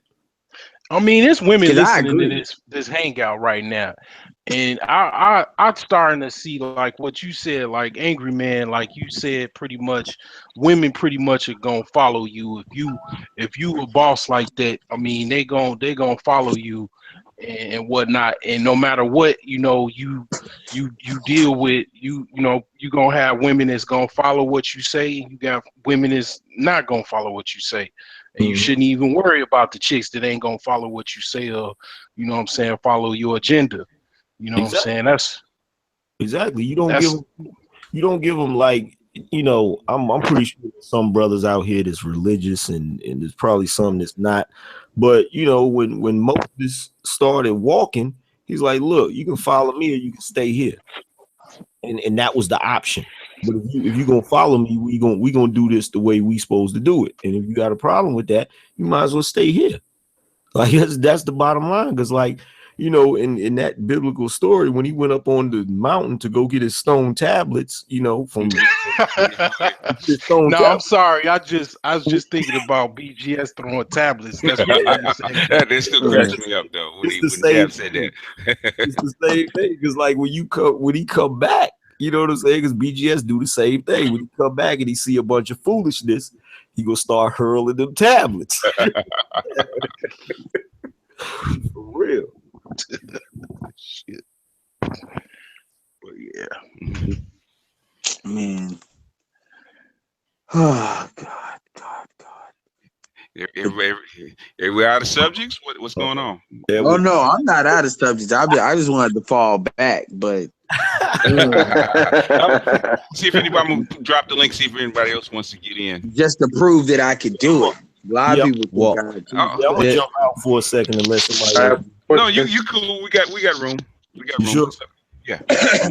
This may not necessarily translate well to what black men are facing in America, but as far as women are concerned, I've been reading a lot of ancient samurai text as far as the Hagakure is concerned, and those ancient samurai, you know, as all ancient civilizations tend to go, they truly understood women. And how I managed to make it connect, my older brother told me that as far as regarding women, that you have to regard them as a part of you and not the other way around, right? You got to treat them as if they're a part of your body. But the connection to the Eastern philosophy was, if, let's say, your hand or your arm wasn't listening to your commands, you have to have the will and the discipline to cut it off from your body. Oh yeah, because it's just going to end up compromising you or leading you to your own demise. Yeah. So if a chick's not willing to become a part of you, then they're not worth the time or the effort. They're just going to end up putting you in a situation where you're dead. Jesus said the same thing. What is it? If the eye offend thee, pluck it out, because you can't. If it prevents you from entering into the gates of heaven, through the gates of heaven, same thing. If she's not, no matter how good she looks, if she's not working for you, you can't keep her. Yeah, I mean, we got to get good at evaluating women and stop looking for validation from women. That's like what black men are groomed from the womb to do that. And that a lot of that is black women to do that. I mean, like older black women. This is why when they start talking this crap about domestic violence, I'm like, this is the stuff you created. Yeah, and they're not satisfied, and they're not happy with the product that they put out, but they don't want to take responsibility for it. Because notice they never asked the older generation. They never asked the older generation of women like what happened. They just say blame the men, blame the men. Yeah, that's why they can't stand me. Okay, but it's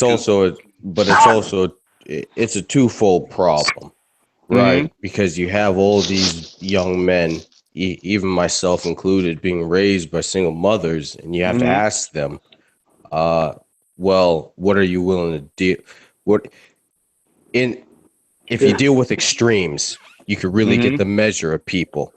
Let's say that there was no woman in this world that's willing to put up with your program. Would you still associate with them? Right? And, I don't think that a lot of guys could vibe with this. Once again, it is an extreme, but let's just say every woman in the world was your enemy. Are you going to capitulate to that for the sake of producing children, for the sake of sex? Like what's your standard? Well, I mean, what's your line? Every woman has a price. Yeah. So you got to assume that all women don't have a price, and that's that they're not women at that point. Women are fundamentally not wired that way. No, he's saying if you take it in abstract, he's not saying what's real, fundamental. He's saying if in abstract, if there were no women in the world, that was willing to, that was down with your program, how dedicated are you to your program? That's what he's saying. Oh, I think that It's an individual test for men. It's not something that can be, you can talk about it, but that's what he's saying. I blame the European mangina system that we live in, where I mean, you know, where as far as women get the hand of Allah, you know, they pretty much can call the police, you know what I'm saying, and then it's pretty much you get courted off to jail. Mm-hmm. Whereas it used to be the hand of Allah would hold them in check. Well, yeah, because the thing is, if you want to elevate women over men, you know, the only way you can do that is bring the men down. And if you have men and women at a contest, then the bigger, stronger person is going to win. So what do you have to do if you want to protect the women, right? What do you got to do? The question is inherently flawed, in my opinion, because the fact that, so basically he's saying that if every woman on the planet was the issue, was a problem, how dedicated would you be to dealing with them? Is that basically what he's saying?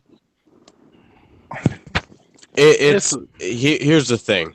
It's a question on how committed are you to yourself as opposed to essentially capitulating to your inner nature, right? Into are you more dedicated to the abstract thought, or are you more bent towards achieving the instinctual goal?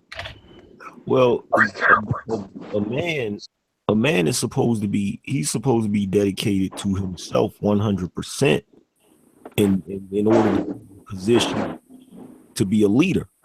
Mm-hmm. And the woman basically is supposed to follow.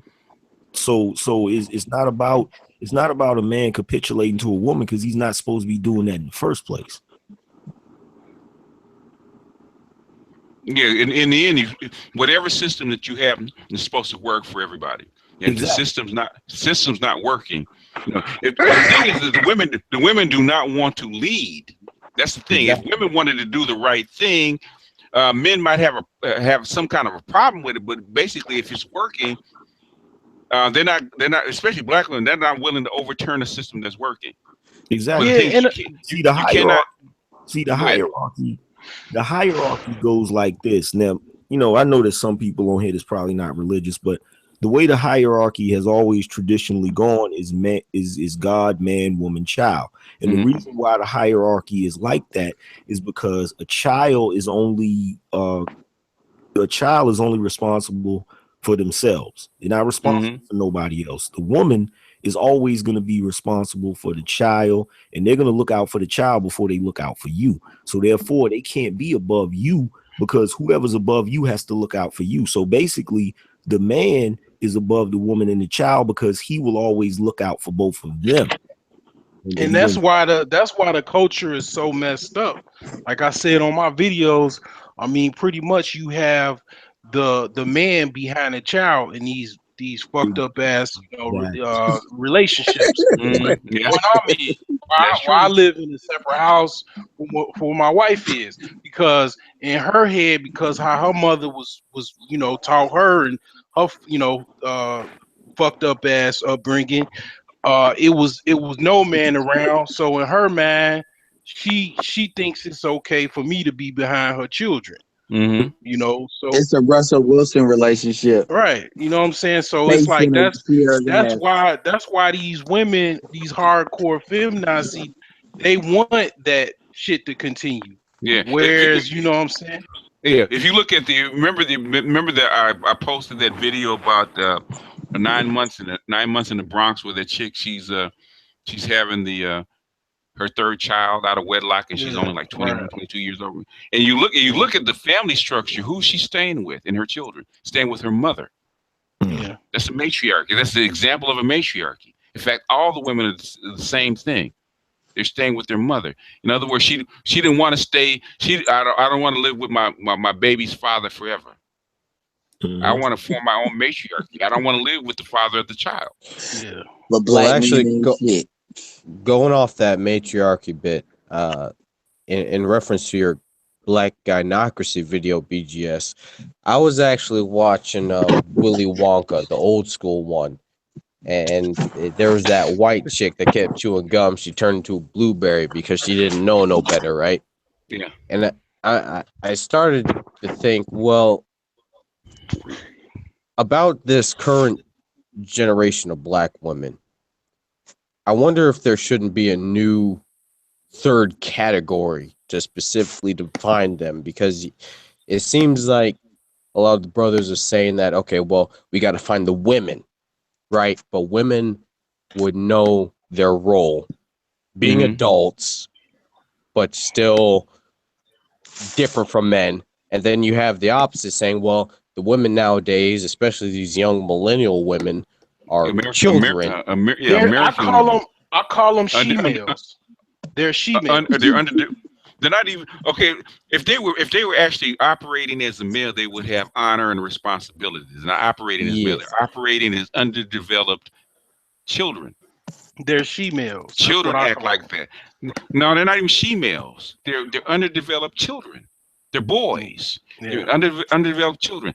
If they're actually males or operating as males, then they would take responsibility for their actions. They would have honor and integrity, which but they're not they're really. children. That's why I call them she-males. Like a lot of them. I mean, you see it every day. You just go to work. Like, I mean, go and walk in any job or whatever. You had these chicks wearing pants. Freaking, hey, got more pants than you in your closet. I mean, they're not really. If you really touch the core of them, they're not really comfortable being women, as in the sense of a feminine women. But Jamie, they're more in touch of the masculine side of but even most of the hardcore studs that are lesbian, they emulate little boys. They don't emulate men. Right. They're not. Yeah. They're not females, man. They're trying to be males, and there's a difference. To me, that's what I call them. I call them she-males. Nah, they're females, man. Females. Even the ones that they're more even the more feminine, they're still operating as underdeveloped children. Even my daughter's almost 30, and I have a hell of a time. Or you can call them fem boys. It could be the same thing. What I'm saying is they're operating as children. They're underdeveloped females. That's the problem with them. They're not developing as they should be, because then like they're not raised with the discipline from fathers. And the women are not injecting the responsibility and accountability into women like they used to. If you could, even like my grandmother or the old school women, they were accountable, right, to their families and accountable to their men. In other words, that's how come the brothers used to be able to come home from work and hand her the check, because she was accountable for his money. Right. So she didn't go fuck off his money. It's an even long-term question that I asked you, BGS. What? Okay, 30 years from now, what is this? What is this ultimately? How is this gonna be? I mean, like, 30 years from now, if we don't steer off this course, number one, the black marriage will be close to zero. That's number one. Number two, you won't have a black community anymore. You will be absorbed by the dominant society.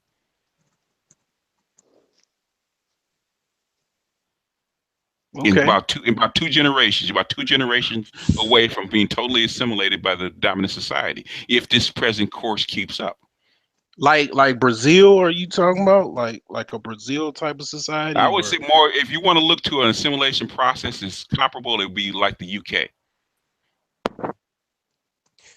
Okay, general question, BGS. Worst case scenario, what is the best path that black men, specifically in America, should take for their immediate survival? Yeah, we done said this like months ago. Go ahead, but tell me what we said. I mean, basically, we get our passports, and we look at the black diaspora as a whole, whether it be Brazil whether it be Africa, whether it be wherever. We got to go through to Russia to find a black woman that, you know, is down for the cause to basically and bring her back, to implant them yeah, and bring into her the back. to the Yeah. yeah. Because basically you can't do any worse. Because I wanted to get on black women. I said, what is the reason that black women are unpartnered and unmarried? I said, if you look at the black divorce rate, there's your answer right there. What do you think is going to happen? What do you think is going to happen? If you're black, if your divorce rate is 70 to 80%, how many black men are going to want to marry you and start families with you? And Leah, what is your name? What does it say? Leah Notice or Leah Lantos? I think. This is nothing new to me. I'm 36. This has already been going on that I've seen 10 years ago. Basically guys that when I was like religious, like they were going, I was in like Islam or whatever, they were already going overseas, going to Morocco, going to Ethiopia, or even getting Somalian chicks and bringing them back over here because it's counterculture. It's not a situation of like, oh, I'll get a Christian chick or I'll get a Muslim chick or I'll get a Jewish chick. These African, it's a cultural virus that, you know, pretty much you're dealing with. So you go overseas to get somebody that's not infected, and hopefully, like as BGS said earlier, they don't get, or not BGS, it was Angry Man that said that they don't get around the circles that are in here, like they go to work and they get caught up in that rhetoric. What I'm saying is, the thing is, at this point, if you want a family, you want to get married, and you bring a foreign woman back that has come from a non-infected culture, what's the worst that can happen to you? Not much. In other words, in other words, you're basically, your odds are better with her than a black woman that's not cooperative and been infected by this culture, right? Yeah, exactly. Yeah. Understood. Now, I asked that just to establish the worst case scenario. So I wanted to propose this next question in the effort to establish some kind of change to push the boulder up the hill, as it were. Has there been any precedent as far as cults are concerned based on economics? An economic cult. Besides Judaism? I was about to get there. What would it take to create black Jews? I'm just curious. Okay, now, granted, they haven't had the greatest time as far as history is concerned, as far as they'd want you to believe. You got to understand Jewish culture and banking. How far do Jewish bankers go back? I have no idea. That's why I'm asking. In other words, where they learned it. The banking system came out of what's now Syria or in Iraq. It's a Babylonian system. Where did the Jews originally come from? They come from Ur, which is Babylon. The banking system, their culture came with them. Okay, they in other words, the banking system was basically developed and invented at the same time, coming from that region. So anybody in Jewish culture, the culture of banking and money goes back 4,000 years. It didn't just start yesterday. That's why come you have to understand culture and understand history and track these people. Okay, you're saying, okay, how come Jews are good at money and finance? Because they've been doing it for 4,000 years. How long have Africans been doing it? No idea. You have to start. You got to. In other words, you didn't have that kind of banking system. In other words, money and didn't work the same way, because money's been around for eons, but money doesn't work the same way that it did in that particular kind of system. That system was developed in a particular region and cared for. In fact, if you look at the temple, the Jewish temple, who did Jesus kick out? The money changers. The money changers, the bankers. Where do you think the white people learned about banking from? Which is the Templars. Where did they learn it from? Where do they go and learn the banking system? Are you saying like whatever, like Lee Alonto's, like you should you start like a little mini cult to basically start like a whole new paradigm within the black culture for certain women to come on board to kind of like, I don't know, join the cult? That you know what? I'm part of our own little think tank, and we've come to a conclusion that to affect any kind of major change, you would have to establish an ideology that is as powerful as a cult to influence the current situation that black people are facing of America. And we're talking about bare minimums here. It's going to have to be an ideology, something based on emotion. It's going to have to be powerful, almost hypnotic in nature, just to establish concepts such as black identity in America, to essentially redefine what black people are as a basis in America beyond just melanin or color or skin. You're going to have a culture, and a culture is almost cultish. It's only backed up by tradition and how long it's been present within that particular region. And so to essentially say in, I don't know, 100 years from now, if we still exist, if there was a culture that is specifically black, what would be the requirements for that culture to last that long? It'd have to be somewhat conservative. It'd have to be able to have traits,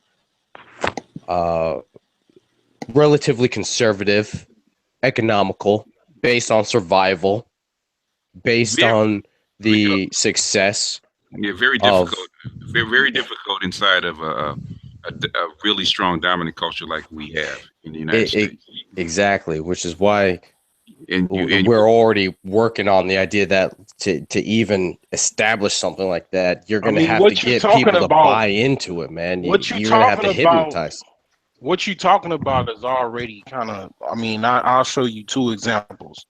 The Jehovah's Witness and the Nation of Islam. They're cults within religious, ideologies within themselves. But they're bottled up and they can't expand. They know it. They haven't grown because basically they know they get past a certain size, and the United States are going to come after them. And they already have. They have. What I'm saying is, they work within American culture. That's what you're going to have to do. You're going to have to find something that works for black people, but close enough to the American culture where the dominant culture doesn't attack it. So in other words, basically you can follow the black conservative movement if that's such a thing. If you can kind of separate the black conservative movement away from the white conservative movement, that will get you where you want to go because it has the elements that you actually need. But how do you keep the black conservatives from jumping over the fence? Yeah, the Black Boule, they have like a kind of a niche, kind of small percentage of within the upper middle class, demographic of blacks that are trying to intermarry other blacks that are part of the elite, the black elite. That's what I was thinking of when he was mentioning what to do as far as trying to separate, or trying to join. But I don't feel like I can fit into that because I feel like I'm kind of like I don't really know where to fit in because one, I'm not really Christian, and this is a very dominant Judeo-Christian country. Mm-hmm. So I don't really fit in with that.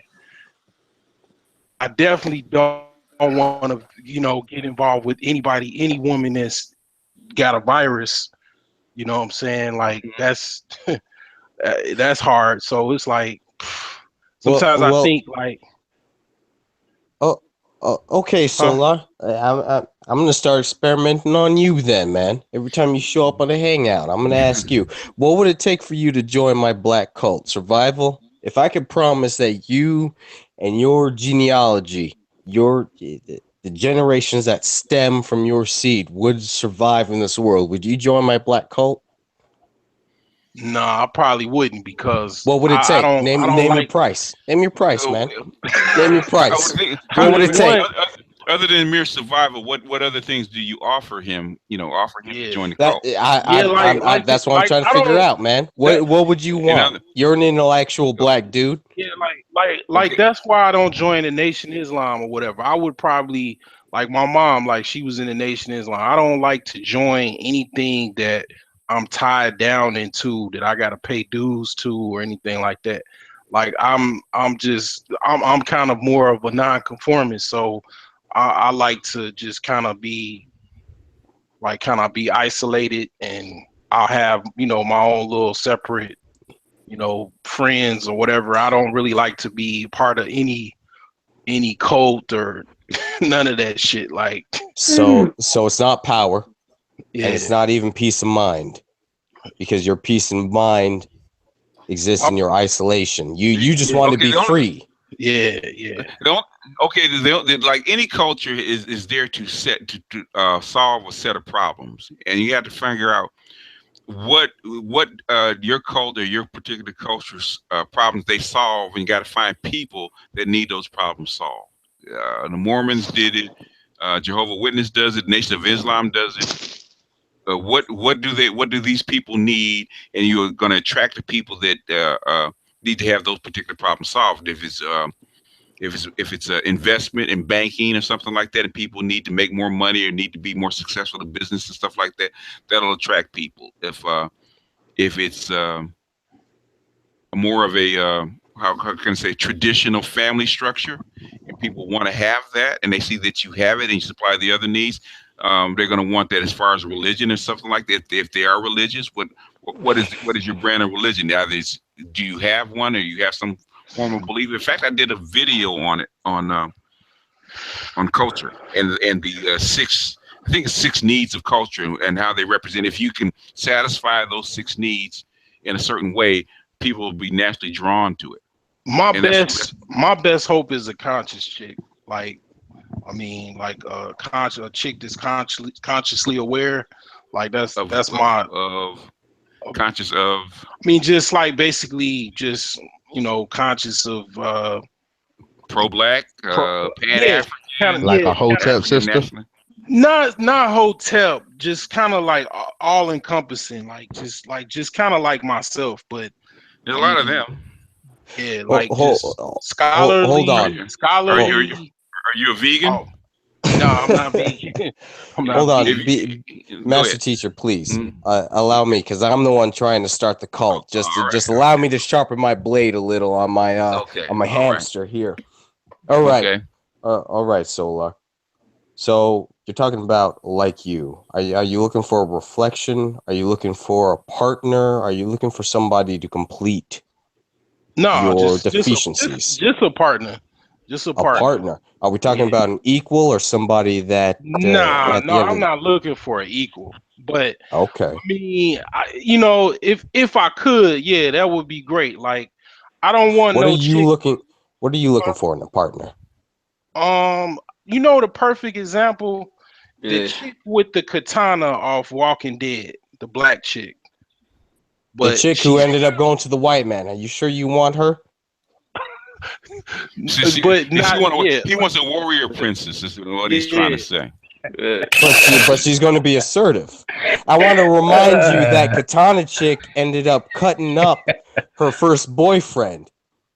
I just want to remind you that Katana chick ended up going back to her place her boyfriend and his brother or something were sitting high on the couch, and she ended up chopping their limbs off, their jaws off, dragged them Oh around yeah, on a they were zombies chain. at that point though. I'm just saying, do you want a woman with that potential to murder you in your weakest state because you If I'm a don't zombie, make her if match? I have a disease where I'm no longer human of the No, earth. she killed It she doesn't killed matter. them first. She killed them first, man. Because did she kill him first? She killed them first because he failed her. He failed her. He was sitting there high, and his duty was to protect their child. The child ended up getting eaten by the zombies. She went back home, and she found him and her brother high on the couch, and she killed them and dragged them around. Oh, okay. Oh, is that why? You know what? Is that why You they might were be chain? right. Okay. You might be right because I didn't see like the first 2 or 3 seasons like back to back. But I mean, basically, yeah, I'm kind of looking for like a princess type that's can kill, defend me if need be, not What not about kill you? What about kill you if you fail? well, any chick can kill you if you know any, like I mean, all you gotta look is Snapped or all these other little crime shows. Women kill men every day. So what would it take to get a woman brought up to that kind of caliber, in your opinion? Woman that could be molded if she's not already molded. I'm talking about training regimens. Let's just assume you got a perfect piece of clay sitting there waiting. Let's say that my cult, for some reason or another. First of all, I would never get to your cult because that's don't worry about that, man, because I'm working for you, man. Because Just- I'm gonna challenge you. I'm gonna challenge you if I'm asking stronger. He's asking, what do you want? What do you want? Oh. He's asking what you. Yeah. Oh, to Yeah, be in your man. cult. No. I'm asking about the woman.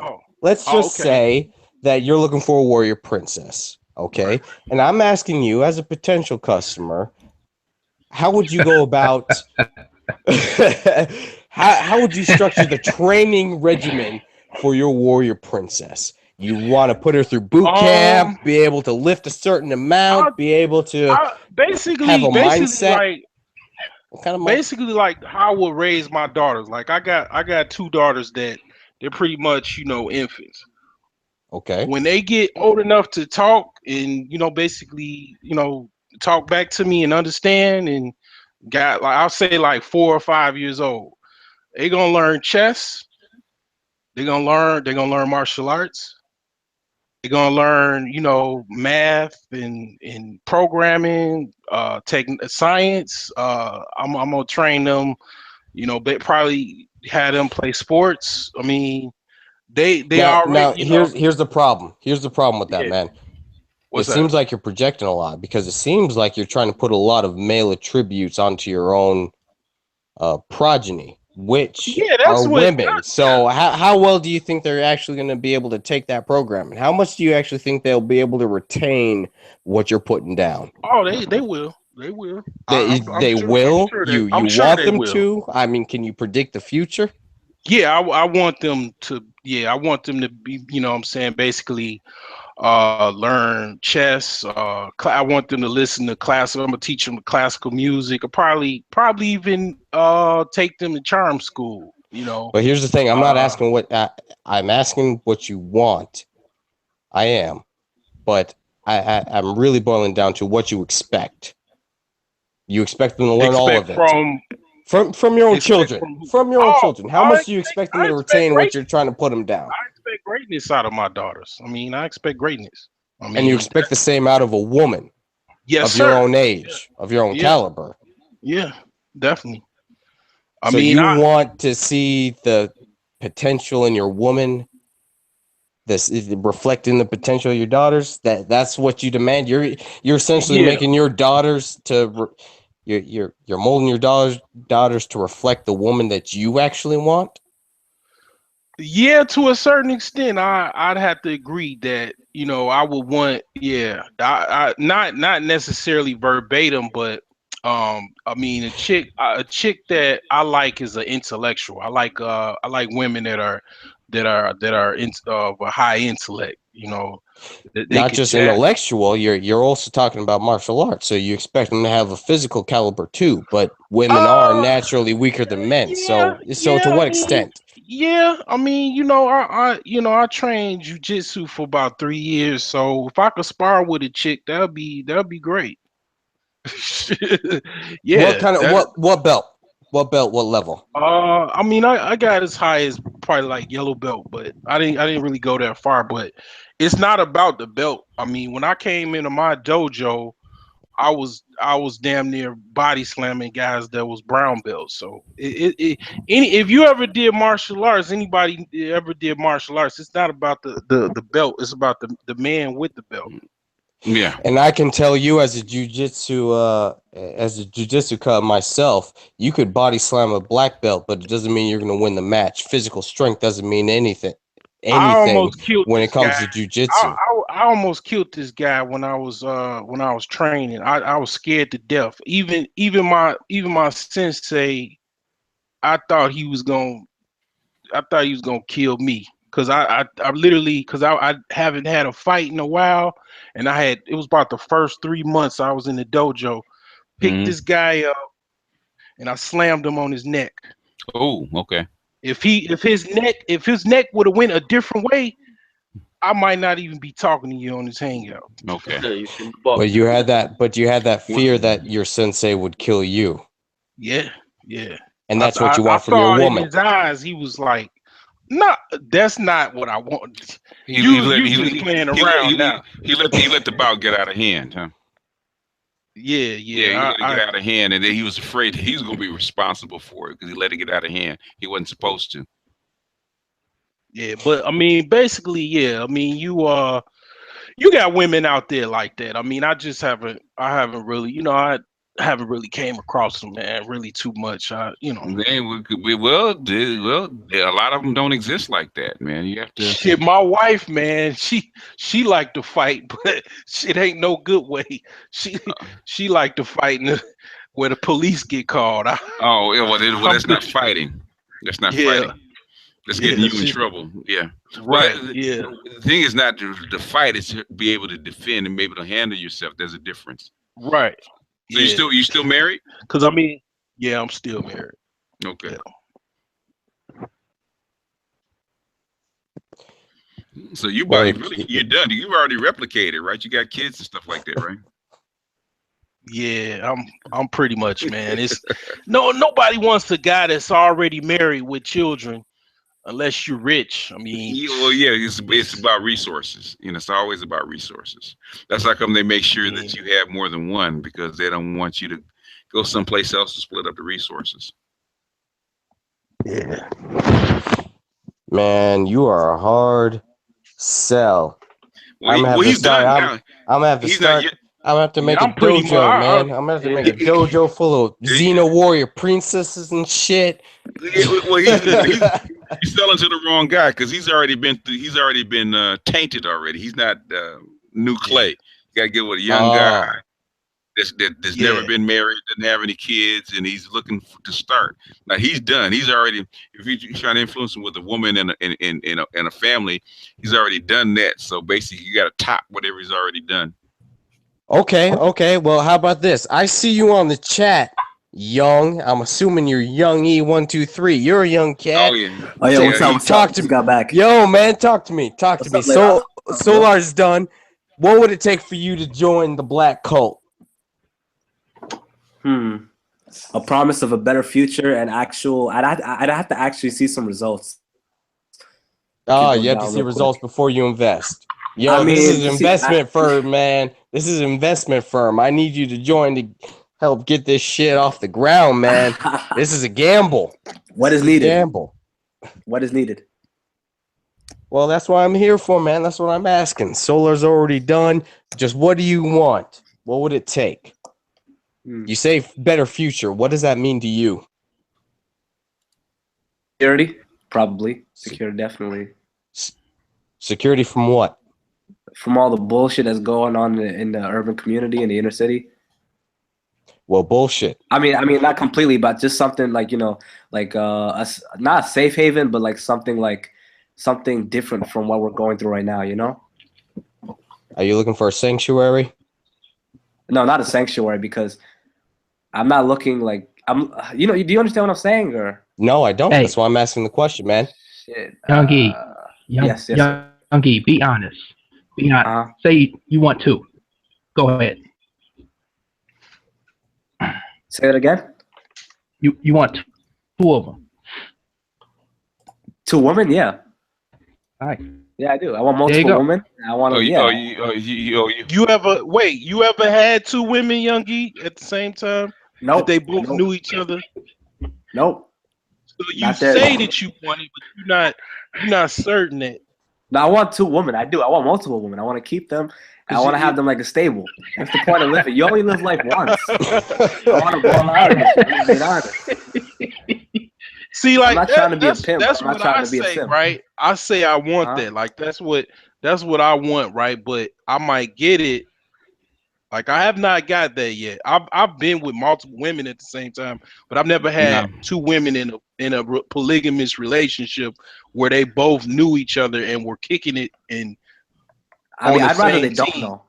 I'd rather they don't know and they be in different countries or something like that, and I could go like, you know what I mean? Okay. Well, I'll meet you. I'll meet you, gentlemen, both ways. Okay. First item on the list: controlled cultural polygamy. Got it. Oh, almost sounds like Africa. It sounds like do some research. Sounds like the Mormons. That's what it sounds Oh. like. Right. Well, would you look at that? First item on the list. You're gonna do this in the United States. How you gonna pull that off? I'm gonna have to keep I'm working on it. This is just brainstorming, BGS. Okay, I'll come all back right, to all you. All right. I'll come back to you later.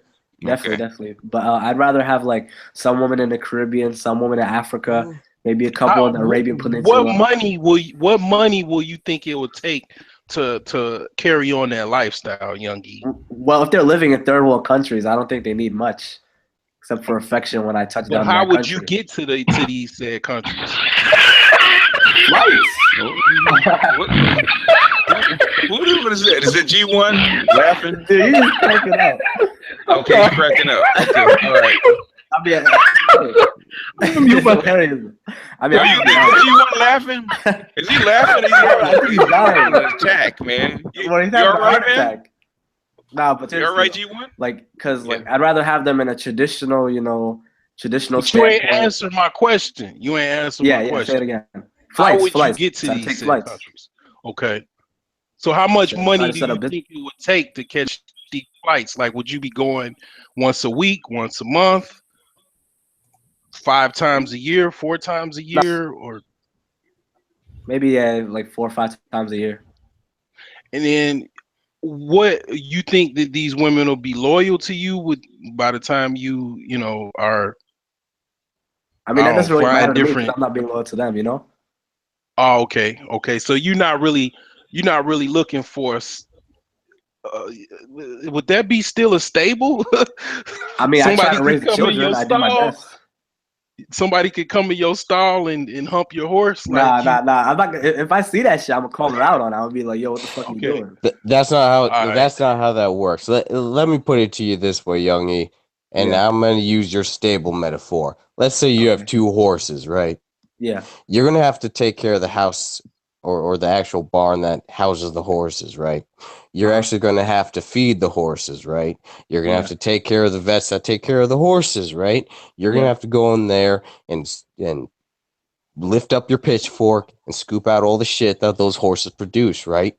So let's say that it takes at least 60 grand a year. I think poverty, I don't know what the poverty line is, but let's just say 60 grand a year. Try 100.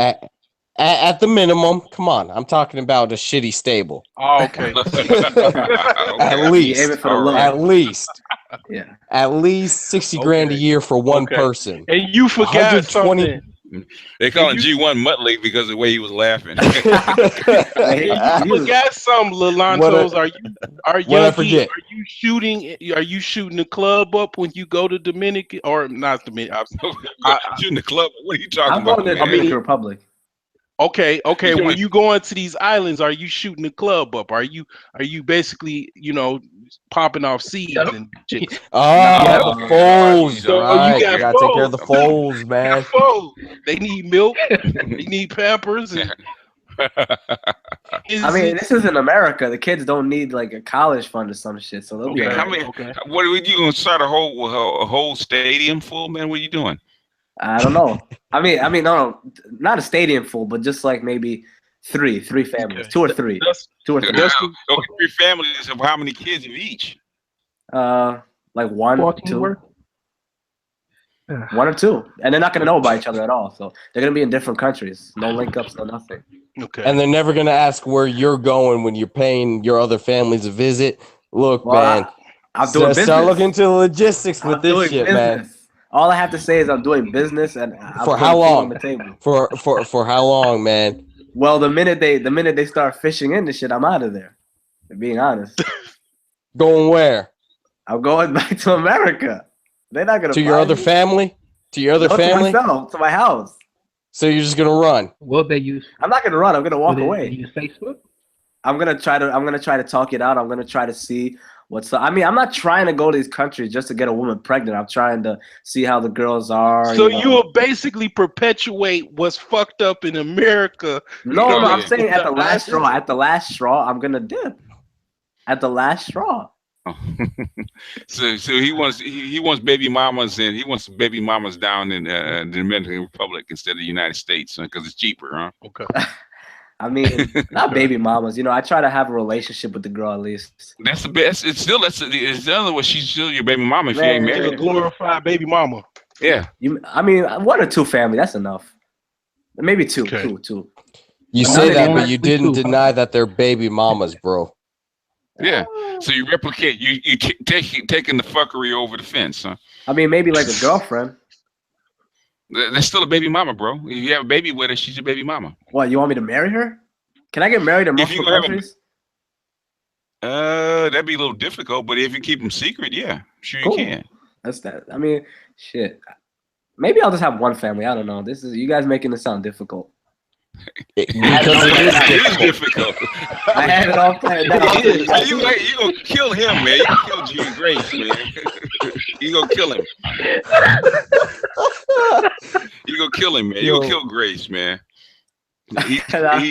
He's falling out of the chair, man. Go get your inhaler, Grace, before you kill yourself, man. It's just like what's going on in America. It just seems like a family in America is not really the best option. You know what I mean? But here's the thing, man. You're dragging the bullshit with you, man. Jesus. You're bringing trouble with you instead of this leaving was it just behind, imagination. dude. This was something in the back of my mind. Well, you gotta remember. I was gonna test it out, go to different countries. and see what's Lanterns, up. you gotta remember, young Yi is a virgin. Yo, you really gonna say this shit alive, nigga? We got it. How many hangouts have you said that, man? That was off air, nigga. That wasn't off air. You gonna make me switch on my name again, bro? No, it wasn't off air, It's man. all good. It's all good, BJ. I'm gonna tell you. But I'm gonna yeah, tell yeah. you, Young Gee. I'm gonna tell you, Young Gee. If you got any ounce of a heart, once you have one child, yeah, it's gonna fuck you up to where it's like you think you're gonna be player. Wait a minute. From Himalaya. Wait a minute. But what's that? Young Yi, you ain't never got wet before, bruh. Yeah, man. Y'all making me feel like I'm at the barbershop. No, he's African, man. So you got to give him cutting for slack, man. I'm from Brooklyn too, so you know. I know, but your family's what? African, right? You fit from what? Eritrea, yeah. Eritrea. They Go back over to Eritrea, get you one, bring her back over here. You good, fam? But they do things different. They do different things differently. Like what's her name? Yvonne Orji. She's 30. The one that played what's her name in Insecure, right? She's like 32, 33. She's still a virgin. They do things differently though. There. Wait, man, go get you. Go back home, man. Go. You know what I'm saying? Go pluck you a Eritrean chick, man. They're beautiful as hell, by the way. But they're gonna expect marriage. That's my problem. Well, fly down to the Dominican, man. Hey, man, fly down to the Dominican. Get you some Dominican rum, man. Drink you some Planters Punch down there, man. Take you like a couple $100, man, and get you a nice mamacita, man, for a week. Or yeah, you're right. And a box strap up like that. Strap up, man, and go ham. Man, box of condoms and go ham. Because I've never been to Cali, I've never been to Florida, never been to Texas. I'm just in New York. Don't waste your time doing that, man. Fly down to the DR. You take you a couple $100, get you a mamacita for the week, man, and go ham and take care of that. That's a fact. Hey, y'all get a fat ass mamacita and go ahead and get over the hump. You're and then come back with an experience. Man, I wish I did that for when I broke my virginity. Shit, damn. Yo, I was listening to y'all. I had to run and grab me a burger, but I was listening to y'all, and y'all Wendy's or Burger King. I went to Burger King. Oh, y'all was trying to make the brother feel like the little plan he was making wasn't going to work. That's an old school plan right there. There's dudes back in the day that used to do that. They'd have like 2 or 3 families. I know. Yeah, that was I know. Like I got to go away on some business and shit. But they always married one of them though. They always married one of them. That's the old school. That's down south. They used to happen all that. That's the last. And they didn't have Facebook either. In fact, my old lady's grandfather, right? Her father told her that her grandfather had 2 separate families, and the reason they found out about it is they found it was like 2 towns over, right? Mm-hmm. And he met the guy. I think he was working at school or someplace. Man, he met him. He asked him. He said, "Man, you look familiar." He said, "What's your name?" It was the same name as her father. He said, "Okay, what's your brother's name?" And right down the list, man. All his children, both kids, the kids in his family in both families were named exactly the same. Yup. My great grandfather, he died, and at the funeral, my grandmother was like, "Who is this grieving family? Like who are these people grieving?" Nobody knew these people were grieving. Turns out that's his secret, you know what I'm saying, family that he had that nobody knew. Yeah, that's usually where you're gonna find out is at the funeral. Like, yo, I got a funny story. Like, I got an uncle. This like a great uncle because he one of my grandmother's brothers. He lived in Detroit, and so one year they was going to it was Thanksgiving, and he was riding around. And he said, "I'm gonna take y'all by my lady's houses." This Negro went to 12 different houses. I said, "Yo, man, ain't nobody." I'm gonna tell you something right there. Ain't none of these dudes nowadays that say they players. They ain't got nothing on them old school players, man. I'm telling you. It's kind of hard. It's kind of hard to do that stuff. Social media. Social media, yeah. Nah. It really is hard to do that shit now, man. Because I know old school players that did that, man. Had 3, 4, 5 women. In fact, some of the guys that trained old school guys that trained me, man. I mean, they were max, and I said, man, how do you keep up with them all? They have, Valentine's Day is the worst. Absolute worst for a player. Oh man, that's the worst for a player, man. Hardcore player, that is the worst. You catch hell on Valentine's Day. And I'm talking about, and my uncle, he the type of cat, like he's still living. If I was to show y'all a picture of him, he one of them cats. He have a suit, and every color suit he got a hat that matched that shit. BGS, what you think about Carmelo, man? Like, you think he just still hardcore hood dude? Just $100 million? Yeah, he ain't changed. Yeah, True. Like he ain't changed. He got a little bit more money. He smoothed it out a little bit, but just like you can take the boy out of the hood, but you can't take the hood out of the boy. Yeah, he's still from Brooklyn, Red Hood. Yeah, money don't change you. It just make all your bad habits worse. Yeah, because you can afford them. And that's the NBA life, man. I don't know what happened, whether holes got poked in it or he took it off because it was so good. Normally when it happens, it's an accident. They do that stuff all the time. I mean, that's the league, man. That's the NBA. Oh, that condom definitely had a hole because Shorty was flying. Shorty was spending her money flying to go see him. I don't even think he was using the condom. I mean, I don't know. Oh, yes, he was. No. Yes, he was. Oh, yes, he was. Come on, he's not that stupid. You think Carmelo was a wild sushi boy? He just like no, he didn't go wrong. No. With that much money, you know who he is what's his name down in Atlanta? Because he got about 10 kids. Future. Oh no, Dominique Wilkins. No, not him. No, he still plays. No, Dwight Howard. Oh man, he's a goofy ass nigga.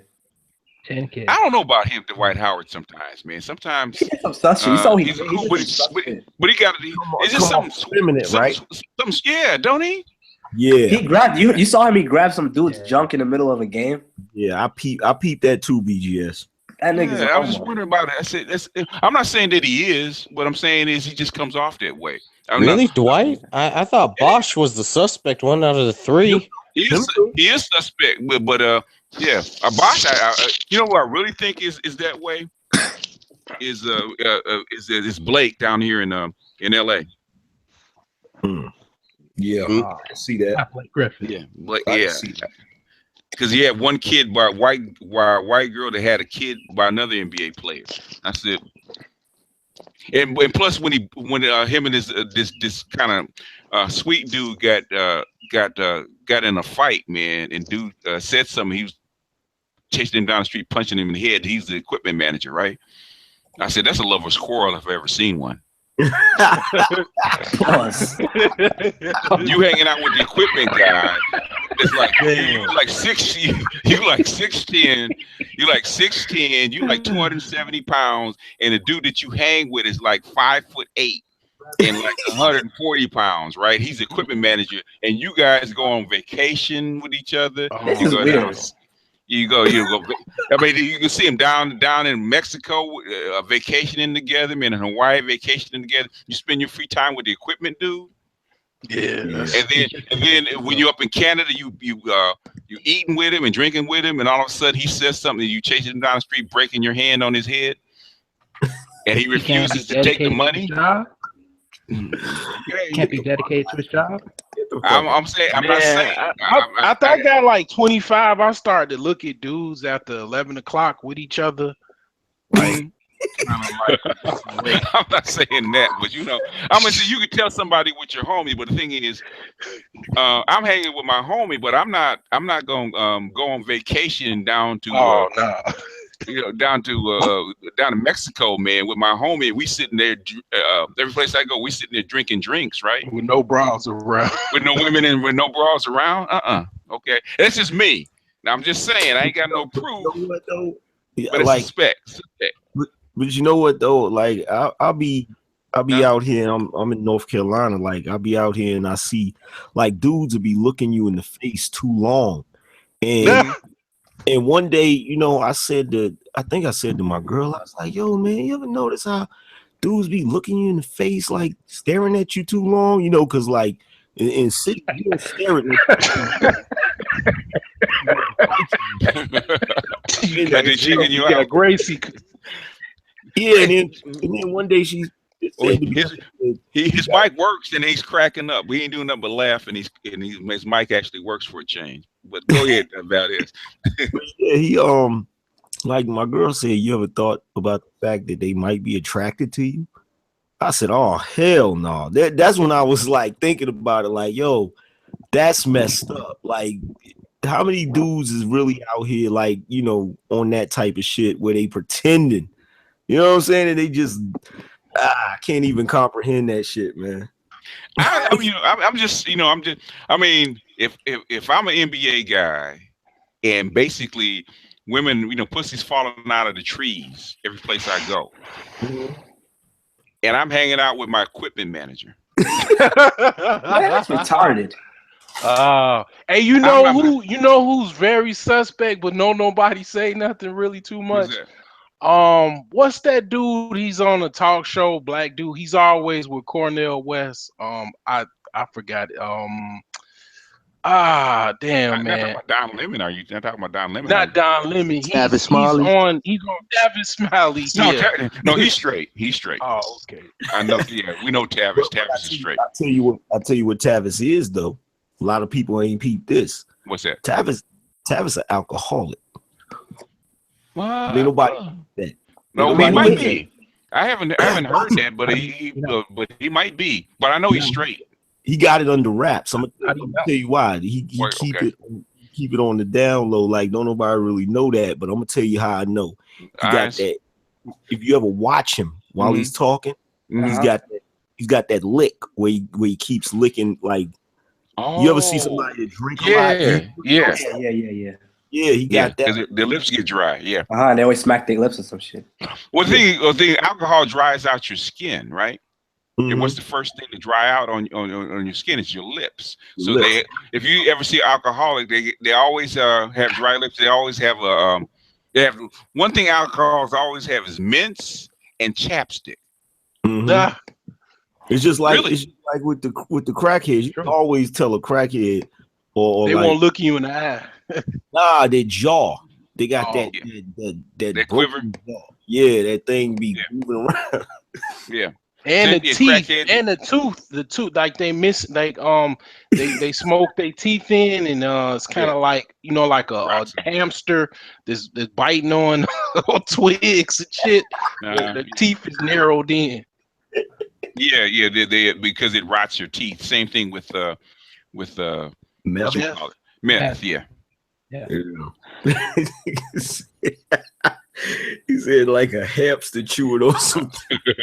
I had a hamster when I was a shorty. Okay. And it ran away. And that's the first thing I was thinking about. Don't you keep hamsters in cages? How'd your hamster run away, man? We went on vacation and we came back. Yeah. And then another ill shit that I saw, like the hamster had babies and shit, right? And that motherfucker ate them. Okay. Yeah. I'm laughing. About the teeth? No, I'm laughing because he was saying something about a hamster. There's this damn squirrel outside my crib, man. I be feeling like that motherfucker plotting on me, yo. I'll go outside. Oh, yeah. Like one day I went outside and shit. And you know how you back out of your door and you get ready to lock your door and then you turn around? Like I turned around and that motherfucker was sitting on the steps. That shit fucked me up. So like every time I come out, he be out there like he be lurking. And then when he see me, he'll go run and hide and shit. And I said, yo, I swear I think that joker plotting on me. Like y'all think, yo, real talk, if a squirrel was to run at you, like took off running really fast and jump on your face, by the time you process what the fuck is going on, fuck your shit up. Like, yeah. Well, why don't you take him out, Angry Man? Man, look, bro. BB gun. Nah, cause I feel like I'm at that age where if I do some shit like that, they go lock me up. You know what? I gotta call bullshit on that. My grandfather had the exact same problem with a raccoon, and he killed that motherfucker and threw him in the basement freezer. I'm still traumatized over that shit. Young motherfucker just trying to get a goddamn popsicle in the middle of the night, and the goddamn dead raccoon falls out the freezer, man. Yeah, them squirrels is a motherfucker, and them raccoons, like, yeah, they get in your attic, and it's expensive as hell to get the motherfuckers out. Yeah, raccoons are vicious, yeah. And then they fuck your garden up. I tried to have a garden last year, and the fucking tomatoes, just when they came full bloom, and the peppers, it was between the raccoons or the squirrels. They fucked them shit up before I could even pick the garden. It was like, there's certain things you got to sprinkle on them that I think Cayenne pepper. Might be cayenne pepper. Yeah. So when they sniff it, it burns their noses, and they avoid it. Shit, I'm gonna put some of that shit out. Like them damn raccoons. What creeped me out about them is they got them damn hands and shit, man. Like they shit, they don't look like paws, they look like little hands and shit. Like y'all seen that video where the raccoon stole that damn cat's food? Like he literally bowl up and took off running with it and shit. Yeah, they ain't afraid of cats. Yeah, they ain't afraid of I can nothing. sit. I got a cat. I could sick on the squirrels, but fucking raccoons don't give a fuck about no damn cat. You need a hound dog to get rid of to go at a raccoon. Yeah, and I was actually thinking about getting one because like a pit bull or some shit. Because fucking raccoons is a motherfucker. No, they basically. I remember my uncle, an uncle I had in Pasadena, right? The fire, in LA, there's fires, right? So all the kind of wild animals came down, right? And the neighbors one of the neighbors in the area had a kangaroo, a baby kangaroo, a pet kangaroo, right?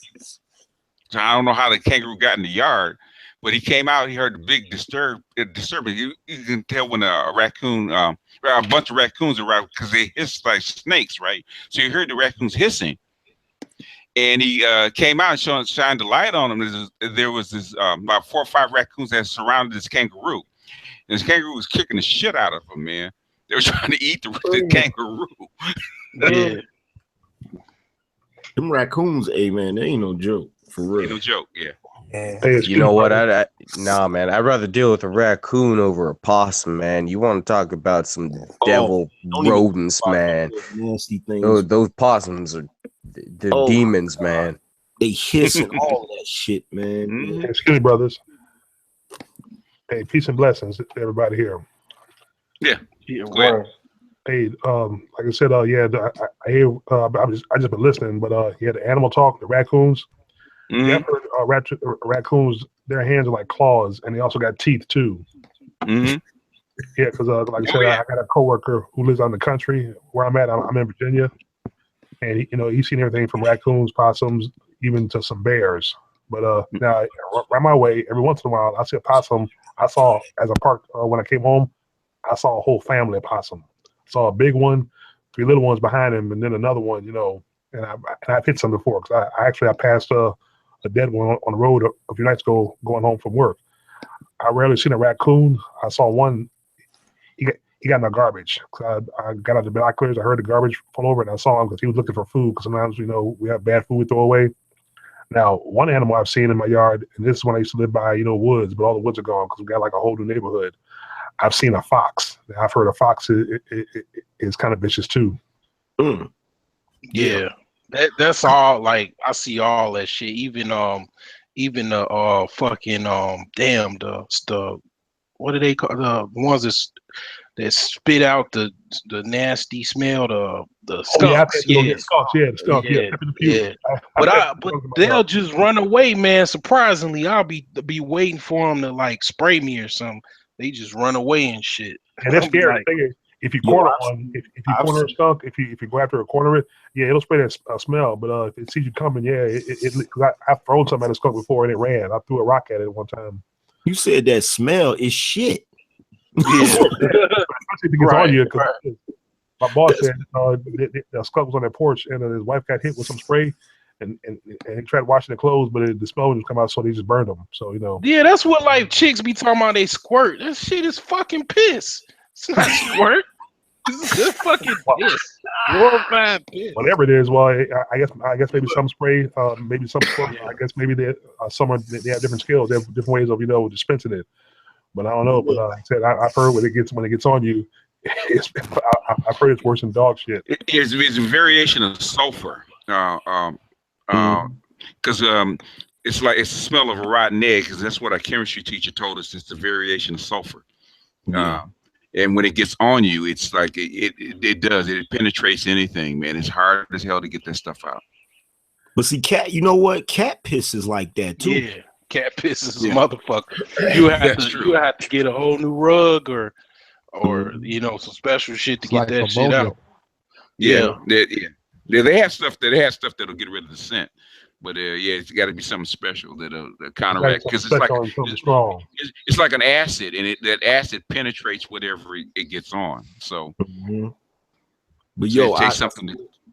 I've seen, y'all might think I'm bullshitting, but I was a kid one time. I was with one of my uncles, and we was like, I forgot where we was at. We was somewhere in Virginia, like near where the mountains was at and shit. And like we was riding. In fact, not sure, but you know, we was riding, and my uncle, like they used to go to like freaking junkyards and stuff to get parts for cars. It was two of my uncles, and we was just riding, and I'm sitting in the middle because we was in a pickup truck, and my uncle said, "What the fuck is that?" And we was looking on this, you know, side of the road because he was coming up on it. It was this fucking animal. It was as big as a fucking dog. And that's why he was like, "What the fuck is that?" Because it had a tail. And we, you know, as we passed by it, was a fucking skunk. The motherfucker was not like a fucking big ass dog, but like it was the size like where if it got to fighting with a dog, it would fuck a dog up. Okay. And he's like, "What the hell?" Like some sort of mutant, right? That must be like a full-grown daddy skunk, maybe. I don't know. Yeah, it's a lot of caves. It's a lot of caves and shit, like under the mountains. Yeah, Like, see, when you go to the mountains, yeah, you gonna find all kinds of wildlife. freaky ass shit down there. In the woods and them caves, you know, you will find all kinds of animals that you don't want to come across unless you got a shotgun. Like I said, because my coworker, he hunts every winter during deer season. He got like a handgun. He got a few rifles. He said if he saw a bear or a raccoon or something like that, he get a shotgun. Boom. Yeah, I mean he's white, but you know, like I said, you know, but he likes to hunt, so you know, so he'll kill these animals. If you don't mind me asking, Maliki, what region are you talking about as far as your friend? Are we talking about black bears? Like is he up in Alaska? I'm just wondering. No, well, he lives in Virginia, but he lives in a county called Powhatan, and in Powhatan, Virginia, it's more country than city. It's very country. It's a lot of woods. Black bears primarily. That's what I'm thinking. Probably, yeah. Because yeah, like in Virginia, they have like black bears. They don't have no grizzly bears or no shit like that. Yeah, I had a conversation with him. Friday night with me and one of the couriers at my job who lives in Charlottesville, who also owns guns and I think hunts too. We had a conversation about Kodak bears, but Kodak bears are found mostly in Alaska. I haven't seen one down here, but I saw a picture of one on my phone. Those are some big dangerous animals. You see a bear, if you shoot it, you can't shoot it in the head. It's not gonna kill it. It's got to be somewhere soft, and you got to really penetrate it because them bears' hides are really thick. What about the meat? Because I imagine that you could do a lot with bear hide, bear fur. You know, get yourself some nice thick shoes, maybe a coat. But what about the meat? Any of you brothers actually had bear meat before? I have. Oh hell no! How's it taste? I want to try it, man. It didn't taste that well. My grandfather brought it home. It wasn't that great. Maybe he didn't cook it right, but well, no, he has never eaten bear meat. He's my grandfather from Mississippi. He's from the South, so he done damn near. He pretty much used to hunt coon. Everything we talking about, that fucking coon, squirrels. They's eating that shit like a staple. Like, but see, like I don't know, like that meat is probably like deer meat or venison, where you gotta soak it for a certain amount of time. It's a lot of shit you gotta do to it. I had deer meat. It was the best. I like steaks. It was fucking better than steak. I actually was thinking about like, you know, getting a hunting license, and I mean, when I ate it, I was like, damn, I see why them damn wolves be chasing deer down for miles and miles. That shit was so fucking good, and it was hardly no fat. Like, you know how steak, like cows have fat and shit. It was like lean, and that's like buffalo. Buffalo's like that. It's lean, very lean. So deer meat actually tastes good. Yeah, I had to soak. Hell, they cooked it right. I see a deer. I've seen a deer head when I was little in my grandma's house in Lawrenceville, Virginia, in the country, which is really country. In Lawrenceville, Virginia, there's more bears than, you know, but I've never seen one. You know, if you come across one, you see it. But you know, I've never seen one One time I saw a bear was at the zoo when I was in like the second grade.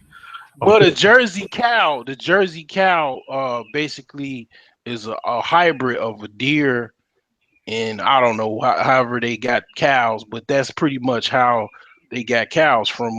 They kind of come from the same family, the antelope family or something like that, where it's really similar between deer and cows, some way or another.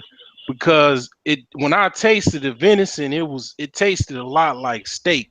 I mean, he cooked it on a grill, and it was very good. I mean, that was the only time I had it, but it was delicious. That's probably because he soaked it long enough. You trust me, you don't want to eat something where they haven't soaked it long enough.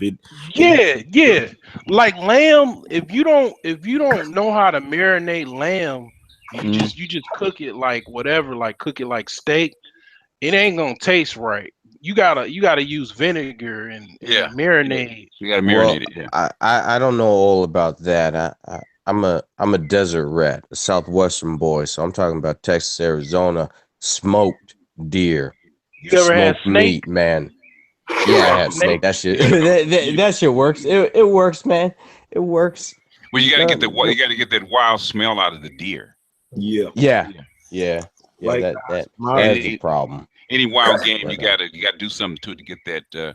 There's a certain smell that comes with it. Same thing with the wild boar and all that kind of stuff. It hasn't been raised on the kind of food that you want.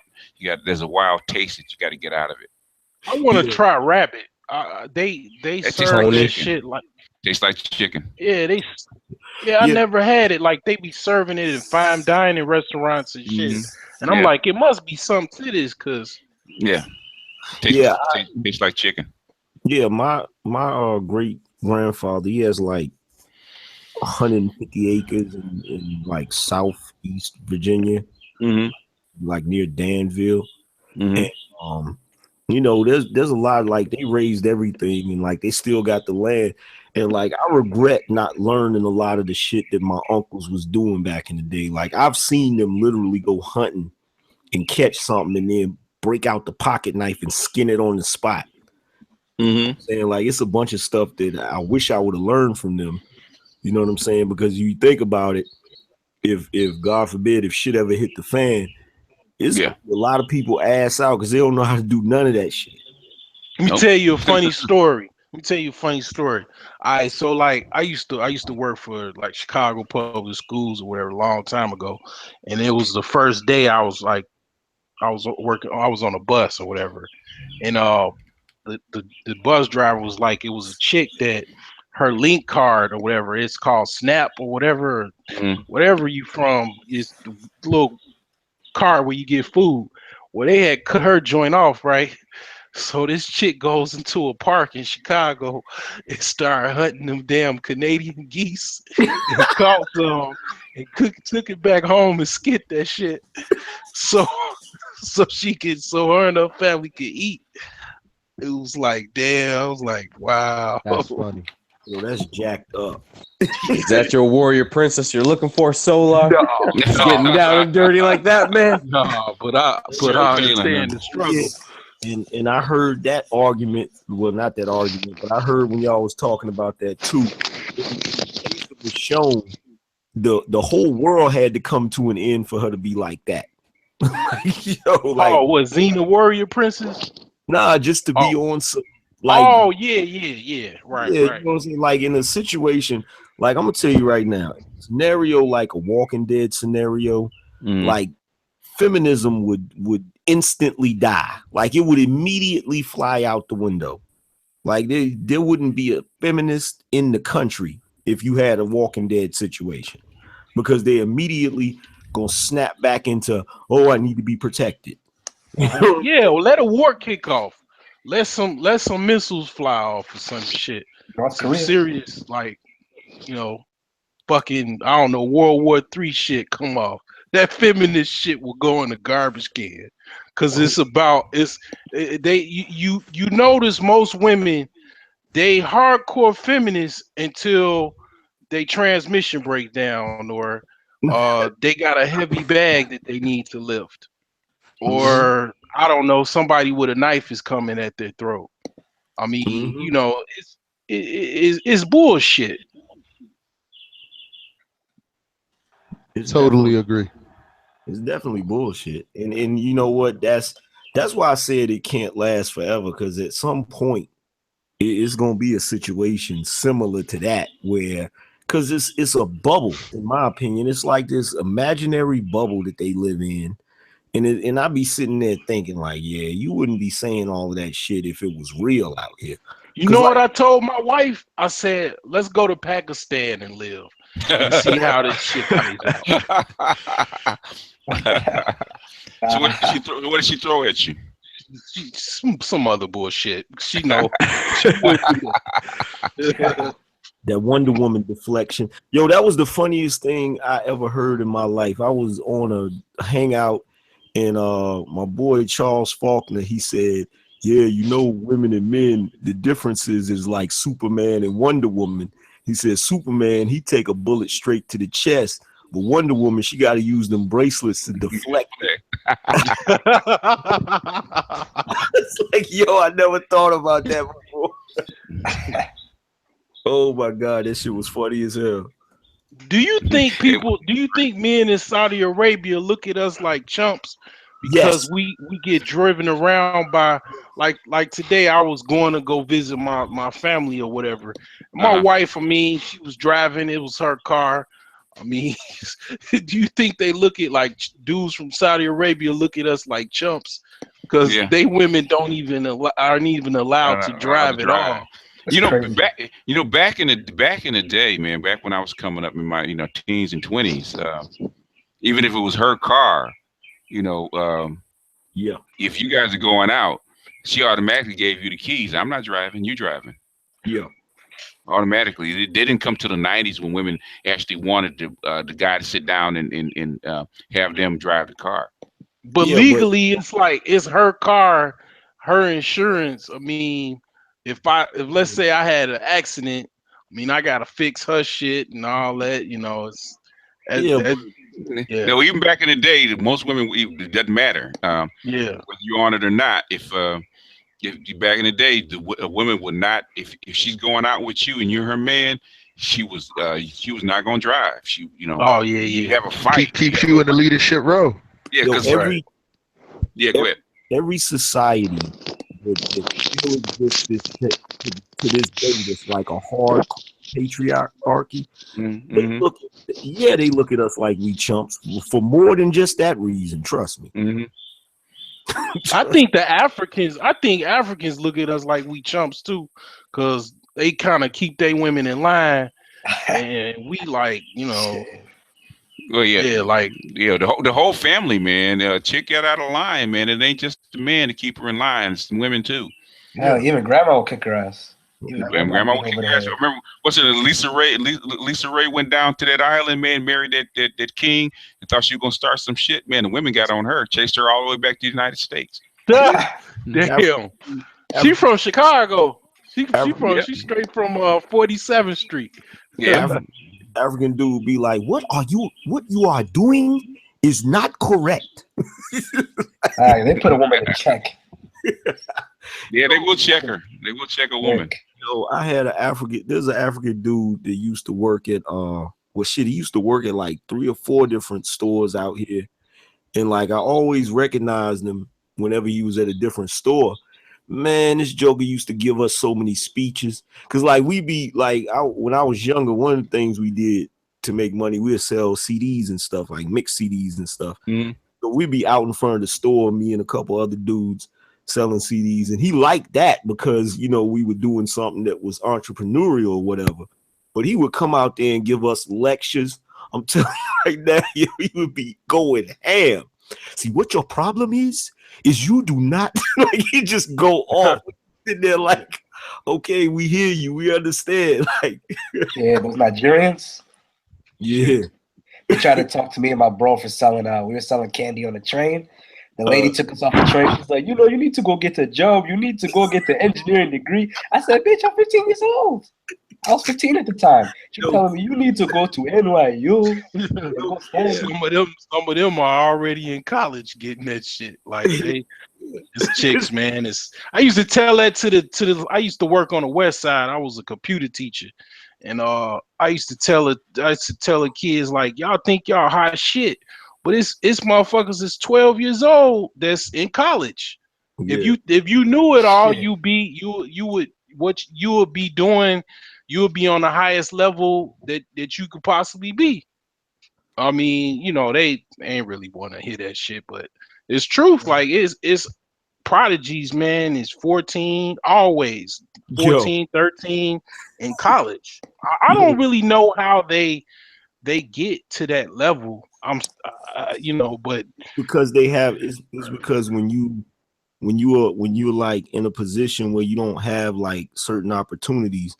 For those that, you know, don't have those that are impoverished, when they get an opportunity, they're gonna seize that shit and make like we over in this country. One of the biggest issues with us in this country, we're spoiled. Like we are spoiled rotten. We are afforded so many different opportunities, even with white supremacy. We still have a lot more opportunities than other countries. You know what I'm saying? And you know, other brown people in other countries. And we take it for granted. Like, yo, oh my God. There was one time we was out there and one of my homeboys, his brother got locked up for something. And we was out there talking about it. And the African dude came out there to sweep or something. And he overheard us talking about my homeboy's brother getting locked up. See, that is what your problem is. If my brother would have gotten locked up like that, we would have confronted him. Direct confrontation and told him, like, I was just sitting here like, God, like, yeah, yo. I was 16 and I was on the block, like, you know, dribbling a basketball with a friend of mine. That was our religion at the time in Chicago. Michael Jordan and all of them was, you know, winning all the championships and all, you know, we was like playing basketball. was on every fire. day. We was trying to play back, like that's all we did. And this dude, he was delivering Domino's pizza, and he got out the car, and he was like, "Man, you need to put that basketball down and go, you know, study to be a doctor." Basically, we laughed him off.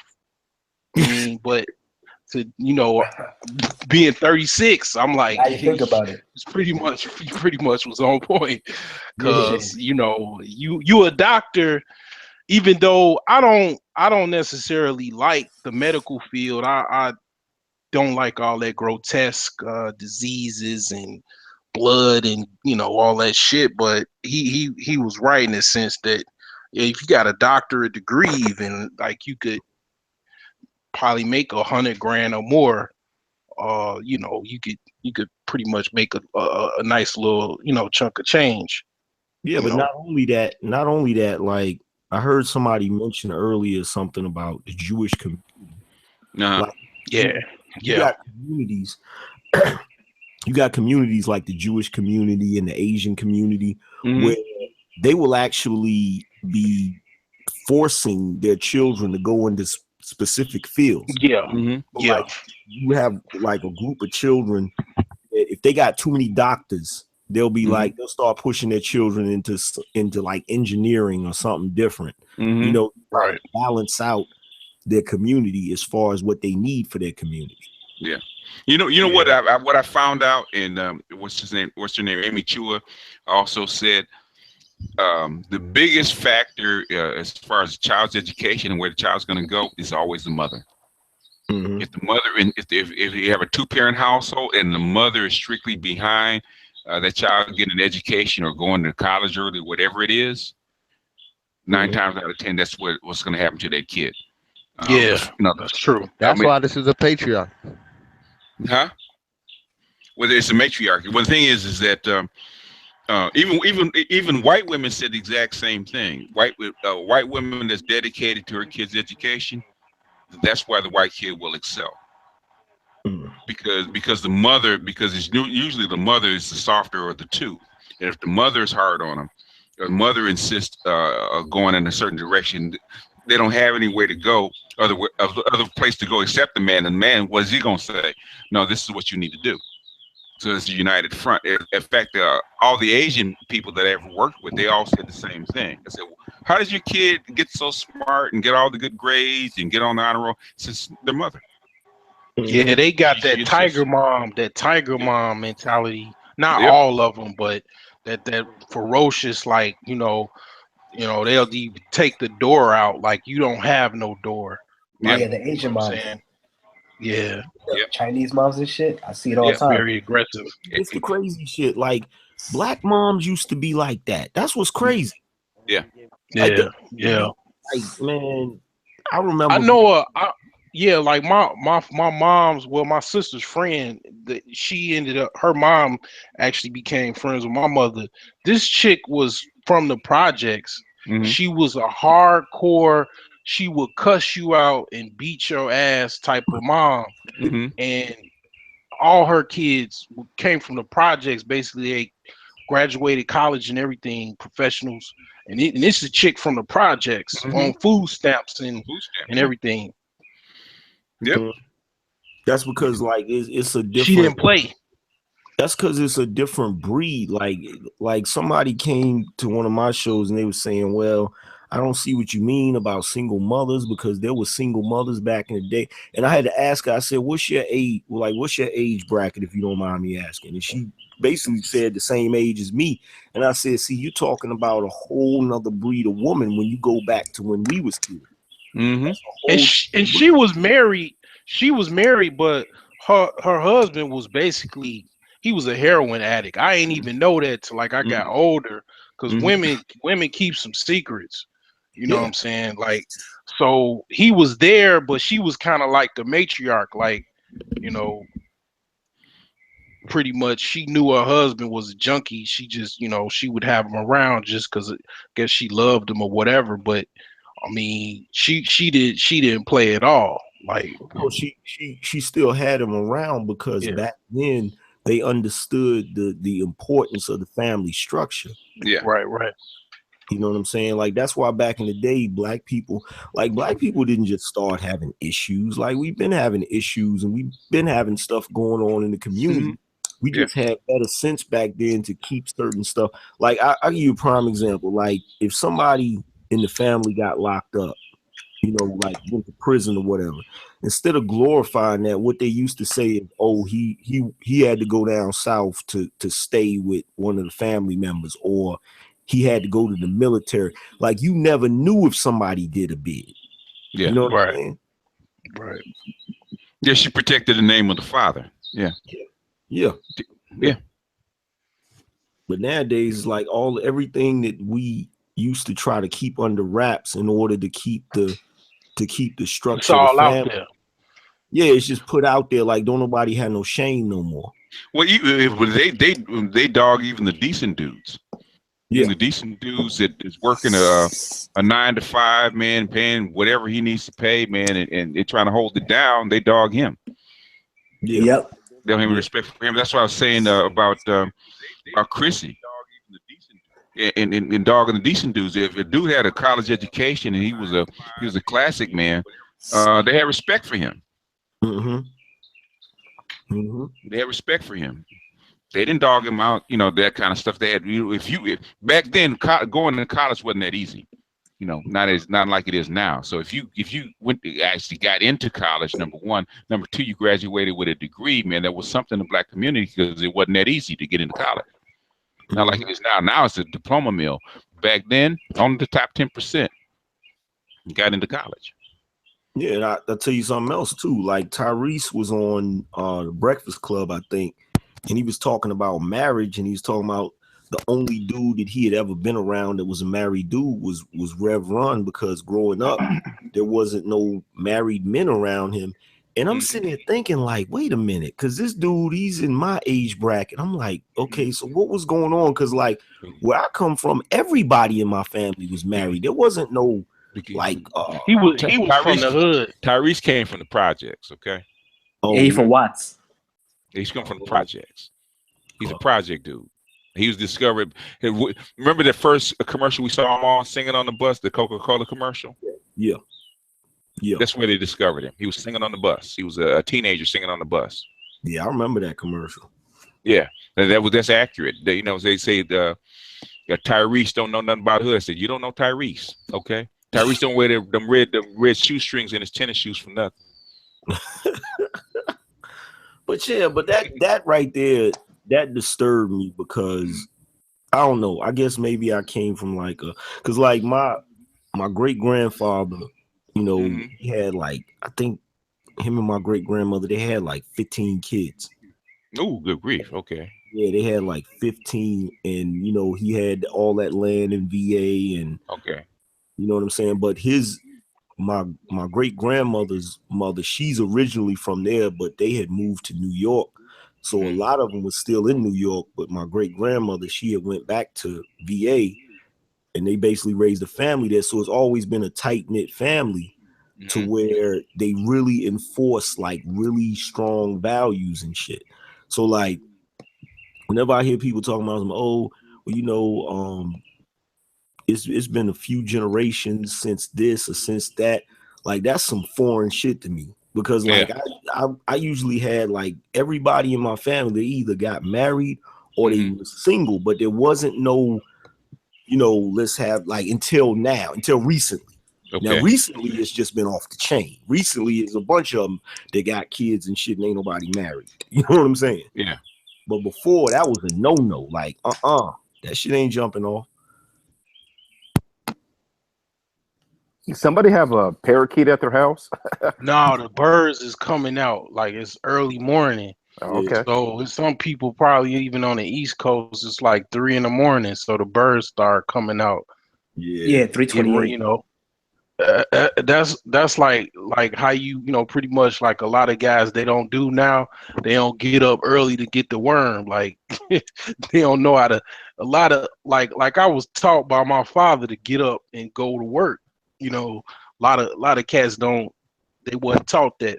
So they'll, you know what I'm saying, like birds get up early, man. You know, instinctively. For a second, I thought somebody might have had some birds. Like I used to. There's birds right outside my door, man. Because they got their nesting at springtime, so I guess there's a nest in a tree. I don't know what's. I used to have like two birds. The funny shit about it is they used to I had two birds. One of them I called Brooklyn, the other one I called Harlem. And the funniest shit about these birds is you leave a room and they're in their cage and you hear them like sound like they cursing each other out, like just chirping. And then you walk in the room and they'll stop. And then they'll turn their back to Yeah. You know, people start leaving their parakeets out, like letting them go outside. And the scientist was like puzzled, like, because these are tropical birds, and we talking about Chicago, okay?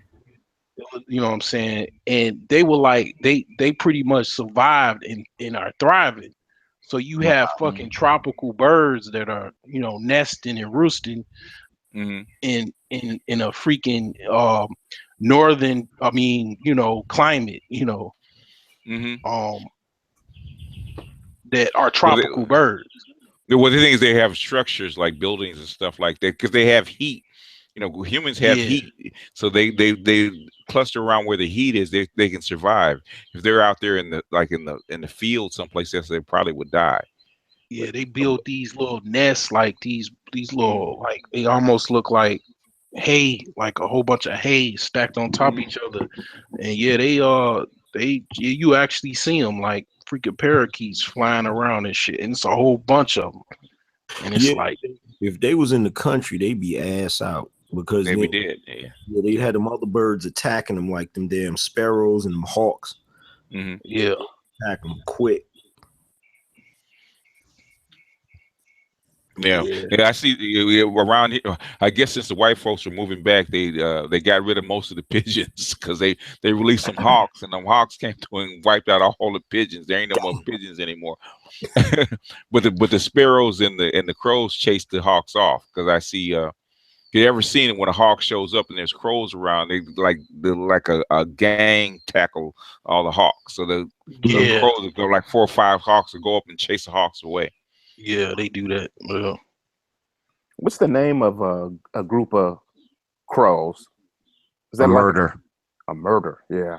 A murder of Murder was the crows. case. Wow. I thought it was a gaggle. What is a gaggle? That's geese? Hens. Geese. A gaggle of hens. Yeah. A gaggle of geese there. Yeah. I hate crows Damn. too. I hate to Now see I'm thinking about Bruce Lee's son that got killed on film too. Oh yeah. Oh, the Crow, Crow. movie, The Crow. The Crow. Yeah.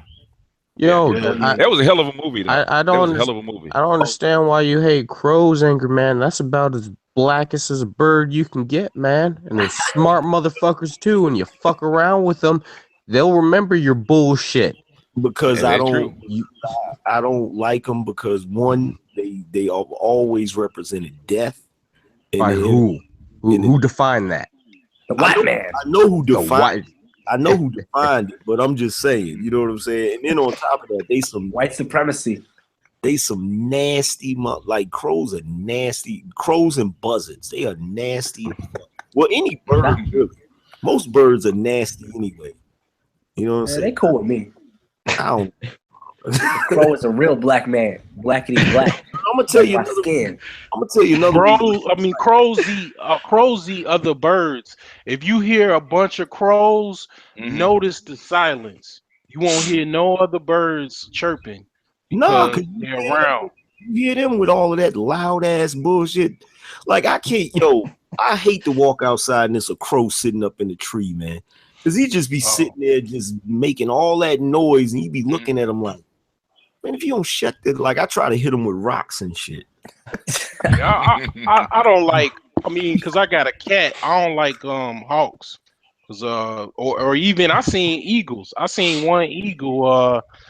Not a bald eagle. Not too far away. Yeah, like I saw one in the tree. Yeah, they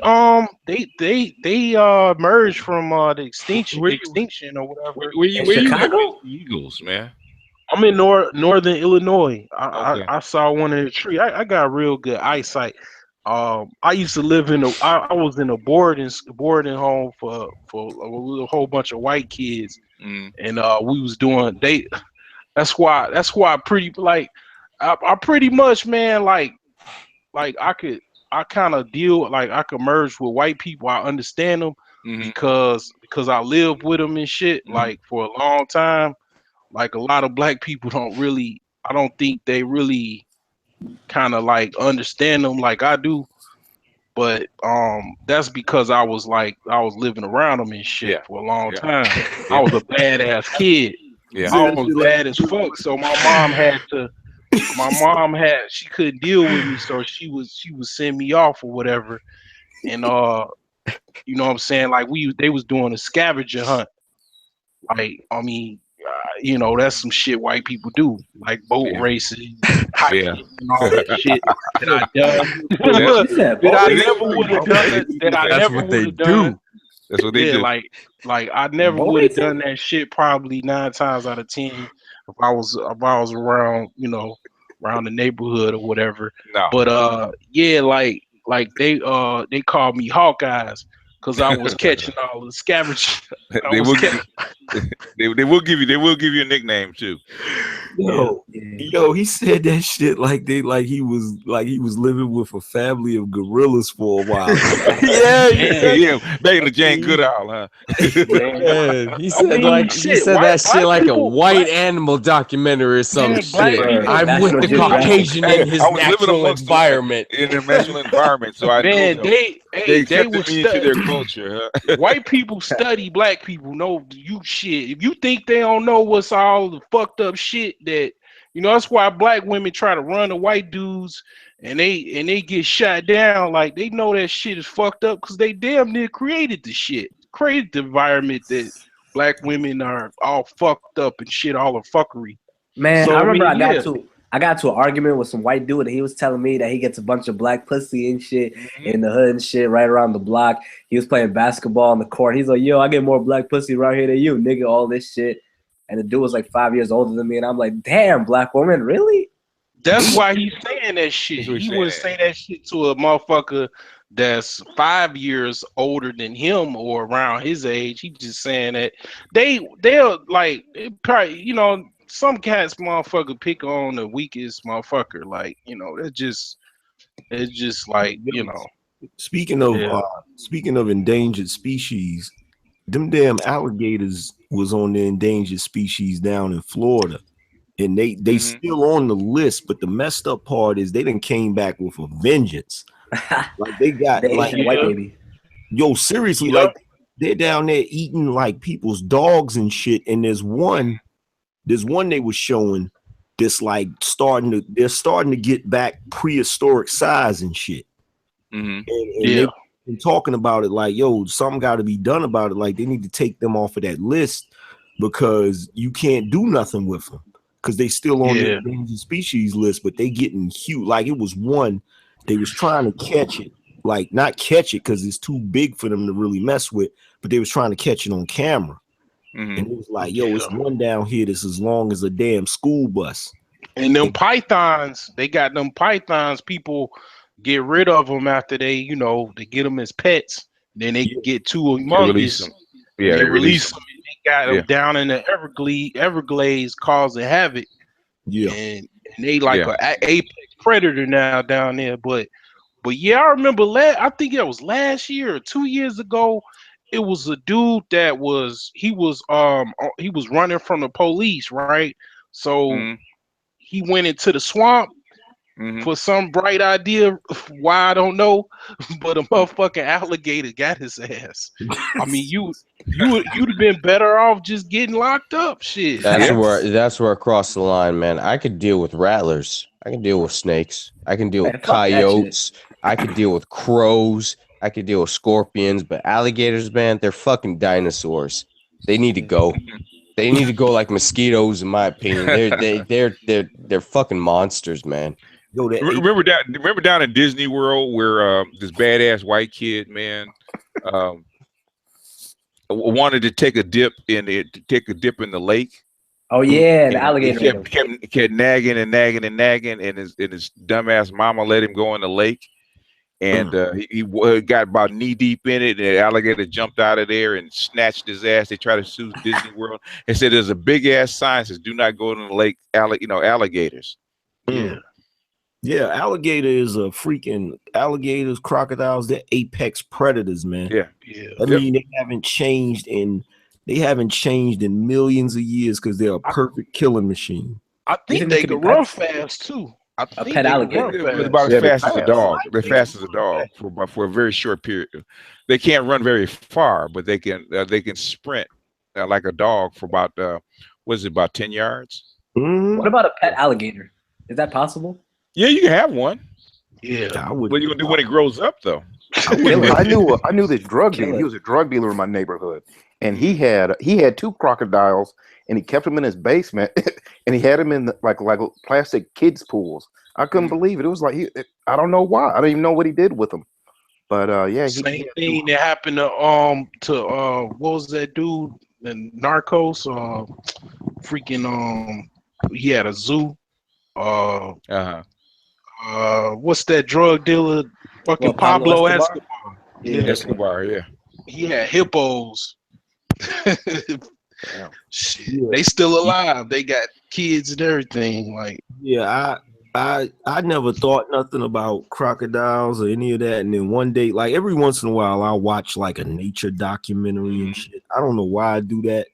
Because now, like, I'm terrified of crocodiles. That's why you probably got so much understanding. Because I used to watch the same shit. I used to sit down on my bed and watch the Nature Channel. I got so much game from that shit, man. Watching the fucking Nature Channel. Man, you're living it. You're walking amongst the white Caucasians like it's a fucking nature documentary. You're living that shit. But you know who you know who the deadliest animal in Africa actually is? Well, hyena, the snake. Jaguar, the hippo, Yeah. Oh yeah. Me motherfuckers. The hippo. They don't call it the water king for nothing. The hippo is the most deadly animal in Africa. More deadly than the lion. And the alligator too, Well, they don't have alligators in Africa; they have crocodiles. But the thing is, crocodiles. If there's hippos in the river or hippos in the pond, the crocodiles jump out. Yeah. Right. You know what? That makes a lot of sense. You never see crocodiles swim with hippos. Nope. They'll kill them instantly, and they have like foot-long tusks. Yeah. You could go on YouTube and see this hippo chasing this motorboat, and it's chasing this motorboat in the fucking in a lake or whatever. Yeah. But imagine if you ain't even have a motorboat. Yeah. You a broke dude. You just got a freaking boat with a paddle. Yeah. Normally they don't bother you. Human beings, they don't bother unless you get too close to the babies. You get too close to the babies, they will bite a hole in that boat. Nah, I tell you what though, down in Asia, there was these dudes, these fishermen, and they was trying to figure out, like, a bunch of them was getting killed and nobody could figure out. In the Philippines. The tigers. No, the Philippines. No, it was actually a saltwater. Wasn't it the croc? Nah, it was the tigers. Like, it was the tigers. Okay. That was in India. Women. I think you talking about India. Yeah. Like, that motherfucker jumped up out the damn water and snatched one of them dudes in the water. Damn. Shit. Cat coming out the water? Nah, tigers are nothing compared. If you're talking about something big, warm-blooded that could snatch you out, Siberian tiger. Nah, polar bears. But you're not gonna run into those unless you go way up there because they're like 10 feet long, man. Yeah, but here's the thing. I was actually listening to a story where a couple of dudes were waiting for some backup to pick them up, and they were stuck on like an ice floe, and they could see just in the distance this polar bear. And the scary thing about it was those motherfuckers are so smart. They realized that the only black spot they got on their fur is their nose. And so they actually developed a skill to cover that spot up, and they'll just put their paw over the nose and watch you. And so put some snow had to over wait out. Yeah, these dudes had to just sit and watch for like hours while this polar bear just got closer and swam towards them. And it snatched one of the dudes up, dragged him over to a different ice floe, and ate him alive and shit. And the dude just had to fucking watch. This polar bear come after them. Those fuckers, they don't give a fuck, man. You're out there, they're automatic man eaters, man. They'll just hunt you down. There's nothing out there, so exactly. Anything out there that's moving around that they can eat, they'll eat. Yeah, but peep this though, with the tiger, this is what bugged me out about the tiger. When the tiger grabs the dude, they showed how when the tiger clamps down on your neck, the pressure in the tiger's jaws is designed, it automatically dislocates your spine. Like, it automatically snaps your spine in half the moment it bites down. And I'm sitting there like, yo, that looked like that shit was by design. Like, like I was sitting there like, man, ain't no way in hell. And what they were saying was because of the way the tiger's paws is in the water, the paws are so big, and because they got that little piece of skin between their claws, it's almost like a flipper. So they could actually swim really fast in the water to the point where they can jump out the damn water the way a damn dolphin jumps out the water. I was like, what the hell? Was this the same tiger that the government? Was this the same? I could have sworn I saw a documentary where there was this one tiger who just got so bad the government of India actually had to put out a hit on this specific fucking tiger because it got too smart. Yeah, it was that one. It was that one. Like it was a documentary about that, and then there was another documentary about these lions that started killing Savo lions. Yeah, the Savo. Yeah, they in a field museum in Chicago.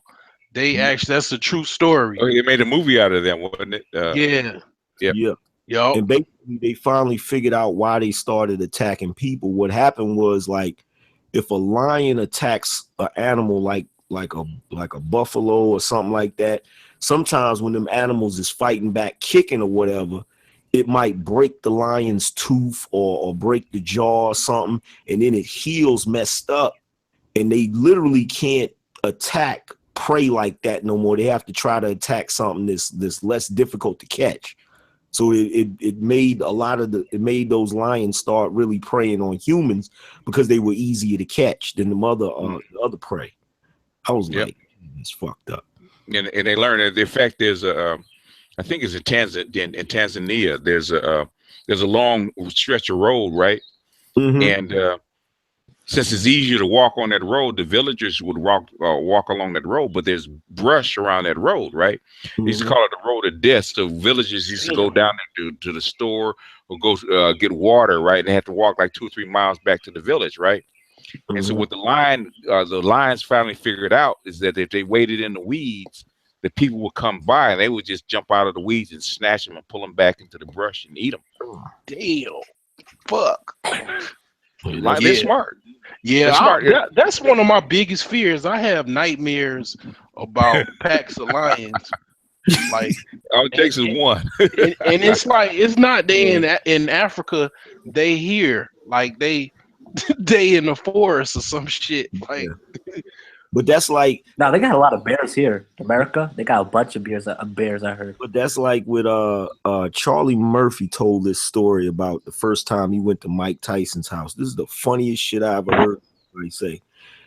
He said that he went to Mike's house and there was a bunch of people that went over there that day and they all was in limos and they was just sitting in the limos in front of the house and nobody would get out of the limos because when they pulled up, Mike was standing in the front of the house with a damn lion. Like the lion was out and free, just roaming around and shit. And when they pulled up, he's just standing there, Mike Tyson with the damn lion. And we're not talking about a little lion. We're talking about like a full-grown lion with the lion mane, like Mufasa and shit. Damn. And they was sitting there and he was like, yo, why y'all not getting out the car? And they was like, yo, we got a lion out there, and said he was out there wrestling with the lion and shit. I said, get the fuck out of here. Yeah, Mike Tyson. Mike's not always wrapped too tight, man. So, Mike's not wrapped that tight, man. He kind of like Beastmaster a little bit. He used to have pigeons and shit, a pigeon coop and shit. That motherfucker, he up there. Shit, that motherfucker. Well, look, if there's anybody in this, he used to be a fat nerd, man. Mike was a fat nerd. Yeah, he used to get picked on. Yeah. In Brooklyn, if there's anybody that can punch a lion out, man, it's him. At least in his prime. But help me out with this BGS, because you're in the Cali area. I'm just saying, Solar, you might want to stay out of LA and Colorado because mountain lions are a thing. No, not really. I mean, you're not that bad out in LA.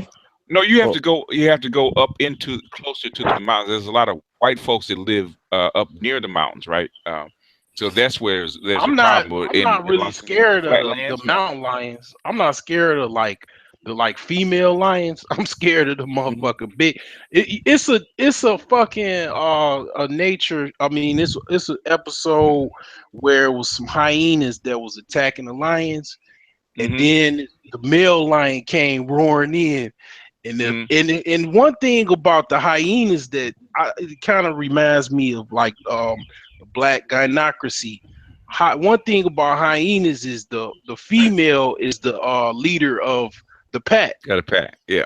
The female hyenas. So this one, female hyena was fucking them lions up. So then the male lion come running in, and he just went to town on the fucking the leader of the pack of the hyenas, right? Just fucking grabbed the jaw and just start tearing it to bits. It's the male lions that I'm fucking worried about. The motherfucking big ass head and them saber tooth tiger fangs. Big ass fangs on that motherfucker. Well, really, you should be worried about the females because they're the ones that do most of the hunting. Like right. He's so big. Yeah. He's so big that a lot of times they just be lounging because they don't. It take a lot of energy to do what they doing, especially if they in Africa. Where it's hot as hell and shit. Yeah. But they said that the one of the deadliest predators is on the plains is actually the wild dogs. Yeah. Because they come after you in like packs of like 10 and 15. Yeah. And in a city that all those dogs are being released, man, and running in packs, man, they've attacked human beings. Yeah. Yeah, I listen to Coast to Coast a lot of times, and well, not recently, but they always white guys always come on there with some stories and shit. So one guy was talking about this old lady that she lived by herself, and she used to walk along the road to go to the town and come back, back to her house. And one day, she saw this pack of wild dogs that she saw them before, but one day they just came at her and tear her to bits, and basically killed her. And there was just some wild dogs in the neighborhood. Like, yeah, they'll eat you. Yeah, that's what made. Yeah, they'll eat you if there's enough of them. And that's what during an apocalypse, man. That's what people are afraid of. That all the dogs are going to get released. And, Katrina. That's what was going down in Katrina. They had all these, cats had these pit bulls. They was going into the countryside and just taking down cows and shit. That's when you start busting off shots. Like, yeah, they had to kill a lot of them, man. They was actually eating the dead bodies too in Katrina. The wild dogs. Yeah, well, see, they're gonna eat, man. Yeah, well, see, a dog, like, I don't care if a dog is domesticated or not. Like, if a dog is put in a situation where it has to fend for itself, it's gonna snap back to that primal thought process. Like, you don't think he's gonna sit around and waiting for somebody to bring him some killers. I was watching one of the BGS's like think tanks or whatever, and the dude was talking about this movie called Man Friday. So I was like, okay, I was at work. I was like, all right, I'll fucking watch this shit. So it was on YouTube, and the first segments of the movie, they got washed up on this island. And one of the tribesmen didn't make it, right? So they sat around and came up with the idea to eat them. So they were sitting around at the campfire eating on this dude. I was like, damn. Well, cannibals. Yeah, there are cannibals, and they do take heads. Cujo. Oh man, that's like that movie. I don't know if y'all seen this movie. Y'all ever seen this movie called The Road? Yeah. It was a book, and it was on Netflix. I don't know if it's still on there, but yeah, that was crazy. It started turning cannibals and shit, and that's why I said, like, the moment something like that, because I think the premise of that movie was there had been a war or something, and a nuclear war or some shit, and it caused like everything on the planet to start dying, like all of the plants and stuff. Right. And if some crazy shit like that happened, ain't no such thing as no feminist movement or no shit. No. The moment that happens, all women are gonna be, subject to certain types of shit. You know what I'm saying? It was another movie. I like movies like that where it's apocalyptic. Like it was the last movie I saw someone like that they was on this train and it was going nonstop, and it was like outside, it was like ice. It was like ice cold, like it was permanent ice or whatever. And they would just be speeding through on this train, just constantly moving on this train. And you had poor people on the back end of the train, and they had everything in society on this train. And it is another movie that is kind of like that with the zombie shit, or there's just nobody else around. It was not Samuel Jackson. What was that dude? Not Morgan. Damn, I can't think of this dude's name. He was in Deep Cover. Lawrence Fishburne, and it was the same kind of dudes that was in the road, and they was like trying to jump over a bridge, and Lawrence Fishburne had to blow himself up so he could stop him from getting. You know what I'm talking about? It was on that movie too. Yeah, it was shit, man. It was crazy movie too. Yeah, I like any of the movies that's like post-apocalyptic movies. Right. Like, it's just interesting. Like the very first movie I saw like that was It was a movie called, I think it was Cyborg with Jean-Claude Van Damme. Sounds familiar. Was it called Cyborg? I can't remember. It was Cyborg, yeah. It was Cyborg, yeah. That was the first movie, like post-apocalyptic movie that I saw like that. But ever since then, like I always like movies like that, like The Book of Eli, you know, because sooner or later, like Mad Max. Mad Max was the first one I saw. It was post-apocalyptic, yeah. Yeah, like, because I'm gonna tell you real talk, like we may be fortunate enough not to see something like that, but sooner or later, I feel like that's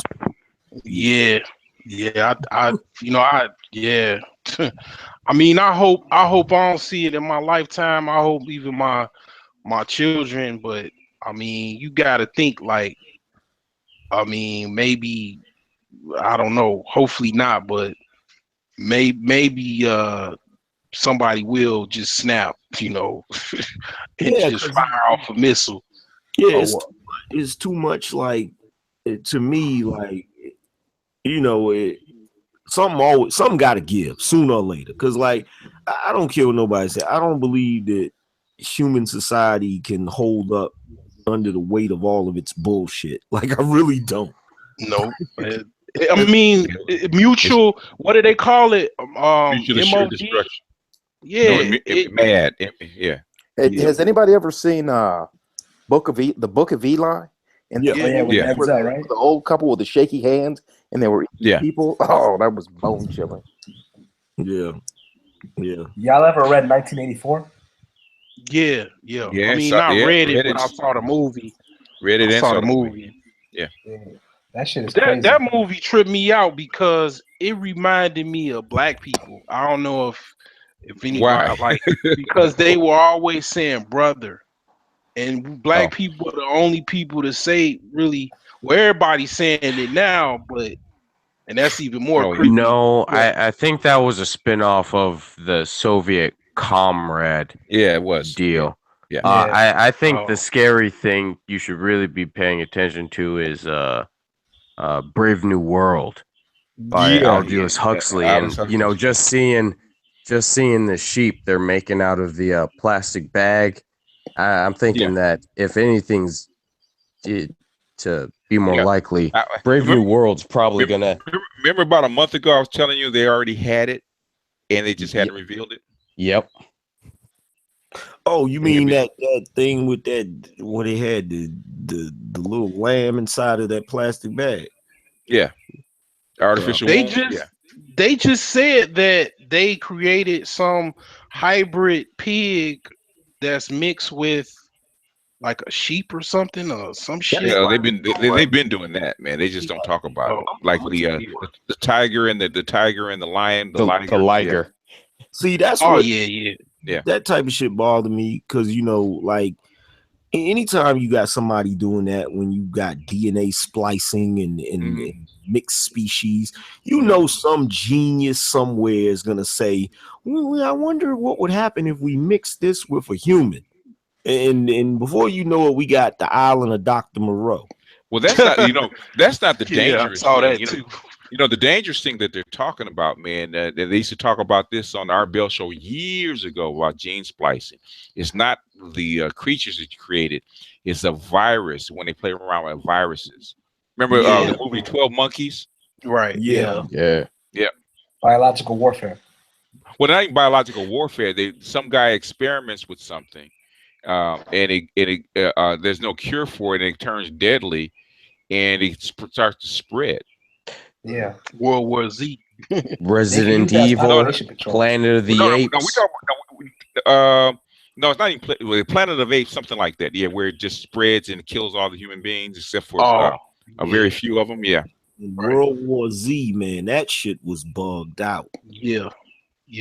That shit. There's another show. There's a show that it's a British show, and I can't remember the name of it, but they only had like I think 2 seasons, and I really would have kept going with that show, but it's a show where there's some sort of disease or something that kills off a bunch of the people, but it only leaves like a handful of people. Damn, what's the name of that British show? Oh, you talking about 21 Days or? No, it's not 21 days. 28 hours or something like that. It was a movie, right? No, it's Nah, he not. talking about a British show. Okay. So, Yeah. hold on, I'm gonna see what it is. You know, there's a good podcast, man, a good podcast series that they did years ago, man.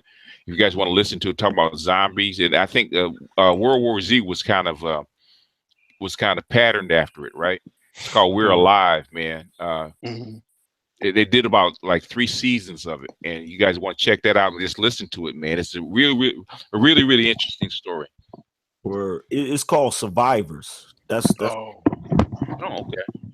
Yeah, that was a really cool show because it wasn't. It's kind of like, it's kind of just like it would be if it was zombies, but it's like a show without the zombies. Like people just started dying and nobody knew why. Mm-hmm. And it's just a few, like it's literally like a handful of people left.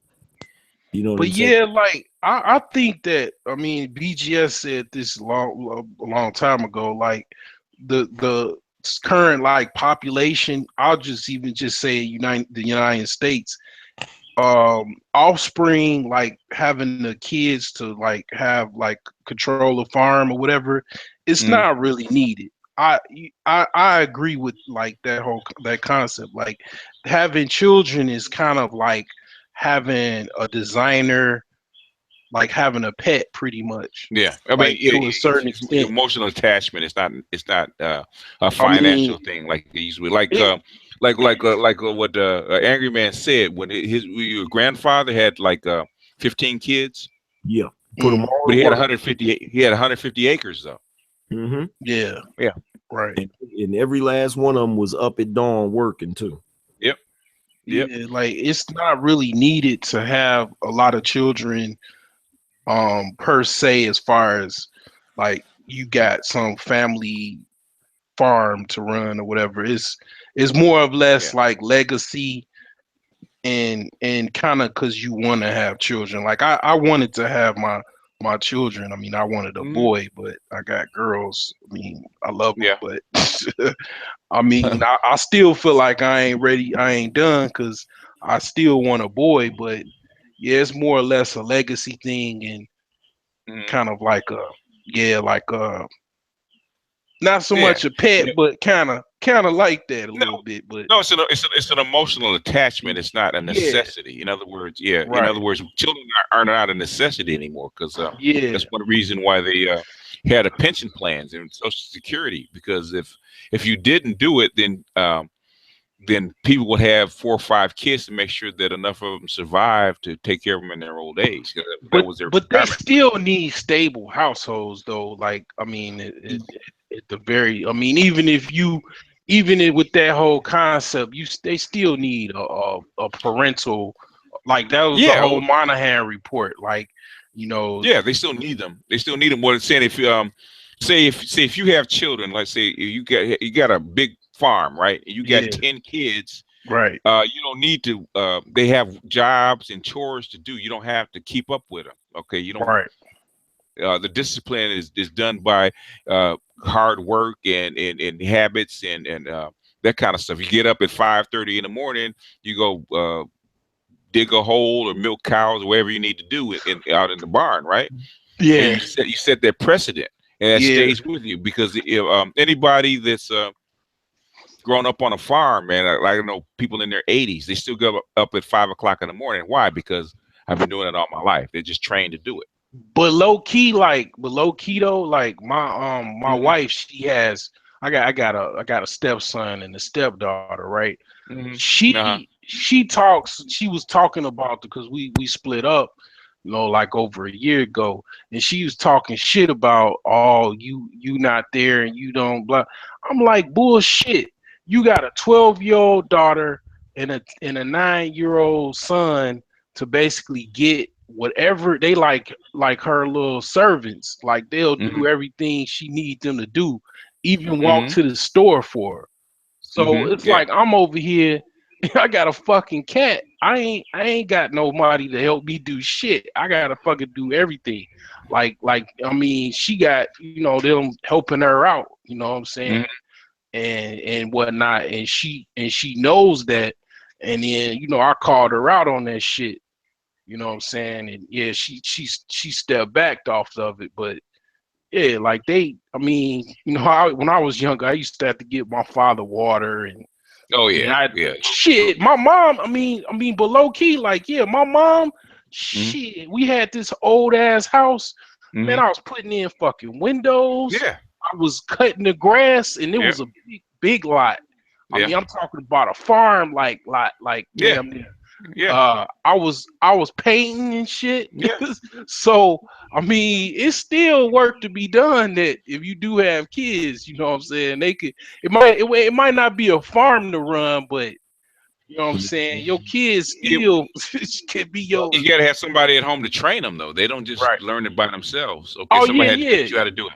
Right, But, yeah. My uncle, he you know, would help and shit. My mother, I mean, yeah, my mother would show me some stuff or whatever, like show me how, you know, them old windows where you gotta cut the glass and put, you had to put like it fit in a little like segment, a little slot, and put the putty in, and put the putty in Right. around it. Yeah. So Brother, count your blessings that you actually was in that situation where you had to learn that stuff. Yeah. Because there's a lot of dudes out here that they couldn't put together a IKEA desk, man. Yeah, right. Yeah. Like, Yes. for real. Yeah, man. I fixed my house up, man. I'm living in now. It was just a fucking zombie house, like one of the foreclosures, because a lot of houses that from this like real estate crisis in 08 and shit, they just sitting. Them houses are complete basically rehabs. I mean, I basically took out, you know, drywall and painted, and I still got to do a lot of shit, but my wife didn't think I could do this shit. Like we would argue and whatnot, and she went on her little way, and I was like, I don't need you. I'll fix this motherfucker up myself, and I did it. Now she looking at me like, you know, like, damn, this motherfucker is he. That's something else too. I'm gonna tell y'all dudes something right now. The fastest way, because I've witnessed it, like I've sat back and watched it, where be in a crib with one of your homeboys and know how to build some shit or put some shit together. Watch how his girl look at him. Like, wait a minute, you don't know how to do, like, because I'm gonna tell you something right now. If your woman sees you build something, just look at the look on her face by the time you get finished doing it.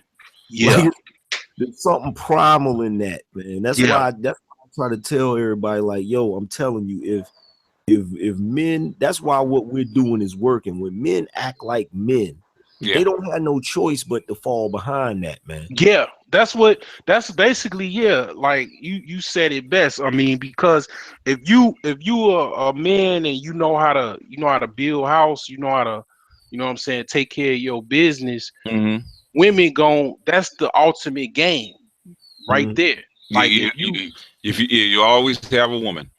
Yup. If you know how to fix up a house, you know how to be a handyman, or work on a car, you always have a woman. On a car, and you know, put together shit. They looking at that shit like they, you know what I'm saying. Yeah, there's a lot of chicks, man, that those 92 octane chicks, man, that got those high power jobs and stuff like that. You know how to build stuff, fix up a house. She'll snatch you up in a heartbeat. Yup. You might have to listen to her shit, but that's the only thing you have to do. But see, my ex, she worked at Merrill Lynch and shit, and I fucking I fixed her car was sitting. I used to stay with her. My car was just sitting in the garage. It wouldn't start. So I fucking, you know, took the battery out, the shit, and fixed it up. And you know what I'm saying? I can see the look on her eyes, like, you know, but it's a lot of shit you got to put up with. With that 92 octane. Yeah.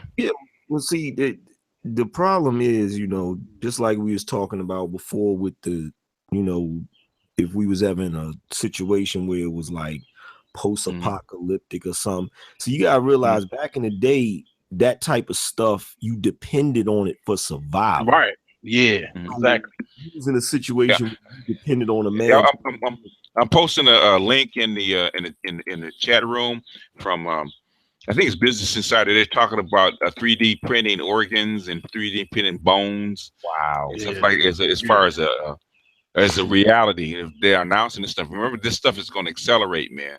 Yeah. They're on the verge of 3D mass producing bones and organs, man. Right. Man, this is my problem with science and technology, because I'm sick of this, man. Every time you look up, they coming out with some new innovation. When do we get the superpowers? That's what I'm waiting for. When they can do that now. Turn you into a super soldier like Captain America. Oh yeah. You think so? Yeah. How good your vision, Angry Man? My vision is jacked up. I got hit like I used to have 20/20, but what ended up happening is like 1 year. 1 year when I was in high school, there was a dude that I had like a problem with, and he kind of blindsided me. Like he hit me. Like he had a freaking bottle of water that was kind of partially frozen, and he hit me in one of my eyes with it, and it messed up my eye. Like it pushed my eye back a little bit. You know what I'm saying? Yeah. So my eyesight was messed up from that. So now, like, I wear glasses, but I used to have 20/20, but now you ever considered getting LASIK for it? Hell no.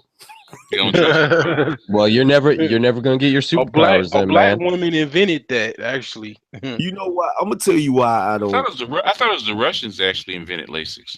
No, the black woman that invented laser eye surgery. Yep. We already got superpowers. Black people have. That's what the whole movie Get Out was kind of about. We have certain levels of like senses and like melanin and certain like just DNA structures that is kind of superpowered. Like the whole movie Henrietta Lacks. That's what that was about. They took her. Yeah, I get that. I'm talking. But you talking about? Well, you not talking about Batman. You talking about like Captain America or I'm talking about superhuman strength, reflexes. Oh, mutant power.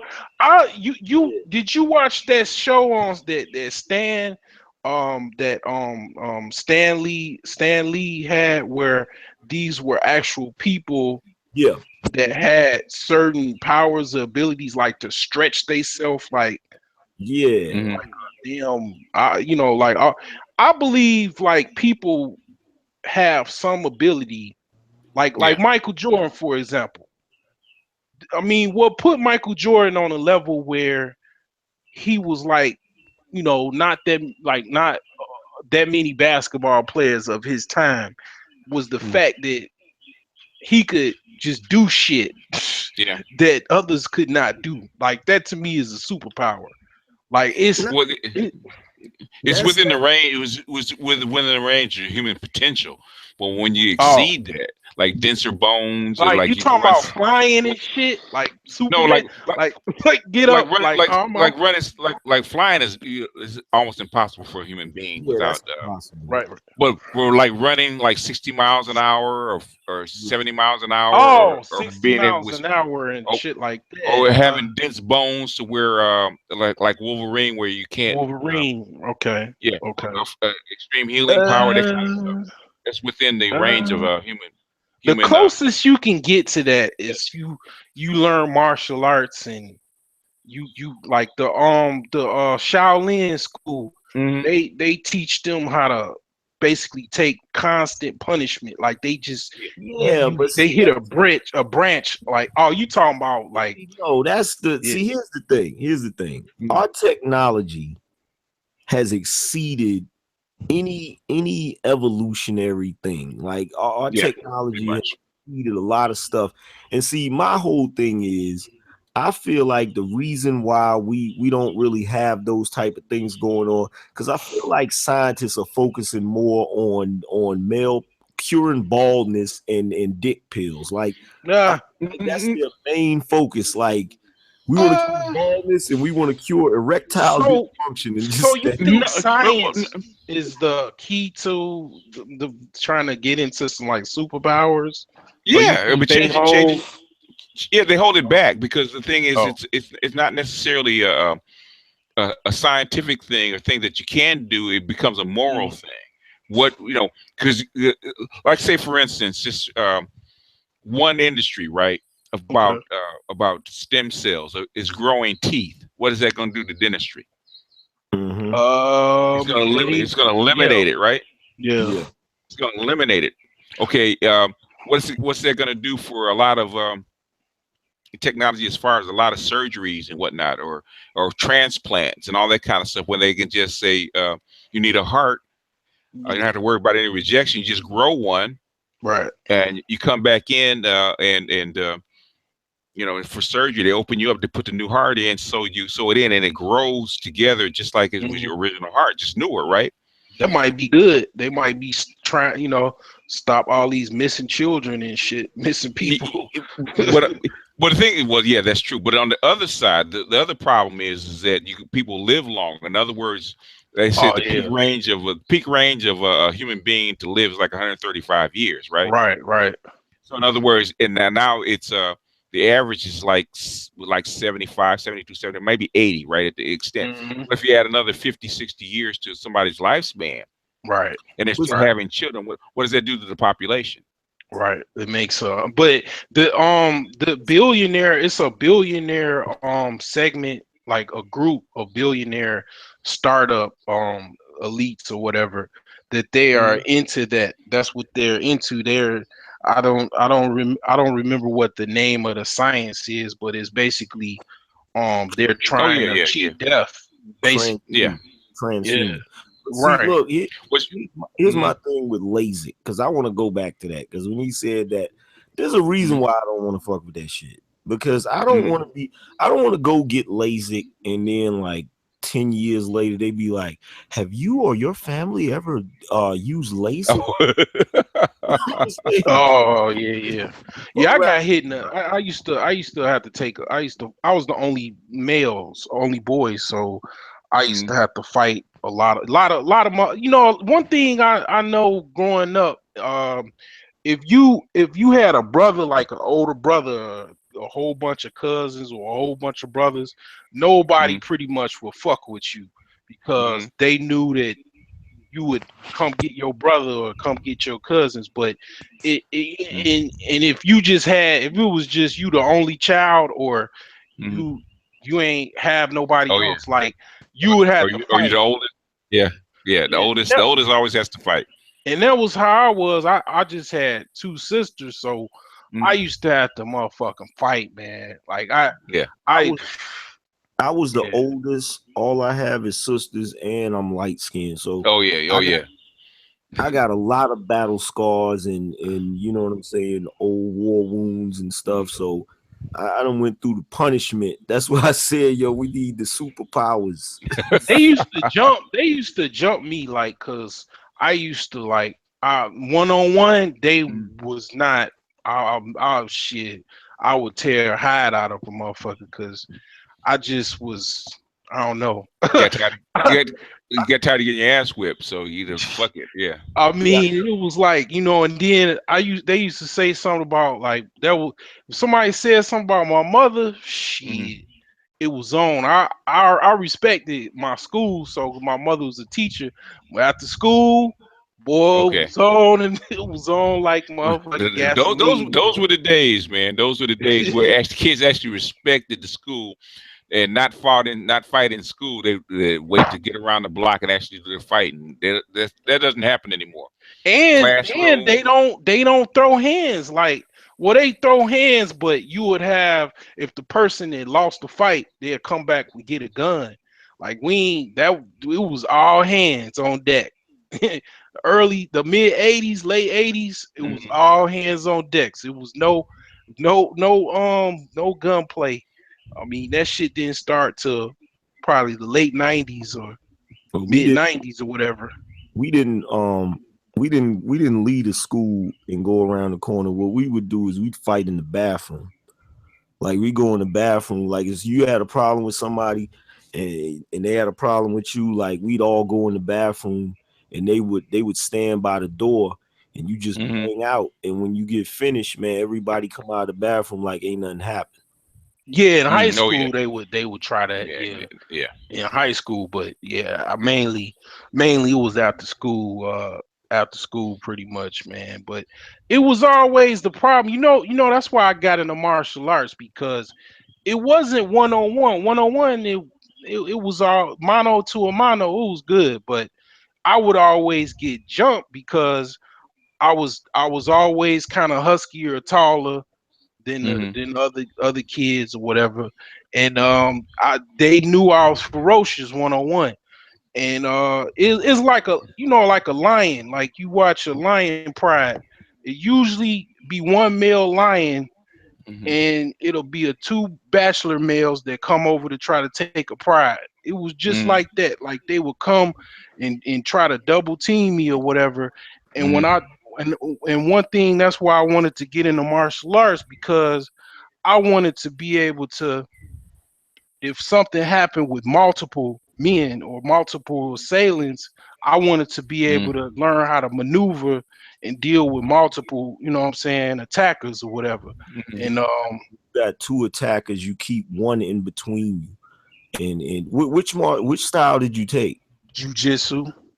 Well, I took Olympic style Taekwondo. My father put me in that when I started staying with him, because my father was like a Bruce Lee fanatic. Okay. I got Jeet Kune Do right on deck in my library. I got that. Did that martial arts help with street fighting? Did that help? I haven't gotten in no fights, man. I'm 36 years old. I go to work. I'm a taxpayer. I don't fuck with nobody. He don't fuck with me. I don't hang out in bars. It does work. It does work. This is what it did. Yeah. It puts you in a position to where, like, I'll put it to you like this.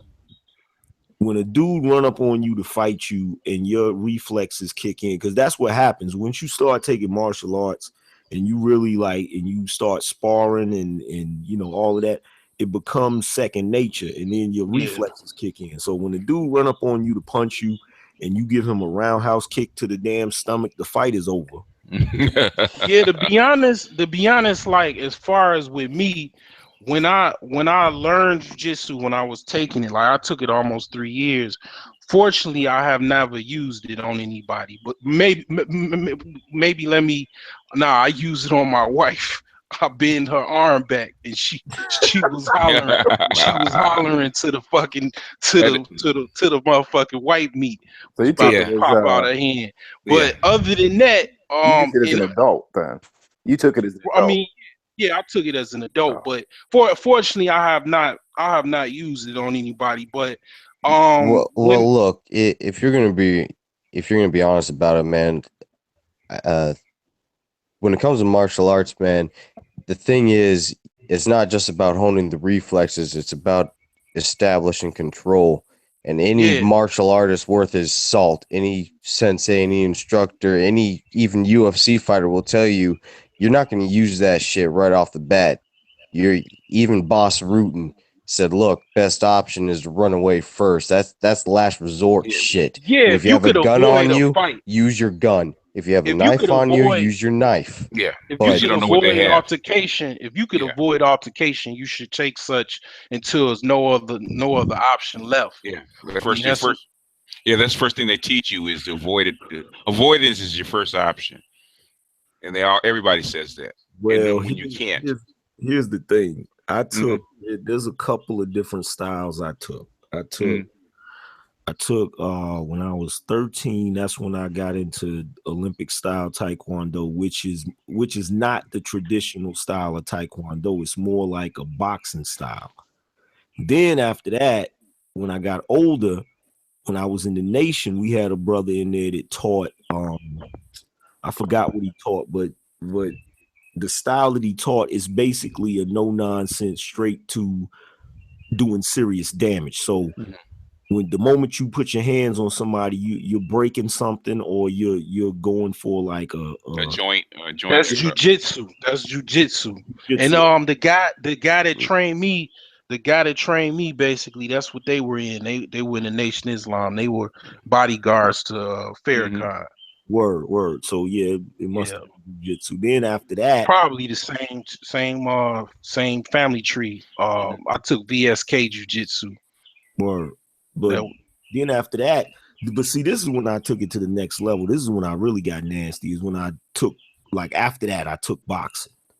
So then it's like, because of the fact that I was taking Taekwondo leads with your power hand. So when you start boxing, you don't lead with your power hand. So that was one advantage I had on cats. Like, I could switch to southpaw on cats in the middle of a fight. And so, like, whenever I had confrontations, like, here's the thing: whenever you start getting into fighting styles and stuff, that's when people don't mess with you. Yeah. It's almost like they have a sixth sense and know they got a sense. Yeah. You know, same thing with getting a gun. The moment you get a gun, then nobody want to bother you. Like, which I guess is a good thing, you know what I'm saying? But there's only been a couple of times, like, I hadn't been in a fight in a while. And like a couple summers ago, was it last summer? I think no, it wasn't it was last summer. I was at the barbershop and this dude, this like from the military, he was talking crazy, like, yo, I'm in the military, and he tried me. And I'm not even gonna front. I didn't even mean to do that to that dude. It's just a reflex, because it don't never go nowhere. It never goes nowhere. The moment somebody, like, it's muscle memory, the moment somebody try you, it just comes out. And I was like, damn, I ain't even mean to do that to that man. Like, yeah. That, I mean, because if you do, like, the shit I was, like, you know, training and shit on, it's maiming. Jiu-jitsu, I used to call it bone breaking class. I mean, you basically about to maim somebody. Doing that for joints. Yeah, it ain't gonna be nice when the ambulance have to come. Yeah, it you know. Well, it's just like a gun. Once you pull it, you have to use it. You don't go there. You don't fight to play. You fight the end of the fight. Yeah, quick. And when you get to a black belt, wherever you live, you have to register with the police department. Yeah, that is a true story. Mike Tyson, he has to register his hands as a weapon. That's because when the police come, they're not gonna attain you the regular way. They shooting you if you ain't compliant. They're not gonna come in on you and like a regular person and try to subdue you, because that person hands is a deadly weapon. Yeah, there's a lot of guys. There's a lot of guys that I work with that were former special forces, right? Retired and all that shit. And I think I told the story before. I think I told you the story before, Valdez, where this guy, he basically beat up 20 cops. Damn. He said he wasn't really hitting them, he was avoiding them, he was pushing them aside and stuff like that, because he was special forces in the military, right? And when he got out, he kept training, kept taking different forms. So he was standing on the bench and bus bench, he was trying to go home, and the officers pulled him, basically not pulled him over, got out and started talking shit to him. He started talking shit back. And they want to put hands on him. He started throwing them around. And then more cops came, and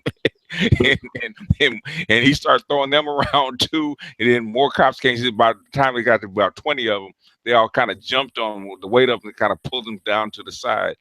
And said the only reason he got out is because the judge got a phone call. Wow. They didn't mace him or tase him? No. There's 20 cops kind of put the weight on him. This is back in the day before they did all that. Nowadays, they just shoot him. But back in the day, they didn't do that kind of stuff. They wanted to bring him down, and they brought him down. Handcuffed, took him down, and he was in jail for a couple of days. They brought him out, and he said, I got a phone call, and I'm gonna let you go, but on one condition: you move out of the city. But first, I want you to tell all these police how come you could do what you did to them. Wow! And explain to them, And he's not the first one. There's a bunch of them, like. Another guy, he was Samoan. He was special forces, and he said he had to go down to the courthouse because he said some gangbangers were bothering his kid, and the gangbanger pulled a gun on him. And he grabbed the guy by the hand and he broke his forearm, right? So he had to go down, and they said, he said, you can't do this kind of stuff because of who you are and what you have. Like I said, he was registered. And anytime you register and you get in a confrontation, you got to go down to the courthouse. Yeah. And you know what? That like back in the day, like I had a cousin that, he just naturally gifted as a fighter. Like he never took no styles or nothing like that. Yeah. He used to kick my ass all the time.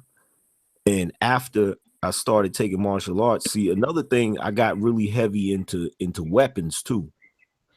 So like I had a katana, I had nunchucks, I had ninja stars. Like it's a bunch of shit that I had, and I would really like practice with that shit.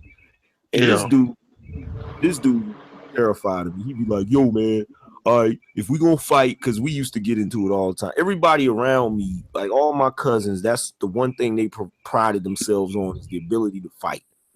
So we get into an argument, it's just immediately gonna be a fight. And it got to the point where he tried to put ground rules on the fight, like, yo, you can't no weapons, and you gotta keep your feet on the ground. Like, no, the fight. Jiu-jitsu is a ninja with no weapons. Ninjutsu is where you get into tactics and weaponry and because that's deception. That's really what I wanted. Like what I really wanted to take was ninjutsu. Like I used to, like I used to read like all of the like I used to be one of them kids. That's the only movies I would watch was ninja movies. Batman was pretty much into that. Yeah, like I wanted to be a ninja. If I didn't want to be nothing else, I wanted to be a ninja. You're the Gackery Jones, huh? My stepson, that's all he talk about. Shit, that's all he talk about. I used to watch, what's that movie? American Ninja. I think I watched all of them joints. Like every movie, any movie that had ninja in it, I watched it. Real. Yo. It was Remo Williams, right? With the and I see one dude in here, he got Jim Kelly as his profile picture. Like yo, I must have watched Enter the Dragon at least like 100 times, yo. Were you born when it came out, Angry Man? Nah. Like I think it came out. What year did that come out? In the 70s. What is 70? Enter the Dragon must be like 73, something like that. Yeah, I hadn't been born yet. But see, like I said, when I was coming up, like I used to like all of the martial arts movies and stuff. But my pops was like really, really like he was a huge Bruce Lee fan. So he had all of Bruce Lee's movies and shit. And I used to sit there and like just watch him over and over again. Okay. Bruce Lee was the damn truth. Like you couldn't tell me nothing about Bruce. Yeah. When I started learning jiu-jitsu, it was like it took a lot of fear out of me. Like I would just I at one point I was trying to go into certain places or whatever just so I can kind of get into a fight. I'm paying over $100 a month. I want to test my skills, but I never I'm 6'3", 270. Okay. I mean, ain't nobody gonna mess with you, man. Ain't nobody really gonna fuck with me. I mean, so. But see, the first time I got like I used to when I first started taking martial arts, I was in school here in Raleigh, and I took it so much. Because like basically what happened was I would get dropped off at the school, and the hours that I went to beginners class was from 7 to 8 o'clock. And I would have to wait for my stepmother to get off work and pick me up. And she didn't get off until 9. Okay. So I would literally sit there, like for the first week, I sat there and watched the advanced class. And my teacher was like, what are you doing? Why do you always sit here and wait until 9? And I said, I have to wait until my stepmother comes and picks me up. Mm-hmm. And he was like, well, there's no point in you sitting here. You might as well take the advanced class too. Okay. So I was literally taking both hours. Like I was taking 2 hours. So it got to the point where, you know, whoever was in my belt class, they wouldn't even let me spar with them because I was beating them up. Like I was like kicking their ass because I was taking the advanced class. Okay. And so, you know, the first time I got into a fight after I started learning, that shit scared the hell out of me because I realized what I could really do to somebody. Mm-hmm. So one of the things that I can honestly say about taking martial arts actually did for me, it made me be more aware of trying to avoid getting into fights. Okay.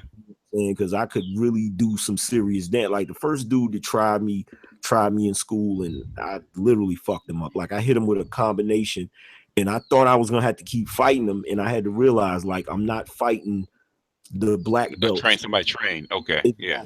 Because like that's who they had me sparring against. Like I was beating up everybody in class, and I was bragging about it. So in order to try to humble me, my teacher would make me fight the black belts, and he would tell them stuff like, well, you can only use one hand or one leg or something. And they would still kick my ass, you know what I'm saying? But it humbled me because I was getting wild with it. Like I was in there beating people's asses like, get up. Like on some Bruce Karate Kid. Huh? Yeah, like just going ham. But yeah, like if you're an adult, I know when you're a kid, like people will try you. Kids will try other kids, like they just can't help it. But when you get older, I mean, depending on I'm an introvert, so I don't really go out. I don't go to no clubs. I rarely go to clubs. Rarely go to bars or whatever. I'm rarely really around people for the most part. I mean, at work, I'm people are fake at work. I mean, I used to think about it like, man, I used to joke around, think about it like, if work was really like let's say the animal world, all the big guys will be the CEOs, be beating everybody's ass. All the little like nerds and shit, they'll be just like they'll be the janitors and shit. Like if it was like the animal kingdom in like corporate America, like all the big jocks will be in the fucking boardroom, and everybody else that can't fight, they'll be, just basically picking the scraps. But it's like people at work are fake. They pretty much, if they got a title, they hold that title to a teeth. I mean, so it's like people, you ain't gonna get no fight at work. So I mean, pretty much it's just mainly working home. So I rarely, getting into situations where it'll, even be anything that'll come up. But if I probably lived in the hood, I probably you're 6'3", 270. Ain't that many people gonna try you, bros. Yeah, ain't nobody. Like, let me ask you this: are you still in shape? Nah, I'm trying to get myself in shape, but I mean, I'm a beast, like my sensei say, if they did try me, they'll be, like they'll be writing their own certificate. I mean, I'm crazy. Yeah. I'm crazy and I'm a beast. So man, I'm depressed. I'm depressed about how out of shape I am right now. Like I can literally feel it. Well, I mean, I was talking today, like my wife was talking about, like, what I'm saying, eating and shit. The gaining weight is pleasure, what I'm saying, like, eating and gaining weight, it's pleasurable, what I'm saying. A lot of people don't lose weight, even myself. Like I can deal with a lot of pain. Like I could deal with extreme forms of pain where other people probably wouldn't want to deal with. But even myself, I don't want to deal with that pain of losing weight, because it's the opposite. You have to you gotta sacrifice your meals. It's the opposite of everything you gain weight with. That's why a lot of people today in society and around the whole world. You rather They won't eat. It's give up the pleasurable. they won't give up the pleasure. Yeah. Yeah. So and then losing weight is painful. You know what I'm saying? Like getting up in the morning, running, trying to eat, a light diet. It's the opposite, and that's why most people. That's why even a lot of black women, gain a lot of weight and they stay that way because you know what I'm saying? It's very hard to lose weight. Like, well, food is addictive. yeah, Food is. they don't want to deal with that pain. Like a guy, if anything, a lot of guys will get in that gym and try or whatever, and really even go through it because they can deal with that pain. But a lot of black women do not want to deal with that pain. Women, period, don't. A lot of women do not want to deal with that pain. A lot of times, that's why you would have a lot of. Yeah. Go ahead.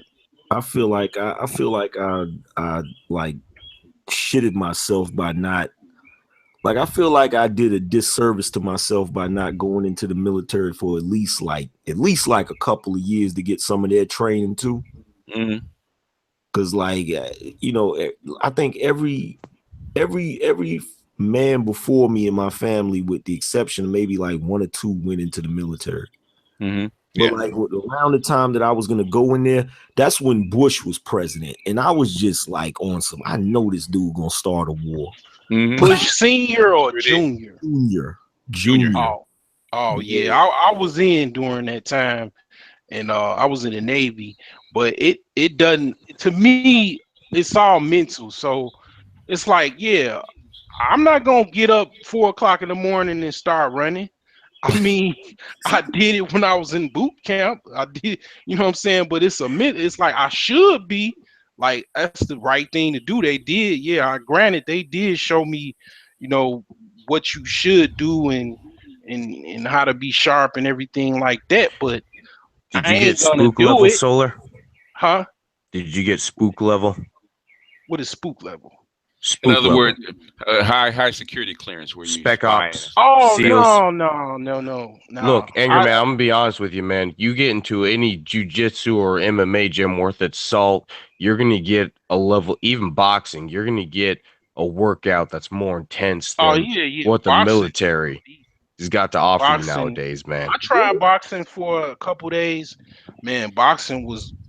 I mean, between trying to go for a belt in jiu-jitsu and boxing, of doing a boxing circuit where you trying to go round for round, that's an intense workout I've ever experienced. Wait a minute, so back up for a second, because now y'all are confusing me now. So you mean to tell me, because I took boxing, and the workout is strenuous. Like it, for one thing, boxing, it literally works out every muscle in the body. But so what you're telling me is that nowadays you can go to a boxing gym and the workout you get at the boxing gym is more strenuous than the military? Yep. Yeah, because most of the military guys are out of shape. Yeah, it's light. They lighten you. They don't. It's not like you think. That's only when you go for, like, you going to be a Navy SEAL, like you going to Buds. That's a different story. When I was gonna go into the Marines. Yeah, the Marines. I mean, even they have women that they have to push along, and that's shit, man. They even lighten it. They even lighten it even more because, they said it was too aggressive. The training was too aggressive, so they had to lighten it a lot. So let me put it to you this way, Angry Man. I want you to compare the two. Boxing, another dude in a confined space, nothing but your fists. Right. Now, switch that over to the military. You got your guns, you got your rifles, you got your artillery, you got other people, you got your squad. Last thing that you want to be in any kind of scenario as far as the military is concerned is a hand-to-hand confrontation. That's why you get all that equipment, right? So you're not necessarily trained. So okay, where it's hard is all right, you in boxing for that intense situation and that immediate phase, it is very, very difficult. What is hard about going through basic training in the Marines or Navy, whatever, Army, it's weeks. You going days in on days in of training, of dealing with people who cut, man. And you know the stuff they used to say, you know how challenging it was to just not say nothing, man. It just I knew these dudes was racist. I had white dudes telling me you ain't nothing but a piece of shit in my face, yelling at me in my face, like you can't do nothing. They know you, and then if you do something, they gonna freaking unload off of you. Like they gonna get called the whole squad on you. And it's like you gotta suppress all your emotions, and it's a it's a mental thing. I could handle the psychological thing. It's just bugging me out that they wouldn't, because I understand, like, you know, having all the equipment, having all the weapons training, because that's one of the things that I wanted was the weapons training. I kind of learned kind of de facto on my own. You know what I'm saying? But because like I can break down most handguns and put them back together and all of that. But like to me, I'm just like, so they wouldn't focus on hand-to-hand combat? Yeah, they do that in the Marines, but what you talking about where it gets difficult is not basic training. Where you become like a special forces, that's when that shit gets on. Yeah, that's a big difference. Yeah, that's what because that's where in the basic training you're taking people that are out of shape, that have never done anything, and if you take them to say a boxing class or something like that where they have to exert themselves, they'll pass out, man, because they've never done it before. So basic training is different. Is to get you into shape to where you can go on to the next thing, because you've never done it before. It's like basic training for an athlete is nothing, because they've done it all their lives. Yeah, the boxing gym that I was going to, if you went in there, like the first couple of days you went in there, if you tried to go at the same rate everybody else is going, like you throw up. Like literally, you would throw up. But yeah, if you go in the military, you had advanced level boxing training or whatever, or you done even did martial arts, like you will already have an edge, because I mean basic training is just as it says, basic training. When you don't get into where it's like you doing Mission Impossible stuff into special forces. Man. If you go into special forces, that's when they training you basically be a super soldier or whatever. Like you got to run 10 miles with a 50 pound backpack and go weeks without sleep and shit like that. Like that's when. What is specialized special forces trainers with the rejection rates of like what 87%? Attrition rate.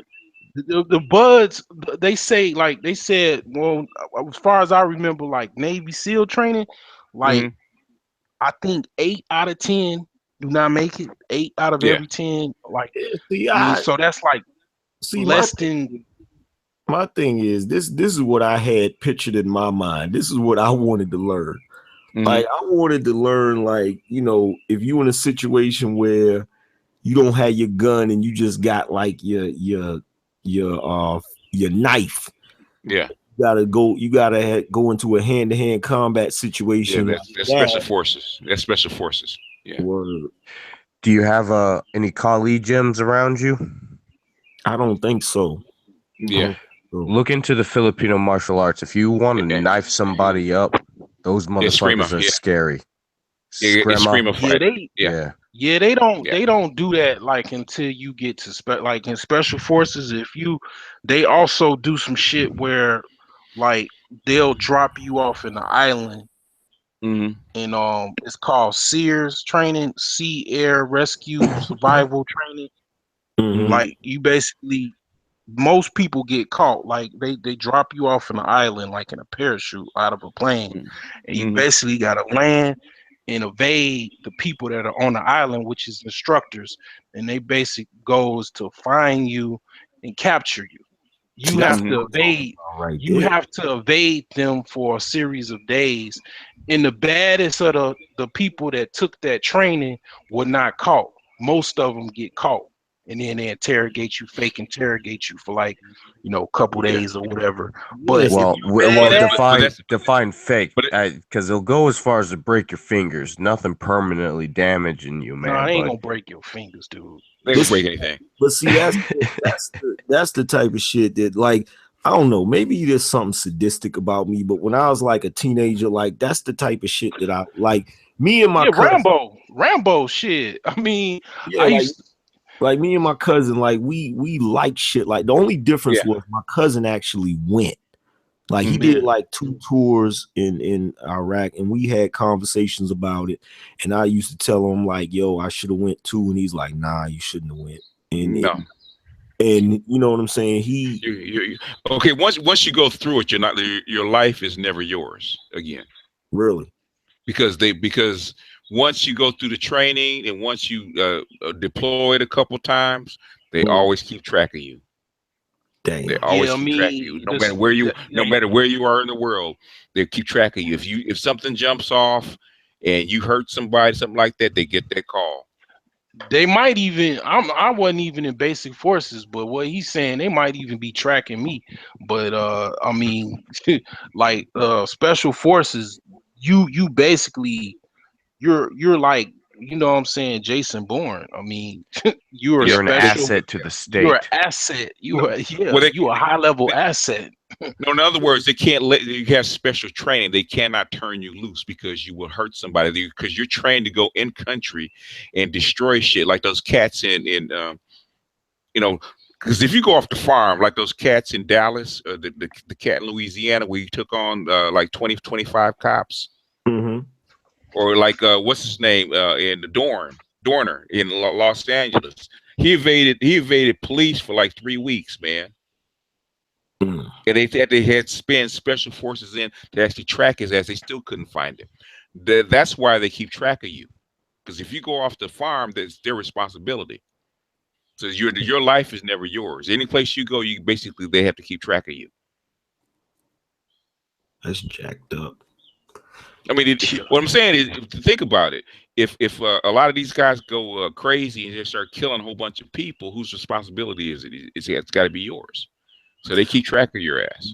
Kind of like on that movie, The Hunted, with Tommy Lee Jones and Benicio del Toro. Mm-hmm. Y'all seen that joint? Yeah, I remember it. Yeah. Yeah, something like that, where he basically taught the dude how to, like, he wasn't even in the military. Like, his father was in the military, but he was the one training everybody, showing everybody how to kill basically with a knife. Mm-hmm. One of the coldest movies I saw, that I still think about that shit. With what's up, boy, that it always be flying his little private. He was in Indiana Jones. Damn, I can't think of his name. Cat, he always flying his little private jet and he crash. Clint Eastwood, not Clint Eastwood. You're talking about the guy that played Han Solo.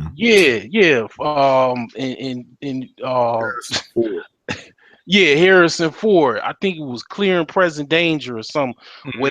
where they turn on the night vision.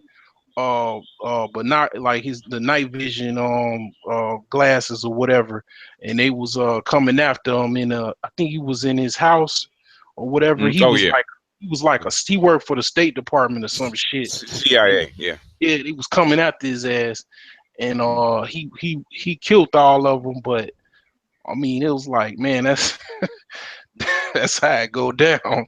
That's why when the movie when the first Bourne movie came out, The Bourne Identity.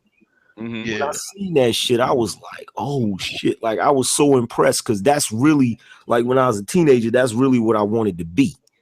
Like Oh, literally. yeah. Like, You know, a good movie you ought to check out. You probably haven't checked out is The Accountant. The Oh Accountant. yeah. I saw that like a month ago. No, I Yeah. haven't seen that. The Accountant, yeah, if you like that kind of stuff, The Accountant, because his father was the dude had Asperger's, right? Mhm. And he didn't want the kid to be picked on, so he sent him and his brother through this intense special forces training as children, right? Mhm. And so I think the final test was that these guys were picking on him. So he told the guys to meet him in the alley, right? And so there's like 5 or 6 guys. And he had to take on all 6 guys and beat them up. That joint came out in 2016. Yeah. Yeah. It's on video. It should be on video now. Yeah. It's cold. It's like it's a movie that probably got past you. Yeah. If you know, oh boy, that was in Good Will Hunting, he usually don't take no bullshit. He's just like Matt Damon. He don't take no bullshit ass roles. That's why I saw it. Talking about you talking about Yeah, he married. He played Batman. Okay. Batman. Yeah. Alec, not Alec. Alec. Yeah, my brain ain't full capacity right now. Like I got it pulled up right now. It's got, let's see, it's a picture of him on the front with a gun, and he got like a white paper over his face, right? Yeah. Count. Yeah, I'm gonna watch that joint. Yeah, you like that, man, because his father was a special forces colonel. Ben Affleck. Ben Affleck. Yeah. Well, Yeah. while you're putting movies on your list, if you really want to see a good knife fight, as far as Kali and the Filipino martial arts is concerned, I suggest you watch The Man from Nowhere.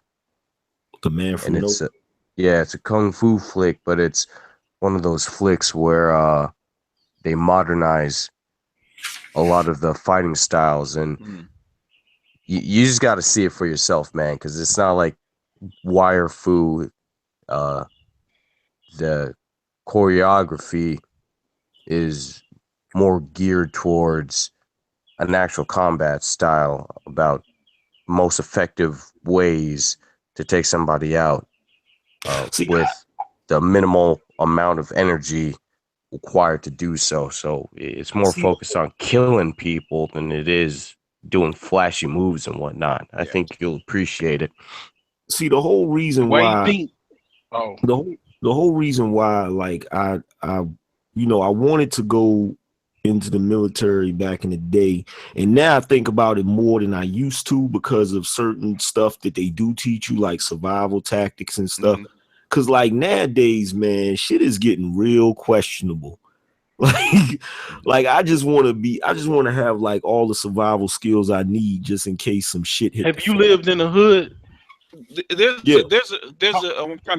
trying to think of the name of the school. There's a guy, if he's still alive,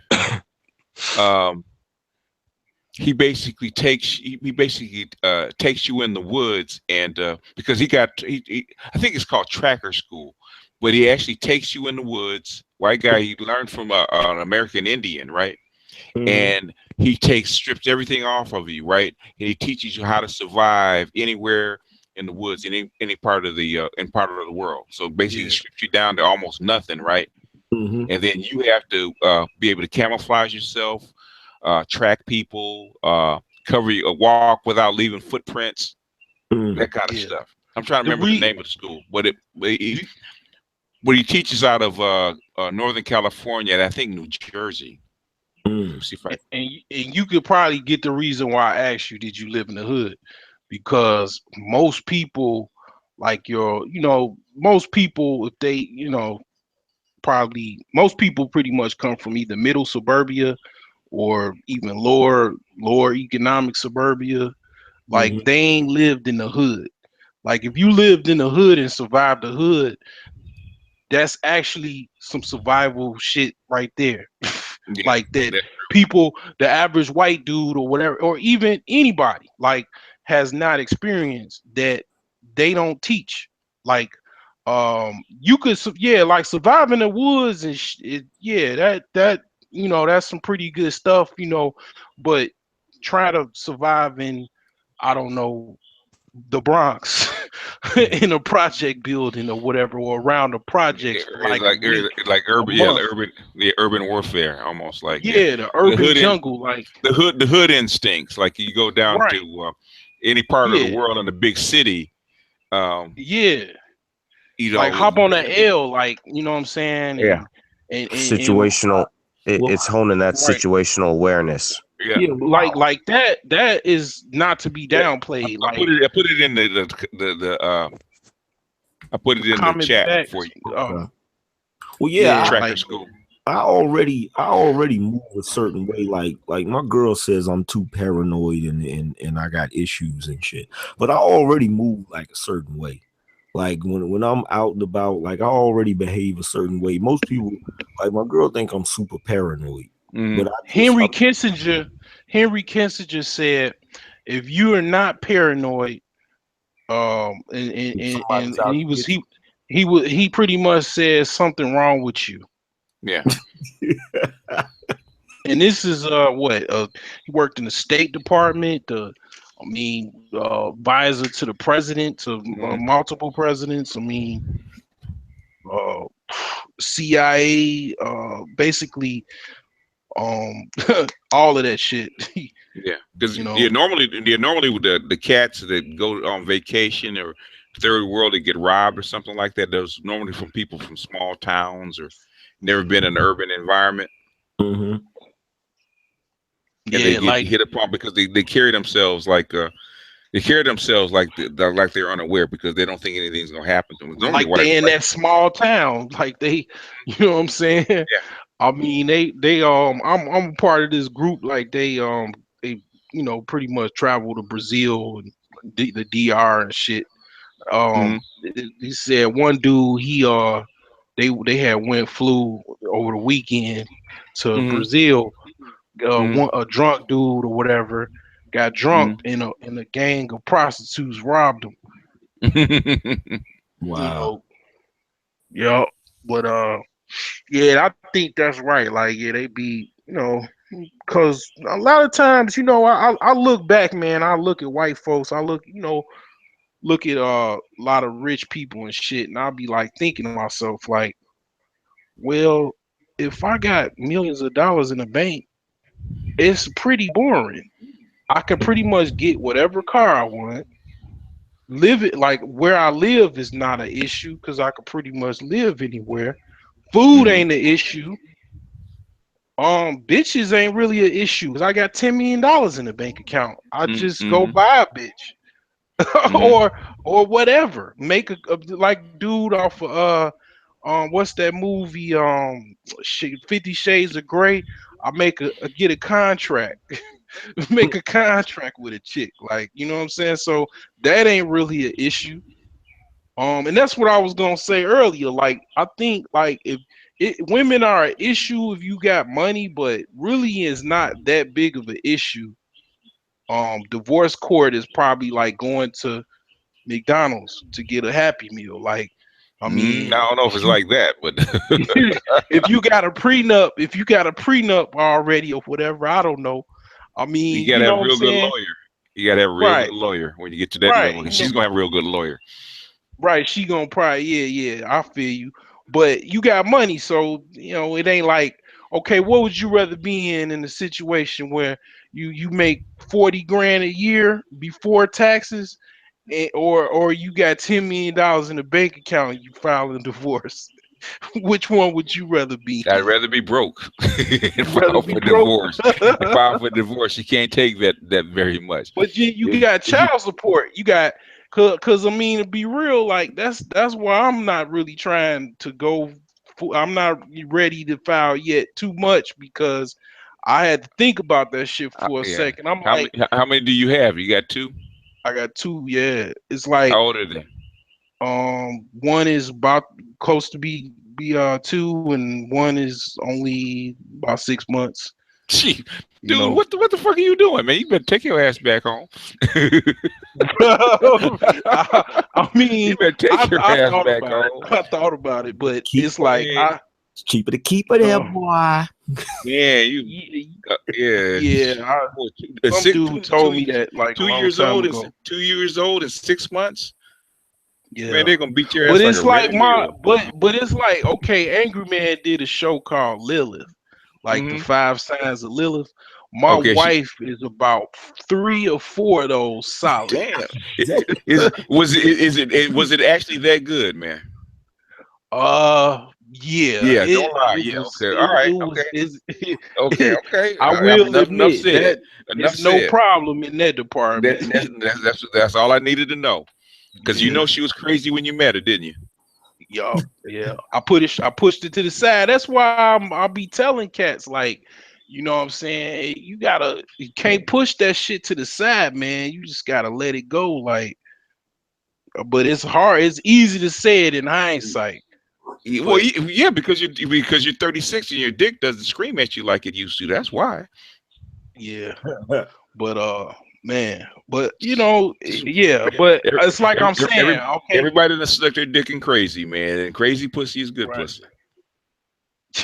Yeah, it is, unfortunately. I already I don't know know. why. Because they said, "Why don't you go back?" I said, "Okay, all right, I get it. Yeah. You're gonna go Yeah. back, I know." I tried, but it's like She the that bad. situation. It's like okay, long. I mean, real skinny. Like she's so out of it that Oh, she'll okay, go crazy and okay, all right. And it's a situation where I might be in the 6 o'clock, 10 o'clock news, okay, or in a yeah, jail cell sitting somewhere. okay. So Yeah, that I get. Yeah. yeah, you get that. You've been involved in that situation before. Why? Okay, why do you think I'm a MGTOW, man? Oh yeah, I know. Why do you think I'm a Shit, I MGTOW? know. I know. I done that. Right. I stuck my dick in crazy one too many times. I said after that time, I said, "This is it." The tripped out thing about MGTOW is before I ever even knew what that was. Uh-huh. When I was like 18, 19, Mm-hmm. I would pretty much say I was a MGTOW without even knowing what that was because I was fucking bitches and just using rubbers. I was just fucking and using, you know what I'm saying? Just pumping and dumping. Mm-hmm. But I didn't, when I got older, I was like, well, I wanted to have kids, but I ain't had no game. Like I still was a quasi simp. Mm-hmm. So you know what I'm saying? Like I got involved in some shit that now I'm stuck with for a long time. you know what happened, man. Let's do it all together. Yeah. Yep. You knew the pussy was good. You took the rubber off, and it was the end of the story. Yeah, pretty much. Couldn't go back. I had 3 kids by crazy. Yeah. Yeah. What all that she like the chick you had like the 5 signs of Lilith? What how many signs did she cover the chick you had your kids with? All of them. All of them, yeah. I think my wife pretty much covers all of them too. I the whole like hating kids thing. Well, no, matter of fact, I don't know. Let me back up because she don't really hate kids, so that wasn't one of the issues. But she like when I look at it, in hindsight or whatever, it was just me being young, and not knowing no better. Because like when I first met her, I was like 19 years old. Oh, good grief! Yeah. You didn't know anything. Yeah, I didn't know shit. I was just happy to have some, in-house pussy. So. But after that's why you notice I said I had 3 kids by crazy. I ain't had no more kids. Yeah. That was my last time, man. To have if only way I think I could really do it if I had like say things, then we settle things out, which I don't know anytime soon when that's gonna happen. and I meet a woman that we can kind of somewhat get along with. I wouldn't want to like be like Young E, where I'm going over to the DR, pumping and dumping, shooting the club up, then going to freaking Cape Verde, and then shooting the club up over there, and then going to Brazil. That's what he need to do. That's what he need to do. He need to wear something. You know, he can't hope and spray, man. Especially when you're young. Nah, I'm not going in raw. Yeah, man. I'm not having no kids out there. I'm gonna chill. You know what I'm saying? Like, shit. I'm gonna be real. Like, I was trying to get his women. When I was 33, I was trying to get my passport. I was trying to go to the freaking Cape Horn of Africa to get me a chick, because I was like, man, I'm going to Ethiopia. Fuck these bitches here. Eritrea, there's some bad chicks in Eritrea, man. There's some bad hoes over there, man. Hell yeah. I mean, I was like, I'm going down, Joe. I'm going to Ethiopia or whatever, dude. I'm down, man. And get one of them big forehead chicks and bring them back over here. Yo, I was on that, but I had problems getting my passport, man, and I just had to. I still can't get my passport. I want child support. Oh shit, yeah. I mean, I don't know. My name is like a Middle Eastern name. I think that has something to do with it, but I mean, I don't know. I'm gonna try again though. I still, that's like on my to-do list to reapply. But I'm gonna go to the federal department. The federal building to apply. I ain't going to no post office no more. Fuck that shit. They wanted to know where my mom lived when she had me, before she had me. What was the doctor's name? Hell yeah. What was the doctor? Huh? Really? That doesn't sound right. Yeah. What the doctor's name was that had me? Where she worked before she had me, where she had worked after she had me. They wanted to know all this shit. I think they ain't want. Well, I wasn't going to the Cape Horn. I was going to Bahrain. So I think they ain't want me. I think they ain't want me going. They want to try to make it hard. Normally, if you've been, because you're in the military, right? Normally, it shouldn't be that hard. Yeah, I was overseas too. Like I was in Japan. They have record. If you've been in the military, they got records of you up to yang. Shouldn't be that big a deal.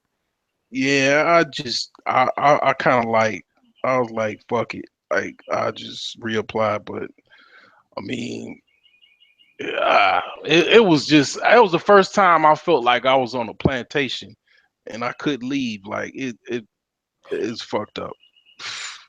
But I think it was because of my name. Like I said, I got a Middle Eastern name. I was going into a Middle Eastern country. Okay. Because the chick there was Ethiopian. She worked there or whatever. And I was going, she, I was going to go over there, bring her back over here and shit. But after I couldn't do that, I was like, well, gotta fuck what's home. I gotta fuck with it. Shit. But I mean, I'm gonna reapply though. But yeah. Yeah, it should, like I say, you've been in the military, it shouldn't be that big a deal. Yeah, but it was. I wish I was lying. I mean, they wanted to know a gang of information that it was like a book. They wanted a book report on my ass. Really? Okay. Yeah, and it almost. Yeah, I don't know. I mean, it's almost speculative where I would just, I was led to believe that they didn't want me going. I mean, they wanted to make it hard for me. I don't know. I mean, but whatever. Why didn't you just get the passport separately without trying to go anyplace? Like before you even try to go, just go get your passport. That's what I did. I didn't get any plane ticket or anything yet. I just told them where I wanted to go. Did you try to put a rush on it or something? Did I pay a rush? No, I don't think I did. I might have. I'm not sure though. Just go get the application. Go online, fill out the application, take your pictures, and send the application off. Yeah. But if they do that shit before again, I'll fill that shit out and I'll get a fucking federal lawyer if it's really They got to give you, difficult. if they decline you, they have to give you a reason. But if you just a birth certificate, get your birth certificate, take a picture, fill out the application, put an envelope, mail it off to the Federal Department of and they'll Washington D.C. and they'll mail it back to you. Won't be that big a deal.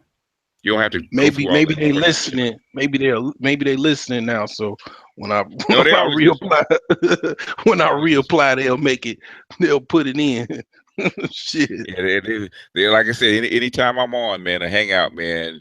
The feds are subject to be listening. So I always tell when I first started listening to you, man, they basically bricked my computer. Did they? And I was like, I was like, really? Same shit you was taught. I was spooked, and then I was like, cause I think they was in my shit before, but I was like, you know what? I was looking at it like a dope dealer. A dope dealer really don't get no fuck.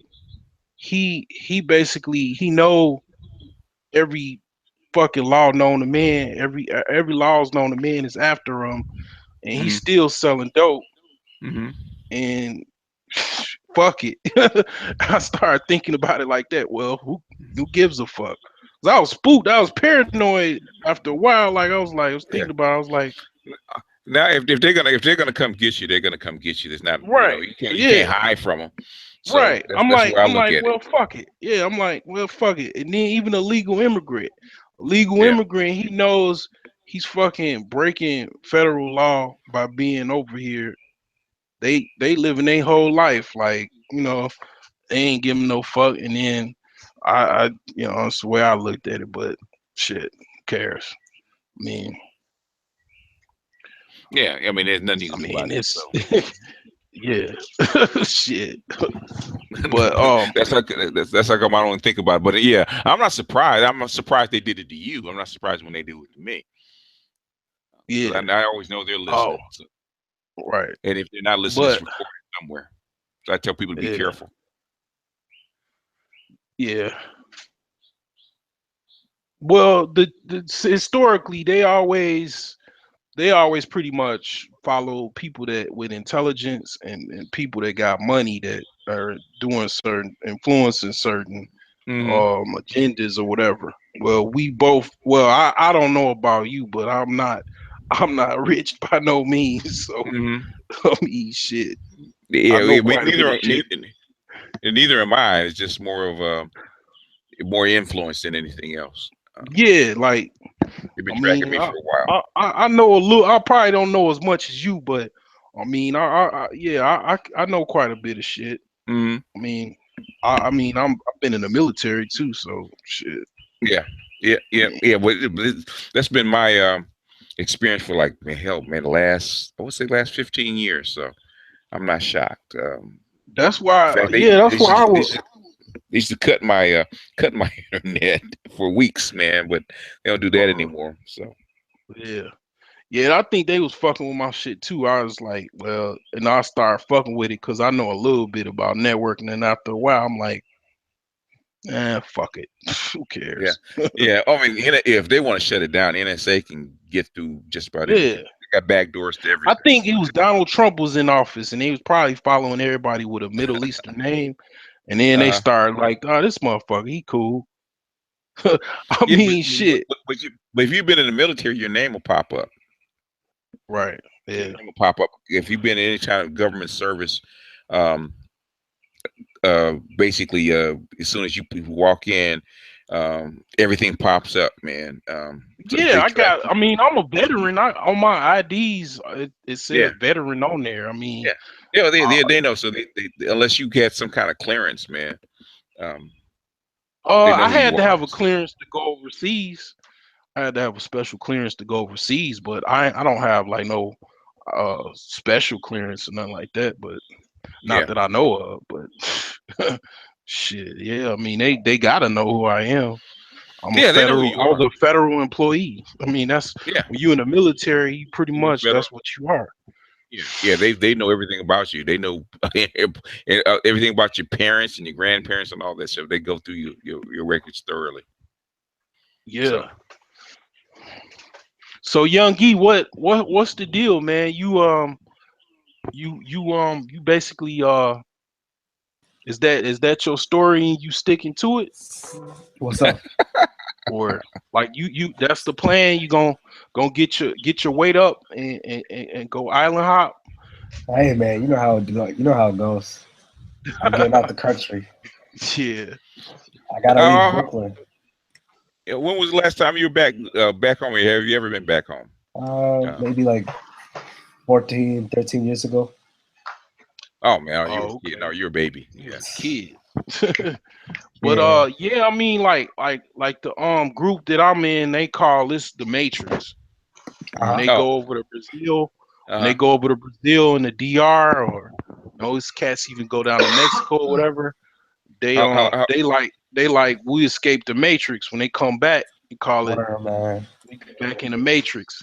Man, How many times have you been? I feel like I'm in the Matrix. How many times have you been so Who long? me? I ain't never. I've only been out of the country when I was in the military. Okay. I was in Japan, Okinawa, Guam. I mean, Philippines. No, I didn't make it to the Philippines. Okay.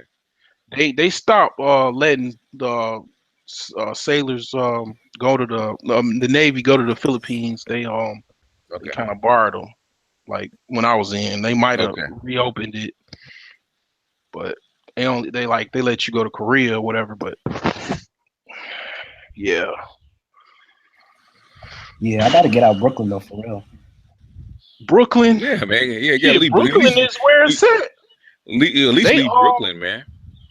Brooklyn, ain't they gentrifying Brooklyn? Yep. I think Brooklyn's Yeah, already they doing that. gentrified. Yeah, I think Brooklyn's already. It's the Matrix because they just keep us on certain streets. Yeah. Certain places. Yeah. New York and the They kind of Matrix. calmed down on the stop and frisk, though, didn't they? Yeah, that shit's crazy though. The damage was already done though to my generation.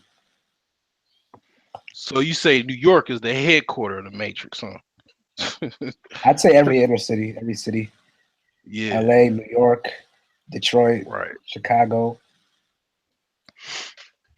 Yeah. They have a system, like, it's everywhere you go, but it's like a system, and it's like a code, and it's wherever you go, they have this code. See it, like wherever I go, I see a code. Like it's you got your black community where even black people follow like the same code, like they had the same like mentality. They just had trash everywhere. Like you could start seeing the ghetto. You can notice the ghetto everywhere you go, like trash, cans all on the ground, just blight. Just I mean, it's just like a program. Like yes, CG3 says they don't do the Philippines anymore. Yeah, they don't do that no more. They banned them. Like they got tired of us over there. But yeah, it's like pretty much I've never been to New York, but I wanted to. I'm not necessarily even saying I want to go, but because I don't really like I don't like Chicago in the sense of I don't like urban settings. Okay. Like I was born in Chicago. I mean, we lived there. Like we lived in the ghetto, like up until like I was 5, and then we moved to the suburbs. Okay. And I fell in love with the suburbs. Oh, okay. The peace and quiet, huh? Hell yeah. I mean, if you unlock your doors, it's not the end of the world. Like you will actually survive the night. Like I mean, it's like I don't really like all that hustle and rumble and traffic and people on top of people. Some people love that stuff, but not me. Like I like it kind of in between, But I mean, I'll probably eventually go to New York. I mean, if you want to be in business, you got to deal with New York. Yeah, of course. New York is like a hub. Yeah. I've never been to LA though. LA is like I hear that's the. I had a chance to go to LA when I was in San Diego, but I mean, not necessarily because I didn't have a car. I was just like I was walking around or whatever. But I was in San Diego, it's like an hour away. But I also had a chance to go to Mexico too. But it was with some Marines, and I ain't feel comfortable with them. The Marines is rowdy. Yeah. Like. Yeah. Well, LA is impressed by the sheer size of the city, because it's spread out, but it's so big. Yeah. Of course, man. Yeah, I was on a train. I was on a train. I saw East LA. Oh, that shit's crazy out here. That's like Mexico town. Oh, you on a train saw East LA? Well, yeah, that's the East LA. You saw how big it was. Imagine that's just a small portion of Los Angeles. Yeah. A small portion of it. And that's the first thing people can't get used to, is the size of Los Angeles. You know, how spread out it is, and how, because when I went to New York, because they said it's a big city and stuff like that, I said, okay, the buildings are tall, but this is awfully small. Okay. Yeah, it's a small place. The boroughs are pretty small. It's a small place. But like I think like my grandfather, like he from Mississippi, and he tried to live in New York and whatnot. And he said he had to move because he couldn't make it. It was just too much. Like I really think that I was thinking about LA, and I was like, can I make it in LA? Like I was thinking of myself. Too expensive. Yeah. If you're gonna live here. Used to be, 10 years ago maybe. Now with all of my, Chicago wit and griminess and even intelligence. I mean, I'm I work in IT. Can I make it in Los Angeles on my own? Probably, yeah. Like, you have to get used to you have to get used to the expense, because living here is more expensive. You'll love the weather. Yeah, one thing but you it's like weather. I was in San Diego, and I saw, I don't know if it's like LA or worse. Like I saw San Diego, and it's like small. What I saw was the economic disparity. Like I said, I mentioned like Chicago, the economic disparity. It depending on where you are. If you got 30 grand, you can live in an apartment and be okay. Like in San Diego, the sense was like, no, like you either poor or you know what I'm saying? Like the scale of being poor to being able to afford a decent house to live in was like it was on different levels. Yeah, you know what I'm saying? San Diego is horrible, man. I've lived here most of my life, man. Even rentals are so fucking more expensive, even more than LA. Like, it's ridiculous how much more expensive it is. I fucking hate it down here. I hated renting. Good thing, I helped my mom buy a house, and good thing we don't have to rent anymore. But man, the rent is fucking ridiculous. Yeah, it is. Yeah. LA's getting there. I mean, really quickly. LA's getting there. In fact, LA's mostly rented out. Yeah, I probably wouldn't even be able to survive, like, cause it's like, okay, you moving. I mean, I would have to be able to, get a freaking bonus check to just move in. Like how some corporate jobs, they'll give you moving money, and I would have to work that job. As soon as I got fired or let go, I'm screwed. I'm 100%. I'm 100% dependent on the income of my job. Whereas like here, Chicago area, the Chicagoland area, I can fucking get fired tomorrow and drive for Uber and still be able to pay. Like my mortgage or whatever is only $500. Damn, that's cheap. Right. Exactly. Yeah. Like, Yeah. I mean, I live in a D grade neighborhood, but yeah, I mean, for $500, you couldn't even get a bathroom over here. No. right. Yeah. But Maybe see, a I bought mailbox. this house. I got this house as a fixer upper. Nobody wanted it. So I got a real good deal on it. Like, that was the thing I learned a long time ago. Like that's what my wife's mom is fucking dealing with now. She depressed and shit. Cause she wanted a house all fixed up and shit and paid all of this money. And she's got this high ass mortgage. Whereas I actually learned from my mom. Like, no, nah, don't get no high ass mortgage. Like, get you something where, like, I'm be like this dude that he's Larry, I think the dude that owns Oracle is one of his yacht buddies. He was trying to help my mom get a mortgage or whatever. And he was telling me, like, and I was just soaking this shit up. I was a sponge. He was like, when you get a house or whatever, get a mortgage, get something, get that 30-year mortgage, but get something if you push come to shove, you could collect cans and pay that shit. It's that affordable. Don't get nothing that you so in over your head that is so 100% dependent on your current income and whatnot. But it's like, yeah, I mean, I try to position myself so I can get something that's affordable. But California, fuck that. It's not the same scenario. It's like that doesn't fit. That my equation that I just mentioned doesn't equate. It's like apartment living. You know what I'm saying? But I probably would have to.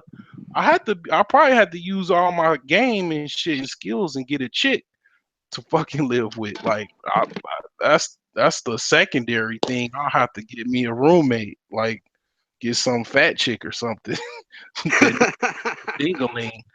I'm being real. Like, I don't really see how, like I mean, that's like $2,000 a month or whatever, or even more than that. Like for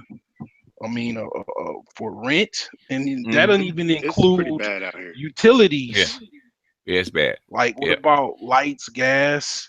About the only good thing about California is really the weather, but especially, I don't know about how it is in LA, but in California, I mean, San Diego, there's very little job opportunity. So even, I don't know how people can explain why the rent is so high when there's very little job opportunities. There really is. So I do not understand how. I don't know. I can't. I mean, the only thing I can. This jobs in LA is just the rent is so freaking high, and with basically 2 football teams moving in, it's gonna get worse. He's saying San Diego, but I think that it's just so many people making like uber wealthy people that I mean they just spread it out. Because if you look up the economics of the United States, the average income is like, I think they said $300,000. The average person don't make 300 grand. No, the average income is 56,000. Yeah, like, I mean, if you balance, like, I'm talking about if you balance out every income, the super uber elite wealthy people, it's all the way down to the poorest motherfucking Joe. Yeah, it's $300,000. So no, 56,000. No, it's 56,000. That's the average income. No, I'm saying, like, as far as you aggregate all of everybody's wealth. Yeah, but income. but only 5% of the population make over 100,000. Yeah, right. But I'm saying, like, if